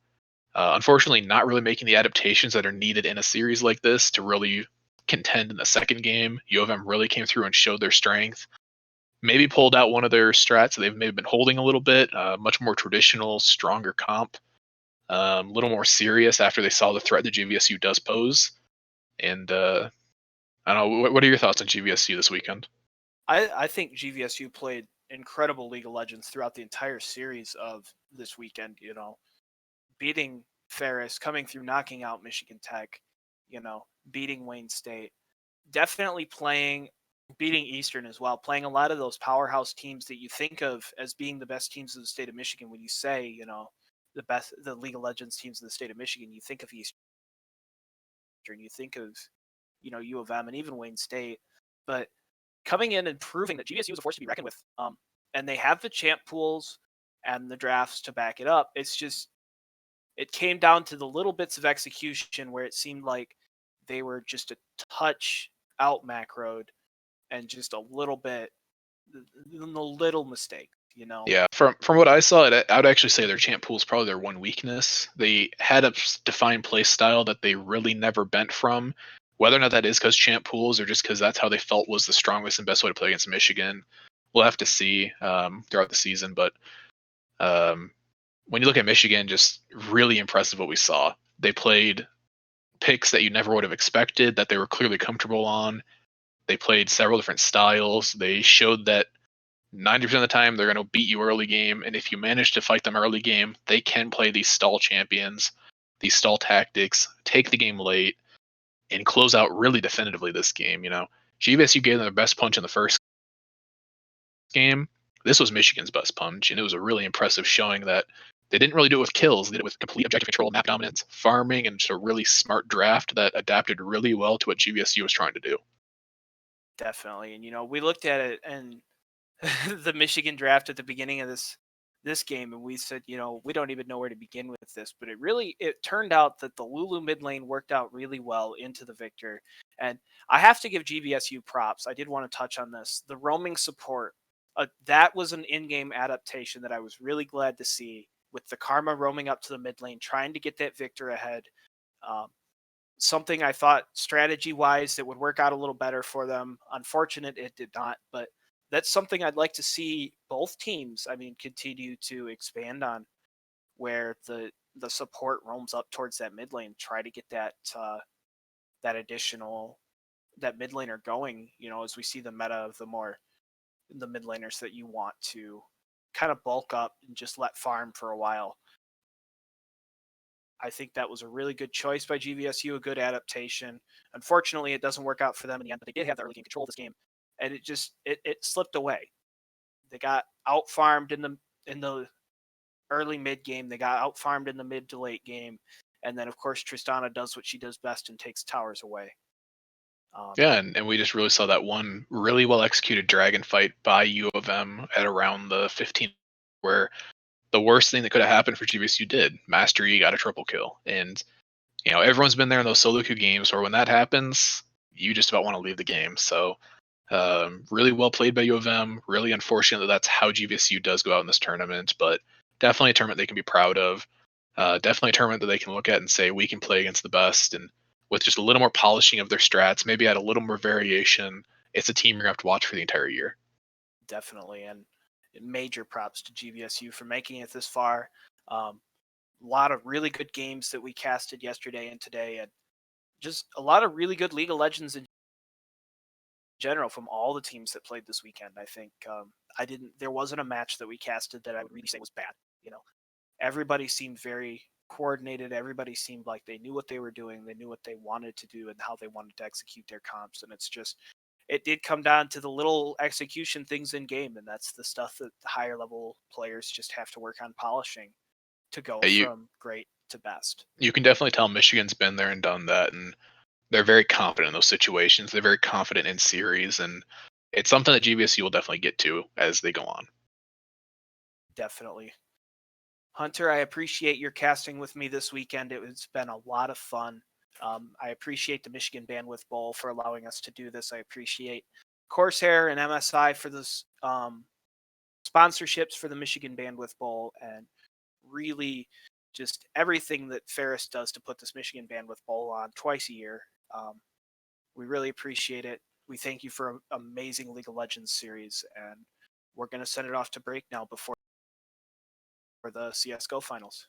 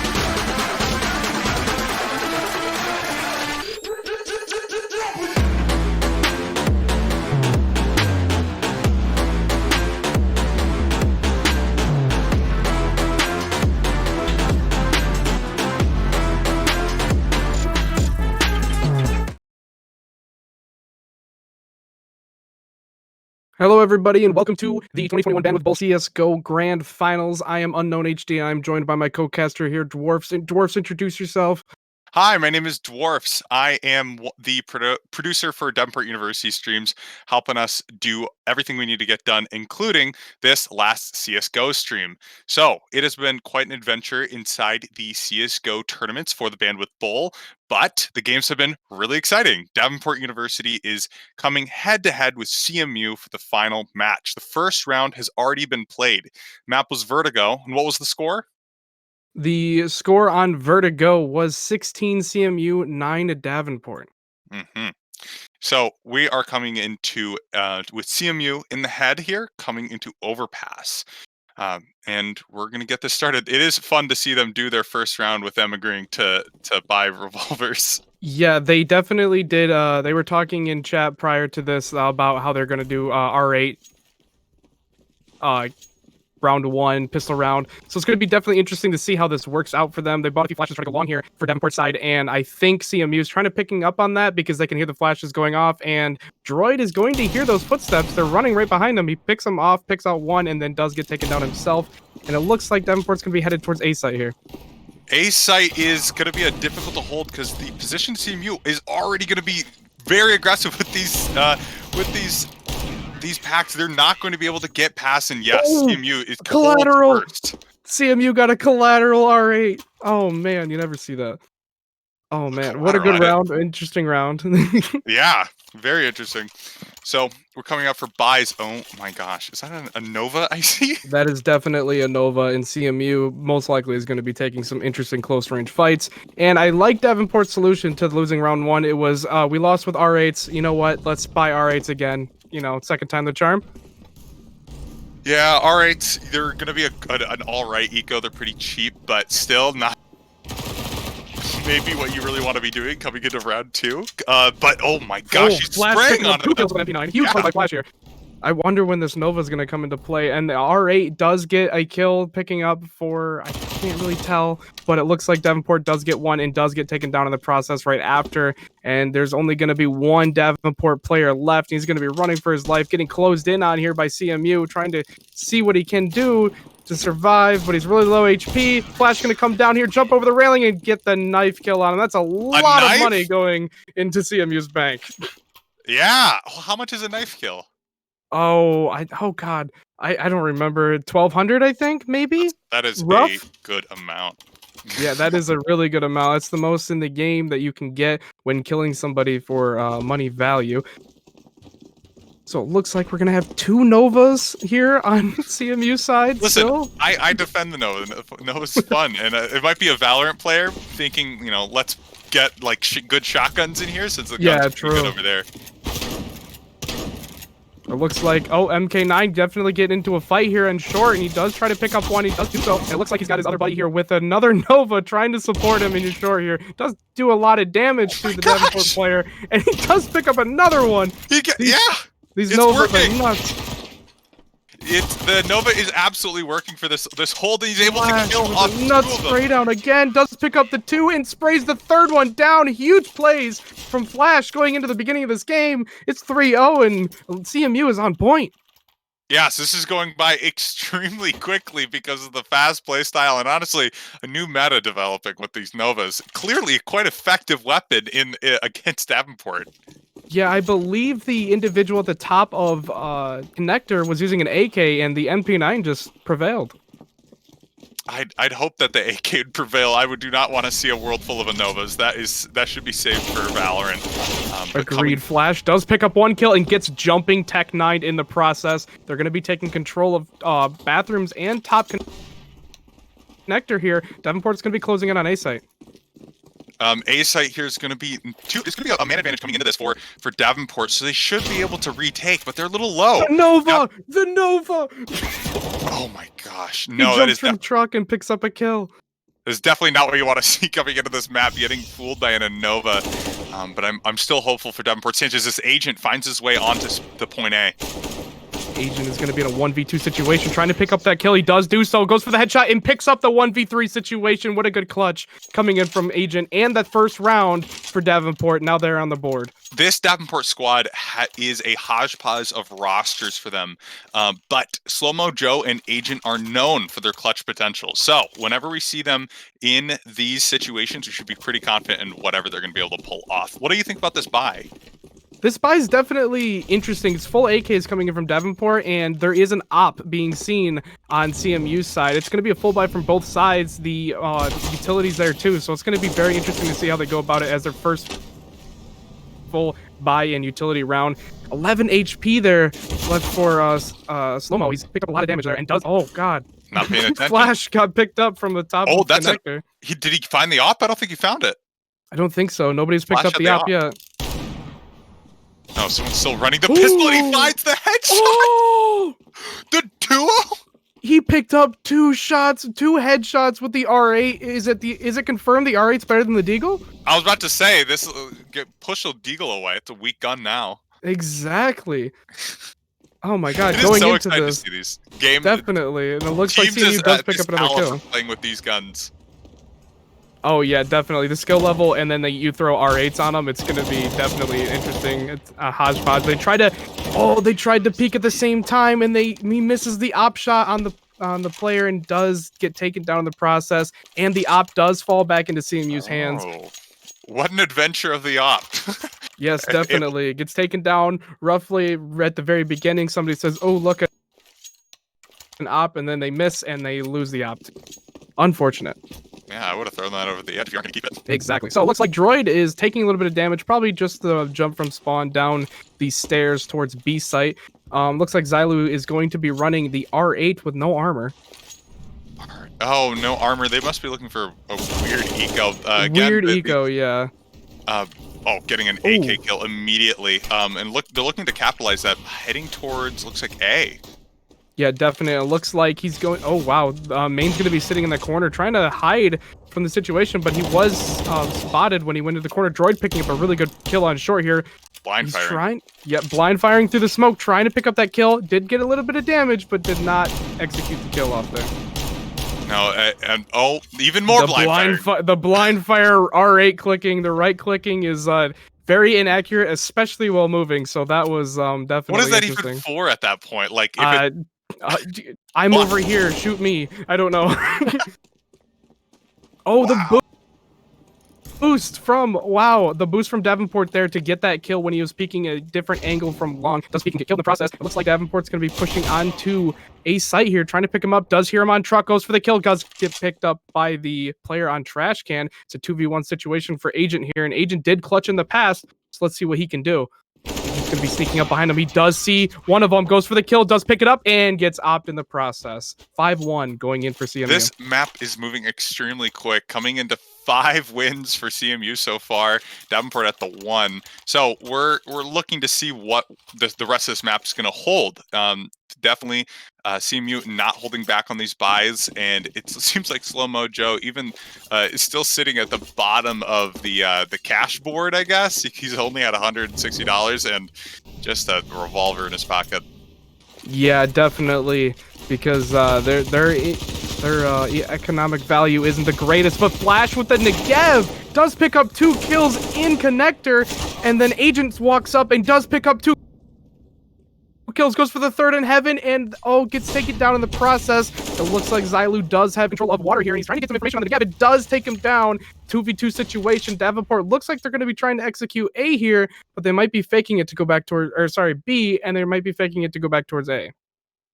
B might be a big risk here. We know that they're very confident around this pillar position, especially with the off-meta weapons. You really need to know what you're walking into coming in here. But now that they've seen it's just a simple assault rifle, they should not be very worried coming into here. They just need to make sure they're coordinated in their pushes. He ran out of ammo. He only had 6 shots when he went for that fight, and he had to reload. He ran out of ammo, so MX3 is going to be falling back onto site, and it's going to be still a 2v2 situation. Both half HP for Davenport, but that does not mean they're out of the count. They're going to be rotating back here with 40 seconds left in the round. They're looking like they're going to work their way towards A here. This could be interesting. Yeah, it could be. They've been trying to make A work for a really long time, and they're going to be leaving someone on B in the dust. It's going to take a while to figure out when it's going to happen because they've been putting so much pressure. A full whiff from Droid, just going wide on the hip. Yeah, Droid going for the second shot. He does pick it up. It's a 2v1 for Unperfect. Unperfect did get the smoke off. The grenade lands by him. Doesn't know what to do. Stands back up for the plant and does get taken down in the process. That 6-1. was clutch. A weapon swap to the pistol. You don't want to have to rely on that pistol so late, but once you have the op and you want to carry it over, it's probably the right choice. Definitely. What does Davenport need to do to get back into this game? I know they're only down by 1. Slow it down. I think they just have to slow it down a little bit. Both teams are very aggressive teams, and I think they're kind of seeing that now. They're playing very aggressive, very fast-paced, and I think if Davenport slows it down, they could catch CMU off guard. Yeah, and this Negev play that happened last round. Zailu picking up a really good pick and flicks to his teammate in connector because he heard him run, but Unperfect does pick up a second kill in connector, did end up finding the player there. It's a 5v3 going into this, and Davenport's going to be rotating towards A. He flicked to his teammate to shoot him. Yes, because he heard the connector player. He thought that was the player in connector because it was probably a comm there, but they ended up finding him later on after his teammate got a little hit through the wall. Oh, the spray through the smoke was almost perfect. Did do about 75% of his HP there. It's a 2v4 situation. Could be a good idea for CMU to save here, but they're going to be going for it and does get taken down in the process. Good job, Davenport University, able to pick up that win with this extremely aggressive playstyle. It just needs to be put onto the onus of A. Once you get them into the back area, you can see CMU gets extremely uncomfortable when they're being pushed without those confident angles. So Davenport just needs to accentuate that coming into this next round. Yeah, definitely, and it looks like we're going to have the classic return of the R8 squad coming in from CMU. They're going to be kind of broke here. Actually, one of their players was 0 on their economic value. So they're going to have a full R8 here, and they all have armor. One of them only does not have head armor, so we're going to see how this works out for them. Full buy coming in from Davenport, just a little less utility. Does pick up a kill there for Zailu, but Zailu does get taken down in the process. 3v3 situation, R8's versus the AKs. And it looks like MK3 does pick up the kill on the site using the R8 as an op from heaven. And it looks like Davenport and Lil going to be walking towards A site. Unperfect trying to get some kills here. And it looks like CMU is going to be looking for the pick here, trying to predict when he's going to peek. Unperfect going for that Molotov, trying to force him out. Does pick up the kill. He's going to be going for the second. He crouches, pulls out the pistol, runs around, jumps, and does pick up the kill. Huge play from Unperfect here, and it looks like it's going to be a 1v2 situation. MK3 does have an AK, but resorts to his R8, so we'll see how this is going to work out for him. Does pick up a kill. Unperfect with the perfect peek. Oh, I'm good not round for Davenport. I'm not sure they're really heeding our warning about playing it slowly. It seems like that they're just playing wider. You know, they're playing in these totally different places, going totally disconnected from each other. But it's actually helping. CMU is expecting these classic kind of around the corner plays. Davenport University, rather, is changing that expectation. A huge grenade buy coming from Davenport University. Definitely going for an eco next round. I don't even think they have the choice in that fact. Yeah, definitely. They're going to be really poor if they lose this round. And CMU's going to have a lot of money going into it if they do win, especially because they're a full eco here. Milo lost his R8 there for a second and then picked it back up. Unperfect lost a lot of health from that molly, though.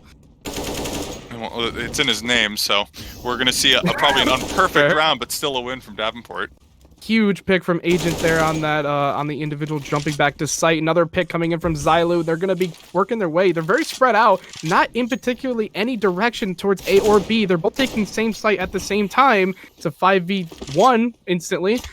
So it looks like Main's going to be in a 1v5 situation. He could end up saving here. He could be going for an exit pick because, you know, he just has an R8. Yeah, the R8 here is purely an eco buy, so it's probably not going to find any result going down to 9 HP. Does the R8 ignore armor? It does not. It just does a lot of damage. If you hold the trigger mouse 1 when shooting it, it does a significant amount of damage. I was really surprised that he didn't really take any armor damage there. I don't think it ignores armor, but maybe it does. He could have shot him in the leg too, so I don't know. Oh yeah, that's probably it, because it just protects chest and head. All right, so normal grenade round for Davenport, and it looks like since CMU are actually going to be taking quite a bit of money here since they took some damage. Beautiful Running FAMAS kill there. Oh, that was very interesting for coming in from CMU. He did get that headshot while running away, making it a 5v4. Yeah, we have some grenade setups and a missed jump from Zylu there. MX3 missing his spray, and he tries to get him to pop back up, and he does. He goes for it. Both players thought they were very confident in hitting that shot, and MX3 just prevailed in that situation. It looks like Agent's going to be entry fragging onto A site. Does pick up a kill, looking for the second person there. Does get taken down by a quick peek by Flash. Huge play, and he does scope for the second kill. The AUG is nuts, and he's going to be taking it to his victory. And Unperfect here in a 1v4 situation does take down one player. He's going up short, trying to quick peek, find anybody who's off in the open. He's going to be coming around the corner looking for anybody in heaven. Does not see anybody in particular. He's going to be keeping around the corner, peeking around, trying to see somebody. Does pick up a kill. 1v2 situation. He's looking to see if anybody's flanking him around. Milo's trying to play that patient card and see if he's going to come around. 40 seconds left. Unperfect has a lot of time to make this work. He's going to go grab a bomb and see what he can do. Resources. Exactly. He's got 3 grenades in his pocket, so he's going to be able to make use of the first smoke, and the rest I think are just flashes. Yeah, he smoked mid-sight here. He's going to be peeking wide on heaven and does get taken down in the process. MX3 there does get 2 kills and wraps it up for the CMU. Unperfect almost with that major clutch. Yeah, not the person you ideally want in the situation. You want to keep someone with the clutch potential. He died with both flashes, and he probably could have avoided that death if he flashed heaven, you know? Yeah, definitely. If you're planning on wide peeking anything, maybe consider throwing a flash or two, especially since you have them. So it's just a use of resources. Maybe he was saving it for next round. Wow. Definitely, it's definitely save the op kind of thing. I agree. And it looks like Main lost his gun. I don't know where Main's gun went, but Unperfect picking up 2 major kills on the B site. Entry fragging super hard for his team. Agent does pick up a 3rd kill there, and they're going to be looking to keep the rest of CMU off site with another kill. Unperfect. It's so close to dying to fire again. Yeah, he just lives in fire. It's his new thing. Through the fire and the flames is Unperfect's theme song. He's gonna be getting healed up all the way, buying another molly, hopefully setting himself ablaze again. I think it's intimidation, honestly. It definitely is. It's like, look, I can run through fire and you can't. Yeah, I just watched Iron Man 2 where he just walks through fire, and I'm like, that is so cool. Yeah, Hopefully exactly. That's what he's doing. Interesting eco round from CMU here. Look at this. They're all going to go long. How do you think this is going to work for them? I think they're going to get shot to hell by Zylu. It's probably not going to work out for them as much as they'd like, but it depends on if they're going to be able to spot him out. Oh, they have the bomb. All 5 of them are there, and they have the bomb. They do get picked down, but it looks like, oh, they're continuing peeking. Agent does pick up 3 of them. Oh my god, coming in from a Davenport University. They're going to be coming back up here to assist, but one gets taken down top of connector, and it's a 2v2 situation. This was an eco round for CMU. They could prevail with bomb. Davenport has to either decide to play for bomb or go for the kills. And I imagine they're going to try for the kills. Yep, and that's what they do. Because they know it's an eco round, so they get that advantage with armor and the other people not having armor. They go for the first kill, goes for the second, and does pick it up from slow-mo with that clutch potential. Good job there from Davenport. Unfortunate on the loss there for the eco because of the AK's full armor and util. Yeah, I don't think Davenport really was expecting that round to go that way, especially when your bomb man is splitting off towards long. But I imagine this one to go a little better. We're actually almost tying up the score here. CMU at 7, Davenport at 6. Yeah, you know, the most interesting part is Agent is actually dominating for Davenport. He has 21 kills for Davenport. The next closest to him on the scoreboard has 12. Gosh, Zylu absolutely carrying Davenport University and making quite a show team. Yeah, definitely. And it looks like they're going to be taking short or water here, and they're going to think about going up short, but we're smoked off. Agent fragging here again for Davenport, trying to molly off any divider play. He's going to work his way towards connector, possibly working their way towards B as a whole.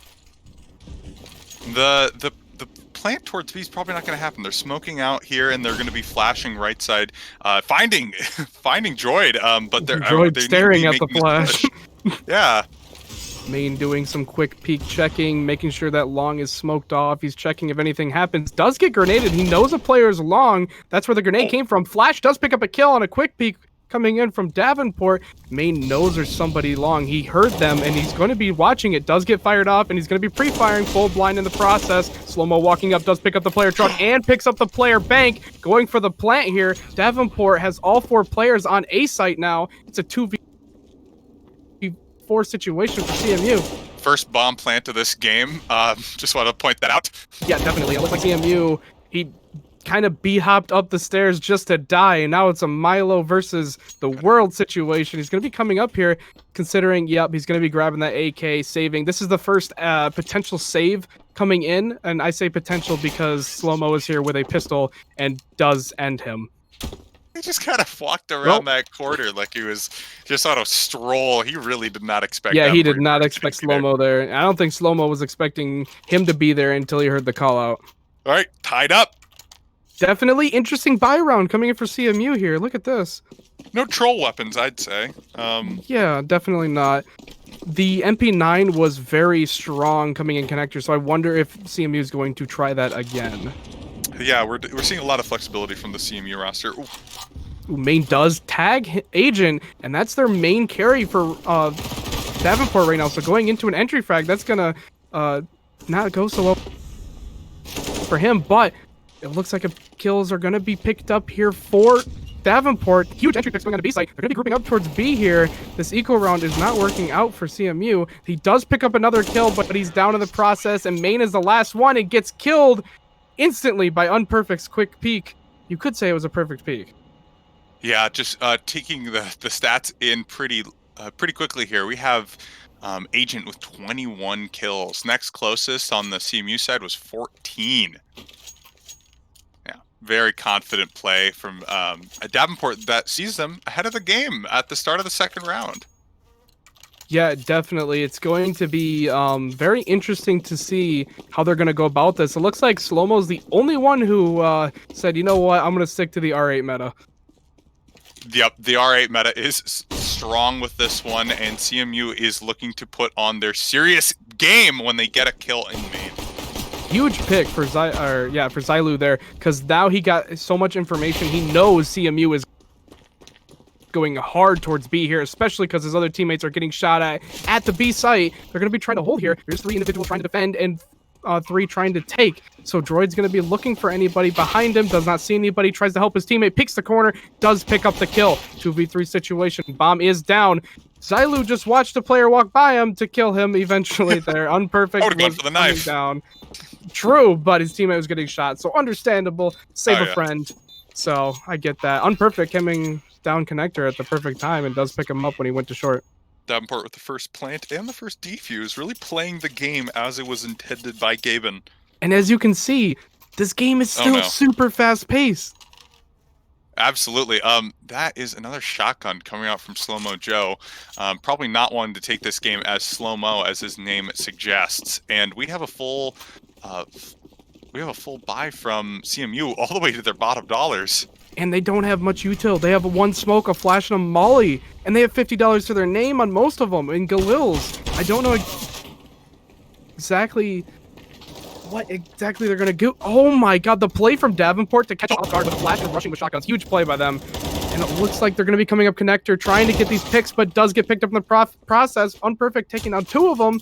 MK3 trying to grab an M4 in the process and save himself. He hears the MP9 player, does take him down. 1v2 situation. He knows their fountain. And it looks like Slow-Mo's going to be picking him up. Davenport with the secure on that round. Still, they were able to take down a lot of people on Davenport's roster. Davenport is looking pretty delicate in the fact that once the one pick goes down, their kind of whole strategy might fall apart. So CMU probably is looking to take advantage of some of that coming in later in. But I'm not sure if wasting a lot of your money on the rifles to do that was really the wisest choice, especially when one of them clicked up one of the Galils to use against you. Yeah, it looked like CMU was kind of very dependent on gunplay that round instead of utility play. Zylu hears all of them long, does peek the corner and pick up one of them, pulls to his scout, misses the flick, and it looks like he's got Unperfect here to save him, and he picks up the player that was just about to kill him in the process as well. Unperfect saving his team left and right. Zylu. Zylu is, well, yeah, zero HP. That's Zylu. And it looks like Unperfect swinging here, picking up the one that just took his teammate down and does take out the last individual in the round. Davenport 11-7, huge for Davenport.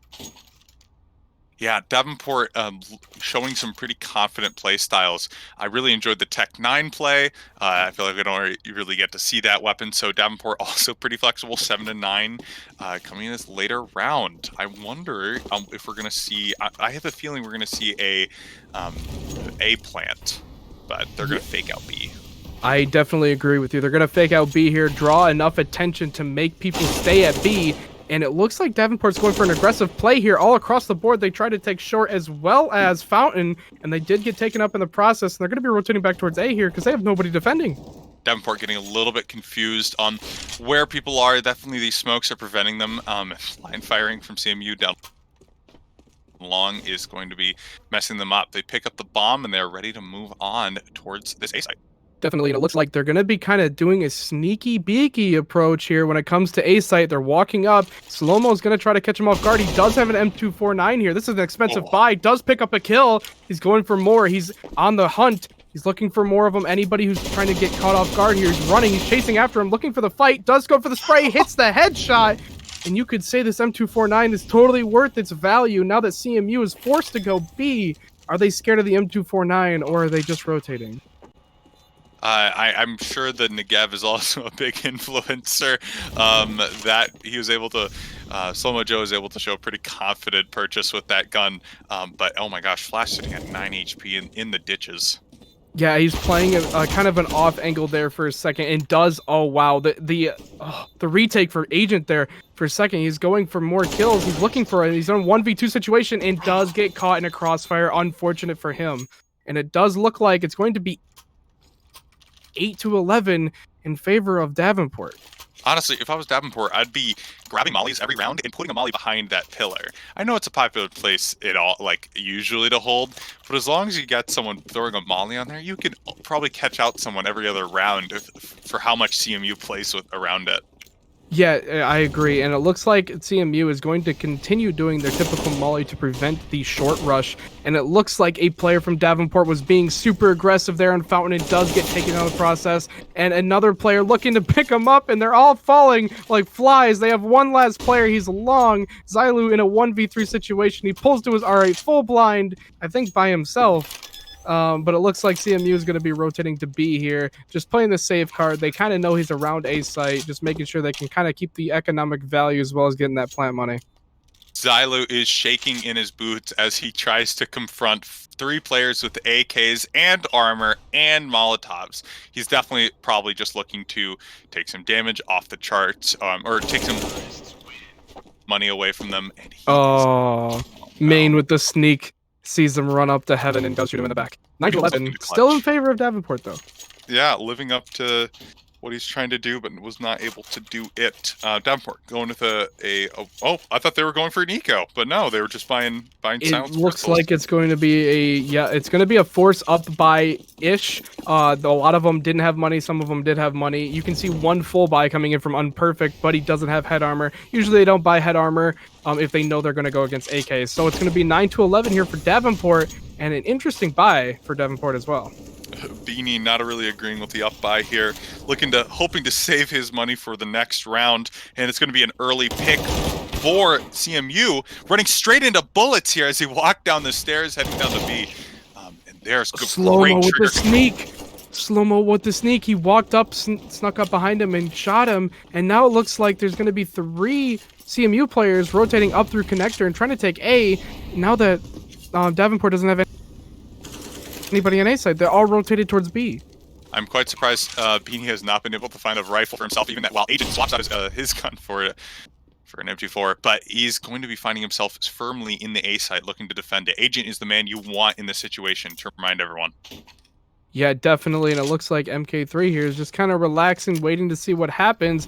Beanie is going to be throwing his smoke to cut off any visual from long here. Milo is going to be sneaking up along this smoke, trying to see if he can get any angles or catch anyone off guard who wide swings. And it looks like Beanie's wide swinging and does get picked up in the process. That one-way smoke in favor of Milo because he could see his feet did help him pick up those 2 kills. Good play by Milo there on the CMU side.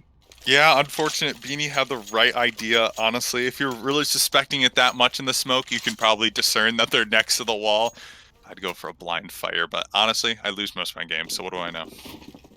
Yeah, the blind fire tactic could have been definitely interesting there. But the 5-7 I think was the only thing deteriorating him from actually doing a blind fire, because it's not the best to blind fire with. So yeah, so the eco round coming from Davenport here, he's pushing right in full blind. Main just saw a glimpse of him just spraying and praying, and does get taken down in the process. That's an AK for Davenport. They can make this work. The site is given up to CMU, though. It's a 3v4 situation. The AK is down. The last one's alive, only has a CZ, and he gets taken down so fast. This game has been like maybe 20 minutes, it feels like, and it's 11-11. Yeah, 11-11. Usually games of this caliber will go on until the bomb explodes, but no. Yeah. Davenport has been forcing these plays. They even all ran into each other in the same pipe while flashed. So yeah, all of them were full blind, and then they all saw a glimpse of each other. Main was just spraying. They were spraying. It was definitely a mess. no, I think we're going to be seeing a more serious round as Milo walks straight into a molly. Yeah, Milo just ran through the molly and says, I don't care. I can walk through the fire and the flames. And it looks like a pick coming in for Seward there. And it looks like it's going to be a 4v3 situation rather quickly in favor of CMU. They're going to be molly-topping the connector push, so they don't have to worry about that for a little bit here. They're going to be looking to see if there's anybody caught off guard in here, but there's not going to be anyone in there. MK3's flashing long, does not see anybody. They're going to be working towards A. I think Davenport's picking this up, and they're going to be rotating towards A here as well. Yep, Davenport rotating towards A. I'm not sure if they're really going to be able to get firmly on, but they do. They open it up. Huge one tap coming from Milo. Does pick up the player on truck as well. The last player is still rotating. Slow-mo did not rotate in time for his team. He's looking. He knows there's going to be a player there. Does pick up the kill. 1v3 situation. Can he pull this off for his team? He's walking through the smoke. He's trying to see if there's anybody here. He's listening for footsteps. Does not hear anything. CMU's playing it smart. They're playing so far back they can just all peek at the same time. If the bomb ever goes for a defuse, Slow-mo might save here. He's looking around, does not see anybody else on the site. He knows what they're doing. He's gonna be smoking it, going for the defuse, and his arm is the only thing in the scope for Flash. It was just his arm, and Flash picks it up and gets the kill. Keep that to your side, buddy. Yeah, definitely. If he crouched, he wouldn't have got a Flash would have missed. So. Yep, and I'm sure they're going to VOD review that and realize, hey man, should have crouched. Might have helped out. Should have crouched. Maybe crouching. Yeah, definitely. And it looks like it's another eco round for Davenport here. They're having to do so many ecos, but maybe one of these ecos can actually prevail for them in the future. Looks like Flash going for some picks here. Does not see anybody, even though oh, okay. Well, does get a pick up through the smoke, though. Good shot coming in from him. Unperfect peeking and spraying through the smoke, and it's a trade between spraying and praying through smoke. It's a huge shot from Beanie there on the CMU player who was trying to take sight. And it looks like Davenport's going to be kind of rotating-ish here to A because there's nobody defending A site. Yeah, they're going to be calling them out saying, got nobody on A? All right, we're going to walk onto it. This op better reposition quick, and he's going to pop up like a gopher and take him out. Beanie easily taking out his competition. Definitely, and that was such a nuts play by him. He peeks up at the perfect time, and it looks like the bomb is down. CMU has control of all of long, but does have a player out in the open and does get taken down. Beanie has an AK here. This could help them prevail. He's going to be smoking off long. He knows that they have a long control. Flash has full vision of the bomb if they try to defuse, though. MK3 looking for, or MX3 looking for a pick here, does pick him up, looking for the second one, does get taken down. Flash still has full vision of the bomb. He's going to be molotoving it, and he knows he can't defuse if there's a molly on it. And it looks like Unperfect is going to have to save here. He's out of time. Yeah, the CMU is taking an extremely, I'd say, safe playstyle for this next part. You know, they are planting the bomb, they're going by the books, and then they're holding all their nades until the perfect moment, and they have someone looking at it up. It doesn't give Davenport a lot of opportunities to have something, so they're going to match it with their own op and their own buy. Yeah, definitely, and it's going to be interesting to see how the op works for both sides here, because there hasn't been an op on each side at the same time. They've only done one or the other. Messes up the Molotov there. Guess you're past the point of no return. There's a molly behind you. You're not going back now. Flashes smokes, mollies, everything. They're going to be taking a fast take here for CMU onto B site. Does pick up one. It's a trade-off. Slow-mo picking up 2 major kills on their site take, and there's going to be another one falling. CMU's looking to see what they can do, get that bomb down, but there's so much smoke, and they don't know where anybody is. They're looking around. Main's looking for anybody to pick up. Does go for the kill. Misses the spray. 1v3 situation. He's mollied off. 18 HP, trying to get away. Sees the person jumping, spraying through the wall. He's in a panic. Oh, he's getting chased by a knife. He's looking for a knife gang, and he does pick up the knife kill. Huge economic value for CMU. Oh, no. Could he clutch this situation for CMU? He's gonna. That wasn't even a thought in my mind. I'd hope not. Yeah, that's what I'm saying. I didn't think he would have any chance here, but with that knife kill, it's still a 1v2. He has an AK. He can one-tap both players here. He's going to be looking around. He is smoked off. This is kind of unfortunate for him. He has to wait, but he's got a lot of time on the clock. Got it lined up for the head. As soon as someone comes to check him out, he's going to take him out immediately. Definitely. Main is ready, and I think Unperfect is just as ready. I think Unperfect knows. He knows he's in the corner. He's just waiting him out. Peek me, and Perfect. He does get the kill. Unperfect with a good cleanup there. That was kind of interesting on the knife there. I was going to say during the middle of that, I was like, man, Davenport with their own buy coming into this round, like, they're looking really good. They killed everyone. And then we have Main, like, just going off on his own, getting a knife kill on the 1v1, absolutely tilting the Davenport squad and trying to make sure they can salvage it and make sure not to lose. Yeah, definitely. And it looks like Davenport's kind of doing an aggressive take here for long, and Main expects the player to peek him, and he does pick him up, and it looks like they're going to be going towards a kind of a spread out play here. They did get a pick on B, but they're still going to make a decision on where they want to go depending on the continuation of the round. It is not looking good as they walks into the pipe. Beanie showing that he is pretty confident on that weapon and on that position. Missed stop by Flash. He's holding his position that he knows to hold every time they approach A on that up. Yeah, and it looks like CMU is definitely more oriented towards A site here. They're not looking to go B, and I think Beanie's going to kind of pick that up, especially with the jump peaks. Flash picks him off, and he does have an entrance kill going into A site here. Beanie's going to help his team out by flashing all of A site, keeping everyone full blind. MK3 is trying to help his teammate that gets taken down, but the op does do so. I keep calling him MK3, but he's MX3, and it's a 2v2 situation.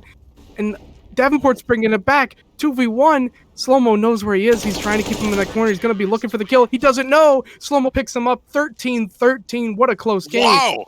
Yeah, that's a good thing to point out that we are 13-13. Davenport looking a little healthier in the money department, and CMU less so.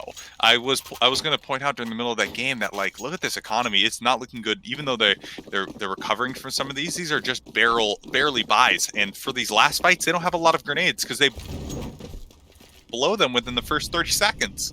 Yeah, no, both sides do that. They throw so many grenades at the beginning of the round that they just don't have them for defense half the time. And same thing for attacking. They throw so many at the beginning of the round, they don't have anything for attacking when they're trying to take a site. So it's very interesting to see how they use this utility. Like you said, they're really limited.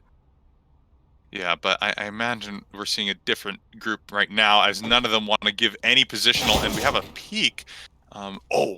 Ooh, Flash does get taken down, and you can see both sides here have slowed down a bit. He's trying to grab the gun, goes for the pistol kill and the knife, and the pistol does prevail. The knife kill is not there, and it looks like Droid's going to be picking up another kill on short. It's a 4v3 situation. They're going to be doing a smoke execute, smoking off heaven, mollying barrels, making sure nobody can do anything on B site when they take it, and it looks like Milo's going to grab bomb or rotate to his team.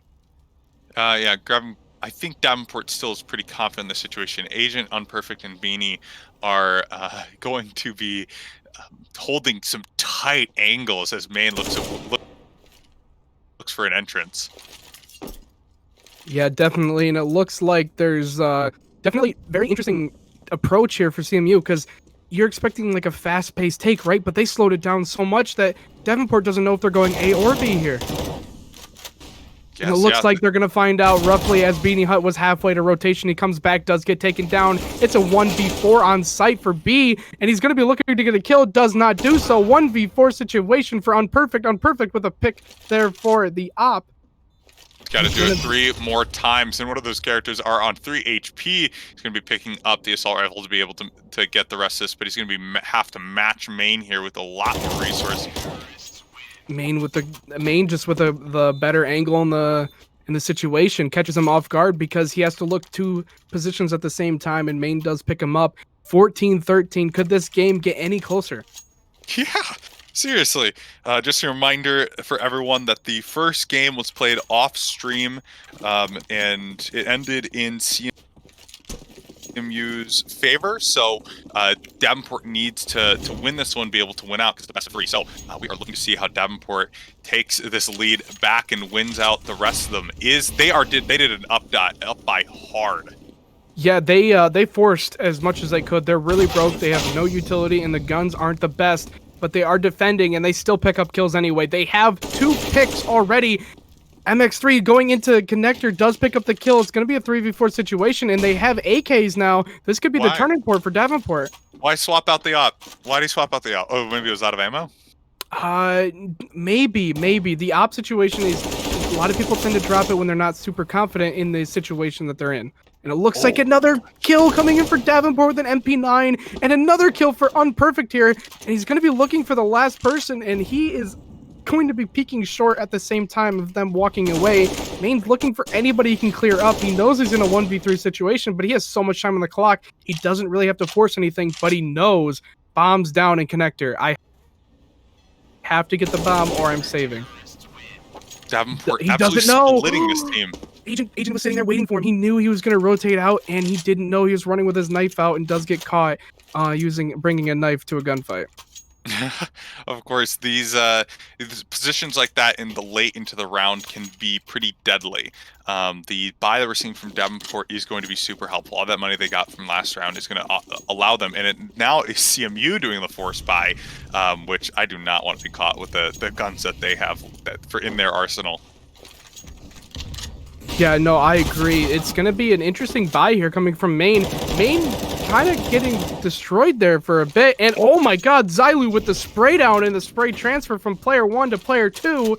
He's going to be looking for the third one here. He knows he's there. Droid's running around really loud looking for the kills, and he finds him and does take him down. But Droid is still left in a 1v3 situation, but he does have bomb. At least half these kills are because you're just jumping around, people. They're making this very obvious to where they are. Oh my gosh, managing everything. Droid able to almost get a 2, but no. With the one tap, he bursted, missed, and then saw him move to the right and flicked and got that one tap. It is 14-15. Davenport could win this round and take it to a map 3. It's horrible to say, but it hasn't really felt like it's been this close. But I can't say which team has been doing better. That's what I'm saying. Both teams are taking it very aggressive, and they're both executing things very well. There's not one really performing better than the other. They're just, it's situational. It's time-based. Yeah, we're going to be needing to slow down the footage for the next round if it's this quick again. And it looks like Zylu picking up with the help of another 3 kills in connector. That's not looking good for CMU. He's b-hopping up the stairs of connector and does get taken down, but loses another one. Milo, in a 1v4 situation, does get taken down in the process. We're going to a map 3, and map 3 will be Nuke. But looking at this scoreboard here, oh my god, the scoreboard's nuts. 32 kills coming from Unperfect, 30 kills on MX3. This was a really nuts game, and the economic value for all of them was kind of wild. I think back, how many bomb plants did we actually see in this game? It played out more like maybe a 5. Round. Maybe 5. And even then, I think we saw 1 defuse, and then we saw 2 defuses that failed. Yeah, it was definitely an interesting game there, to say the least. We have to get into Nuke here. Nuke is going to be an interesting game as it is the final map. It is still 1-1 in the scoreline as just a reiteration for those who did not know. The first map was Vertigo, and it fell 9 to Davenport in CMU 16. So it fell to CMU, and Davenport just won the second map. So we're going into the third map here. It's on Nuke.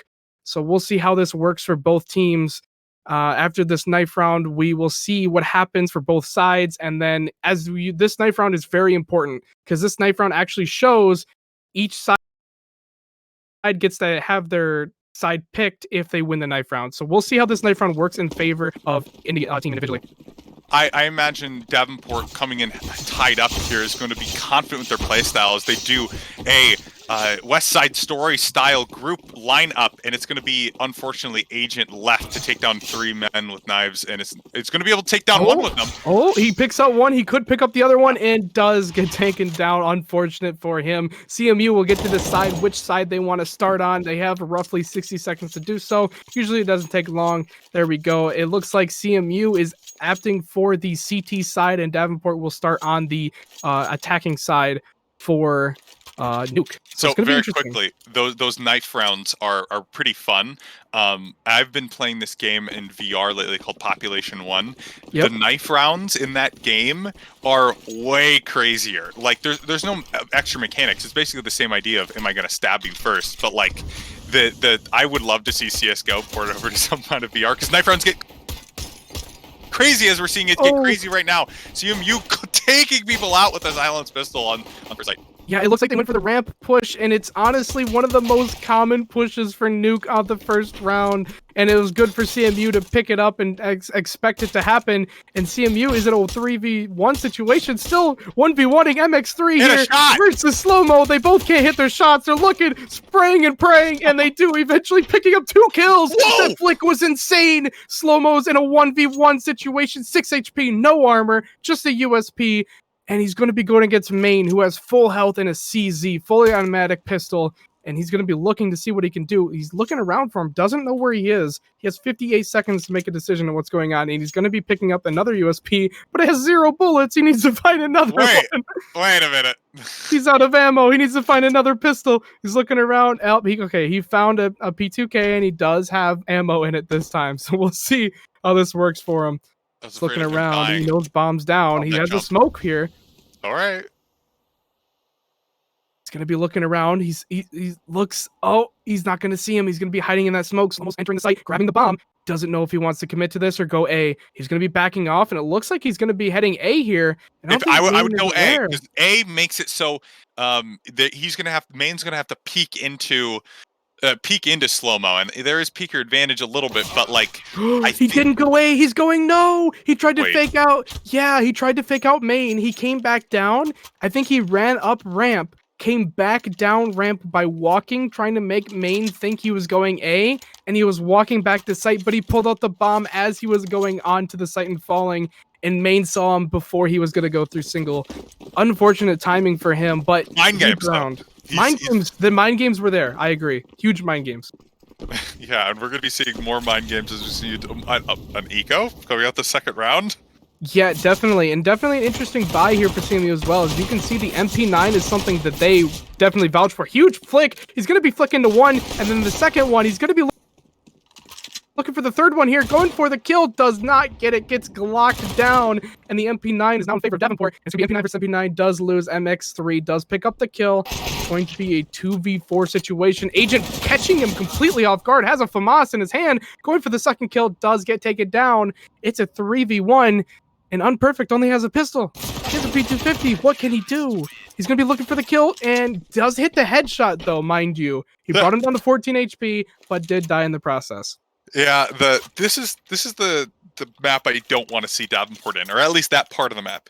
If you're going to 50-50 these two teams together, where you're going to have them ram head on, let's outskill each other by, getting around a box and just peeking each other at different times, I think CMU is going to win that fight. So Davenport needs to be playing that kind of split style where it gets really confusing for CMU. So I want to see that coming through further into this. Yeah, definitely. As you can see, Davenport's reverting to the I'm going to shove all my players to one side of the map style. And they do get one taken off guard there instantly. They did smoke outside, so they're working their way down secret right now. And I think CMU knows this, and they're going to be rotating to B site. Yeah, I think they're going to be... It's going to be a difficult entrance, especially since you only have 2 grenades in your arsenal, and you're running into a lot of long range hits. So, and Nuke is not a fun map to be running into hard angles with. Yep. for that exact reason. Main just picking up the 2 kills there. That was so important for CMU's favor. And it looks like it's going to be Slow-Mo versus the world. He's in a 1v5 situation. Not the ideal situation to be in, but he's going to be looking for a kill here. Does not get it. Just jump peek to see him. Oh, the huge peek by Milo. Oh my god. That was insane. This is where I don't want to see Davenport try to decide these fights. You know, they're trying to take them, I don't know, individually, forcing, and like you're saying, I think they're forcing fights. They're definitely forcing fights, and they're not prepping any of them. And they're still, you know, since they didn't get the win, they still have to buy deck 9s and kind of live with what they have.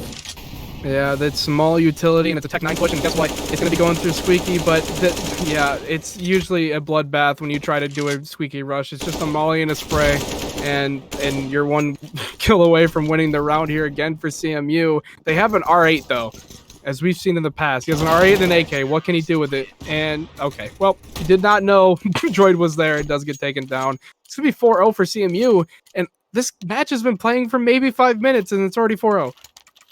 Yeah, it is not going to be easy to kind of climb out of this one, but Davenport is coming in with its first bye. So we are hoping that they're going to be coming in with a strong attack. Honestly, this map is a little confusing for how they're playing it, but I imagine Davenport, honestly, thinking back to it, I think they really don't like Nuke. They just really didn't want to play Inferno again for this next one. Yeah, understandable. They, by the way, for those who did not know, they actually played in Inferno, Mirage, like the typical maps that the teams always do in the first series. So they had to play a series before this, a best of 3, to even get to finals. And these are the 2 teams that are in finals again. So it looks like whoever wins this series is the winner. It's gonna be interesting to see if Davenport can bring something back here. Yeah, it's been a hard road, but CMU is up by 4 right now, and Davenport doesn't look like they have much of a strategy to be able to kind of climb up from the depths. But Davenport is holding B site, and he's able to find a shot. Oh no, it's CMU, my bad. Oh, yeah, Flash does pick up the kill, but then gets taken down in the process. It's going to be an unperfect and slow-mo adventure here. They're going to be looking to see what they can do on B site. They don't know he's in there. Oh, huge shot from slow-mo with the no-scope. It's going to be a 1v2, though, because Unperfect got taken down in the process. He's going to be looking for a kill here. He doesn't know where anybody is besides he knows one's in single. Went for the scope. He's not there. MX3 is creeping up. He's going to see if he can get an angle on him. Looking for the kill. Does go for it and hits the headshot. Huge play from CMU there, but huge no-scope from Slow-Mo. Good idea from CMU to kind of bait out attention from the op. Kind of play a little bit of a bunny's tail play on his left side, keep his attention there, and pull through with the gun to his back of his head. I think it was a really smart play. Honestly, CMU is deserving of the points that they've gotten so far. They are playing these rounds very smart, coordinated, and like lots of communication. Davenport, on the other hand, yeah, they're kind of lining up for a collateral as I'm seeing it. Oh, he hit the headshot, but he had a Galil, so he didn't kill him. The Flash gets the op shot, and Droid picks up another kill instantly to a 4v3 situation. And this was the first round that's like an actual full buy coming in from both sides here, but it really wasn't for Davenport. They had full armor, they had full AKs, but the utility just wasn't there. They had maybe 1 to 2 grenades per player. Huge shot from Flash again. The op is just insane on Flash here today. He is moving, he's dynamic player, he's moving all over the place and hitting these shots in favor of CMU. Agent and Slow-Mo here are trying to get something going for Davenport. They're looking around, seeing what they can do. They need to go get bombed, though. He does pick up a kill. Slow-Mo, huge play. Good idea to check that. Agent does pick up a kill, too. It's a 2v2 situation. Droid knows he's going up there, though, and catches him off guard. Unfortunate for him. Slow-Mo still in a 1v2 situation going in to lobby. Yeah, but Main and Droid are confident, but I imagine Slow-Mo Joe has something he's using. He's expecting to play with these grenades. Oh, he's picked up the bomb because that's the game mode we're in. Definitely. Yeah. Still Wait. Team play deathmatch or search and destroy? 20 seconds left in the round, though. Is Droid gonna catch him out? He does. He catches him right as he turns for the last second to run down secret, and unfortunately catches him off guard. Yeah, it's difficult to try to find a way into these games. You pick up the bomb and you're like, can I plant? Are they going to be around? I think you're looking just to like save, but he wasn't given that opportunity because he was also looking for frags at the same time. Right, and not to mention, if he were to save there, he wouldn't get any money going into the next round because he's on T side. So he was either, I have to save if I have full armor and an AK, or I'm not getting any money. So he went for the play there, and unfortunately did not work out for him. And as you can see here, there's no nades for Davenport. They have no utility. They're just going for plays here. They're trying to take it rough and rush, and it's a 1v3 in 2 seconds into the round start. Insane. Flash is looking for him here and does pick it up. This is just unfortunate for Davenport. I feel so bad. You gotta get this kit out of Flash's way. Or get the gun out of his hands at least. You know, if you're gonna make one goal, if you're gonna die every round, try to take him out. Yeah, his shots, see, he doesn't have the most kills on the board. He only has 6 kills, but you have to remember, every shot he's killed somebody with that op is a very impactful kill. It's important kills when he's killing people, so that op could be detrimental to Davenport's plays. Yeah, we are not looking to hold on to this. Slow-mo, just rushing in, getting a kill, catches the other one. They're both full blind. Huge flash for Davenport, catching him completely off guard. And Milo with a great reaction time to pick up the kill there, going in through Trophy. And it's going to be a 4v2. And Zylu's going to be looking to help his teammate. Does pick up the kill. 1v4 situation for Main. And is Main going to go for this? It's a 7-0 take. He doesn't have any money. I'd recommend him saving at this point. Yeah, that's probably wise, but Main, wanting to be the star of the show, is going to be right under Davenport's noses. Oh my god, catches it and flicks to the roof, expecting somebody to be there, and does not pick up the kill and gets peeked from heaven. Unfortunate for him, he should have saved. He only had, I understand the round differential there, but he had $0 to his name. He had a gun, he had armor, he had utility. He most likely should have saved there. Yeah, it's going to be difficult coming in for the rest of this round. Especially for Milo there, but I'm not 100% sure if Davenport has a strategy now, because it seems like they're pushing all to the right side, and maybe they're confident that Flash isn't going to be present anymore. Yeah, they're going to be taking that outside take. They used a lot of their utility, and MX3 already picking up a kill. And just Main holding it down out here with an R8 only. He only has an R8 in armor, and he this is the guy that died last round instead of saving, and he's still being impactful with just an R8 in armor. Honestly, and he gets taken down in the process. That is a great philosophy for coming from this team, is that you could still be impactful even not on a full buy. And I could see that strategy coming out from CMU. They are looking to get plays and wins even when they have nothing going on for their money. Yeah, MX3 catching off Agent there. He did not expect him to peek that angle, and it looks like it's going to be a 4v1 unperfect, and a very unperfect situation for him. He's looking around, seeing if he can pick up any kills. He looked at him, and he missed. He missed him for a second, and flicked back, hurt him, and he does pick up the kill. Oh, man, it's going to be rough for him. He only has 9 bullets, picking up the AK, expecting a full mag, cannot do so. He's going to go for Bomb now, which is all the way wrapped around lobby with only 35 seconds left.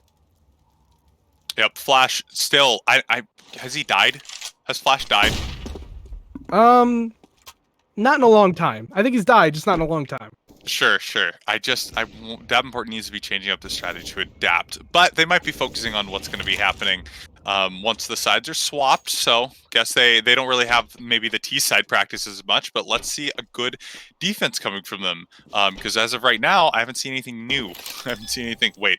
Unperfect is going for it. He's planning the bomb. He's got 3 seconds left on the clock. Bomb is down. CMU was rotating. They knew it was going to happen. He does pick up the kill, and he can't 180 fast enough to hit that shot, unfortunately for him. And it's going to be a round again for CMU. It's difficult sometimes for controller players to be able to make that 180, but no, Unperfect was not able to get the 180 headshot. It would have been great to see that. He got the plant, He got the plant, he had the spray, he just didn't have it as quick as the other player, obviously, because they caught him off guard. So unfortunate for him for sure. 8-1. The buy here is probably the closest buy round I have seen for both teams here. This is the closest we've seen in the expense, the guns, and utility. And it's It's not saying a lot for Davenport because two players No. don't have any utility. No, but we're waiting around. Oh no, Come on. Davenport. That's like the start of every round is them like, oh no, you're walking into the bullets again. In the fire and getting shot. Yes, that was not a good take for Davenport. That was your good buy, full buy, and you just rushed out like it was an eco. Unfortunate for them. Beanie Hut though, in a 1v3 situation, can he clutch up for Davenport here? We'll see. Or if he's going to save, he does have a minute 16 on the clock. That's a long time. Droid is staring at this. He expects this, and he walks right into his crosshair. Am I crazy? Beanie's movement looked like weird coming there. I feel like you could just hear those steps echoing off the walls. Yeah, I mean, Droid was eyeballing it. He had some notion that he was going to be there, so understandable, definitely. Okay, so this buy for Davenport, it's all over the place. You got a Mag 10, a Tech 9. Yeah, they seem tired to me. Like they are. I don't blame them. They've played a lot of CS:GO games today. Yeah, they're not really looking to try too hard on the mental game. Oh my gosh, Slow-Mo Joe. High up going to 3 HP! He got dinked and he's down to 3 HP. Was that smoke throw worth it? That is the question. Get that value, guys. Get that value. Get the value for sure. And it looks like MX3 heard him downstairs, does hit the drop and looks for the kill and picks him up. And it's going to be a 4v5 situation for Droid, for CMU here. And it looks like Flash is going to be picking up another kill. Goes for the flick on the second guy, does not pick it up. Slow-Mo's looking for anything he could do outside here. I would have been inside if I was in 3 die. Exactly. Agent does pick up a kill for Davenport. It's going to be kind of falling in the favor of Davenport in this position, but no, not anymore. The peak wasn't there, and he's Unperfect's grabbing the bomb. See what he can do. He's sandwiched. He's got one player behind him, one in front of him. He doesn't know which way to look. He doesn't know which way to turn, and it looks like he's got his teammate coming in and saving him. MX3 is going to be catching him off guard here. Going for the plant, does get denied. And MX3 knows it. 37 seconds left and mollies the bomb. Flash is double doors, looking for anybody coming out of single. Does not see anybody. Flash sitting up here, trying to see if he can get any angles using the PT-50. Sees him, catches him off guard while he's shooting his teammate. And 10-1. What an interesting round. They were all over the place. Yeah, Davenport was actually looking pretty confident. They're not confident, but they're pulling it out of somewhere. And what was exciting about it was how Slow-Mo with the first, getting shot the first part with getting down to 3 HP was actually the last one to influence that round at the last. Whoa. No, How? not a good start. Not a good Where? start. He just stabbed Beanie. Oh! He right-clicks Beanie out of spawn. Not a good start to the round. And then Beanie takes a grenade too. It's insult to injury at this point. MX3 looking for kills here. Picks up 2 of them. And oh god, it's falling apart. Oh no, he's going Flash with the reaction time, picks up 2 kills. This round has gone to crap. I feel bad. It's a good summary. You're kind of just walking fully around corners and not even like pre-firing or doing any of the things that CS:GO players are supposed to be doing. They're just walking around. Yeah, like you said, I think you said at the beginning, they're not confident on Nuke, and they're tired. Yeah, not confident on Nuke. I'm hoping that seeing this defense, though, is giving them some ideas of what they should be planning. But yeah, CMU has been showing a great deal of comfort. I can definitely tell through their communications how much they're focusing on where positioning are, where these flash and nades are going, and they all have intentions behind what they're doing. They're able to catch them out. Like this, for example. Mild CS, we haven't even talked about in this game, is able to spot them out extremely quickly. Yeah, definitely. And he went for the angle there and did lose. It's gonna be interesting for Davenport here. They have an interesting buy, and he was going. Oh no, Zylu was getting shot in the back, and Zylu just had better reaction time. Flash comes around the corner, sees his low, and just one taps him. And it's gonna be an interesting take here for CMU because it's 11-1, but it's a 2v4 situation. I've actually totally missed the fact that this is a 4v2, but it's going to be even down to a 3v2 with CMU heading down to the bottom of this map. Davenport, I don't think they've planted yet, or have they planted? Yeah, they have. They have planted, yep. And it looks like Beanie Hut is holding that double door, expecting some play, and Flash is going to be entering Oh, so expectedly, and goes for the play here, but gets dropped down on by Beanie. Gets taken down in the process. Let's go Davenport. They didn't. I don't know how you got a win there, but you did. So I think a couple of Zylu's plays fragging out a little bit, but yeah. Yeah, definitely. It's very interesting to see the situation here at hand. It's 11-2, and I hope Davenport isn't morally defeated. I want to see them come back here. Of course. And the oh no. Well, morals are gone. Flash just got a headshot. Beautiful to see that kind of play. I'm still waiting to see how Davenport expects to get out of this. Oh my gosh, a really aggressive play coming from Zylu on the boxes. A pre-fire coming up from CMU around this area is not going to be able to find what they need.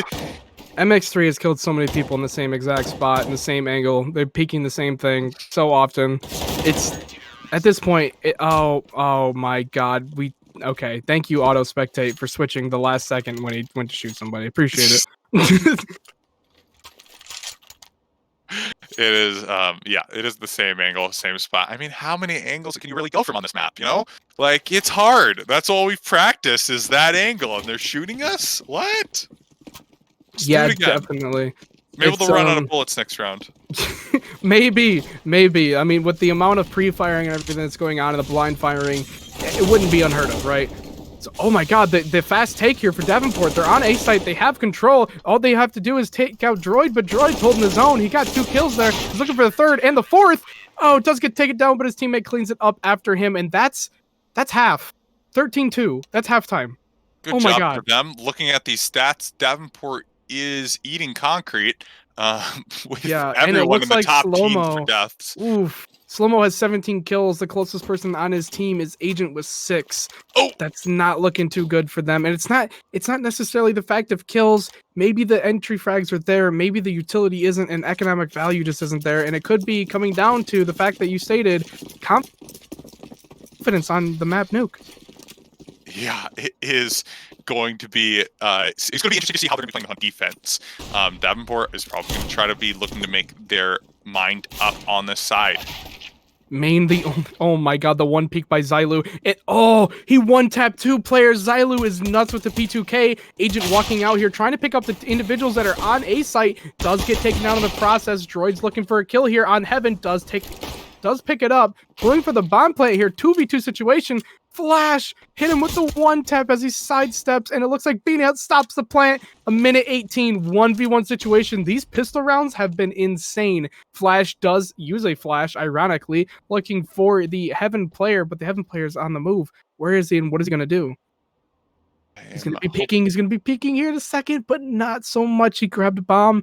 Flash could be trying to get down to B site here. It looks like he's going lobby. He's going to be going through either trophy or outside here. He does have enough time to be able to go down to that 50 seconds, yeah. Yeah, so, and making Beanie Hut as uncomfortable and nervous as possible is going to be ideal when you're trying to enter the site, you know? Yeah, if you think about it, Flash is in full control here. He knows exactly where Beanie Hut was last seen, and he says, you know what, I'm going to take it super wide, I take it long, I can go super far outside, I can take my time, I have time to spend, like you stated, and Beanie Hut is kind of expecting this. He's like, I know he's going to be towards B here. There's only 20 seconds left, and there's no information on A. So if Flash went up the ladder here, that could be a huge play for him. But he's not going to. He's going to go to single. Yeah, checking all these corners. Need to be very careful. Last 10 seconds, and the plant's going to have the smoke. Flash with the smoke, and he does get back into single, and he's going to be holding his own here. Beanie Hut knows where he is. He's going to be looking and seeing if he walked through the smoke at all down here. He's going to try to catch him off guard if he was below him, but he's not going to be seeing him. He expects him to be in single, and he's going to be jumping down. He's going to be fake diffusing, closing the door, continuing to diffuse, fake it, running, and Flash is like, I know your games. I'm going to peek when I feel like it. He goes to open the door, picks up the kill, easy 1-tap for Flash. What a huge play. Dang, the absolute bullying that I'm seeing happen on this map is ridiculous. Flash playing a huge mental game against Beanie that entire round. The way that he was able to kind of rotate, take an hour, and just play the kind of game he'd like to play, and force Beanie to be really uncomfortable, closing the door, and doing all these weird things to try to be able to make a defuse actually work. But we all knew it was never gonna work.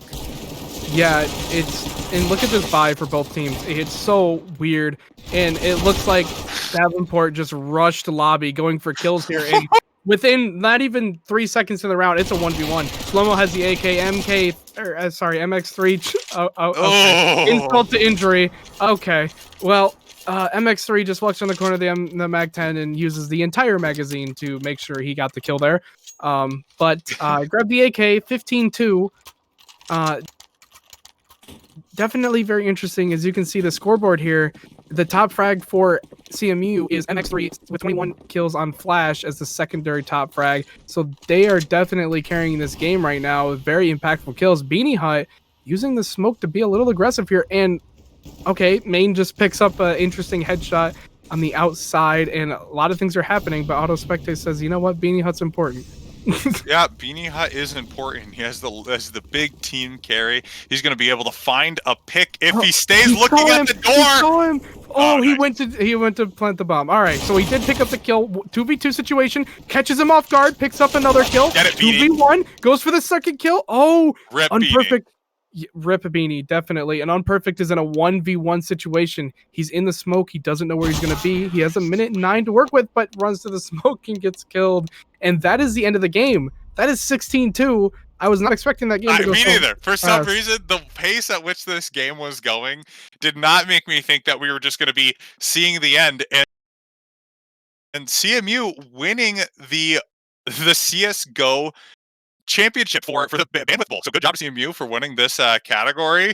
And we are going to be tallying up the scores, figuring out what it is.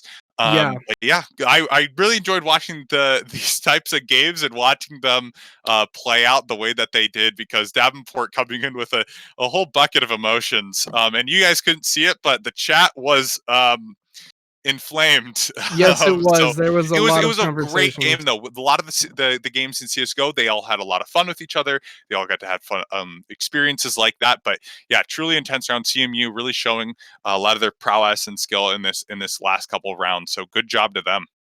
Yeah, definitely. And we want to say, as we're wrapping up, as CSGO was the last game, we're going to be wrapping up and showing the scores on your screen here soon for the final and who won the actual event and all of its, like the entirety of the event. So the final scores, as you can see on your screen right now, 13 for Davenport, 8 for Michigan Tech, 6 for University of Michigan, 6 for Western Michigan, 6 for Central Michigan. Lots of ties there. 4 for Grand Valley State, 1 for Eastern Michigan, 1 for Kettering.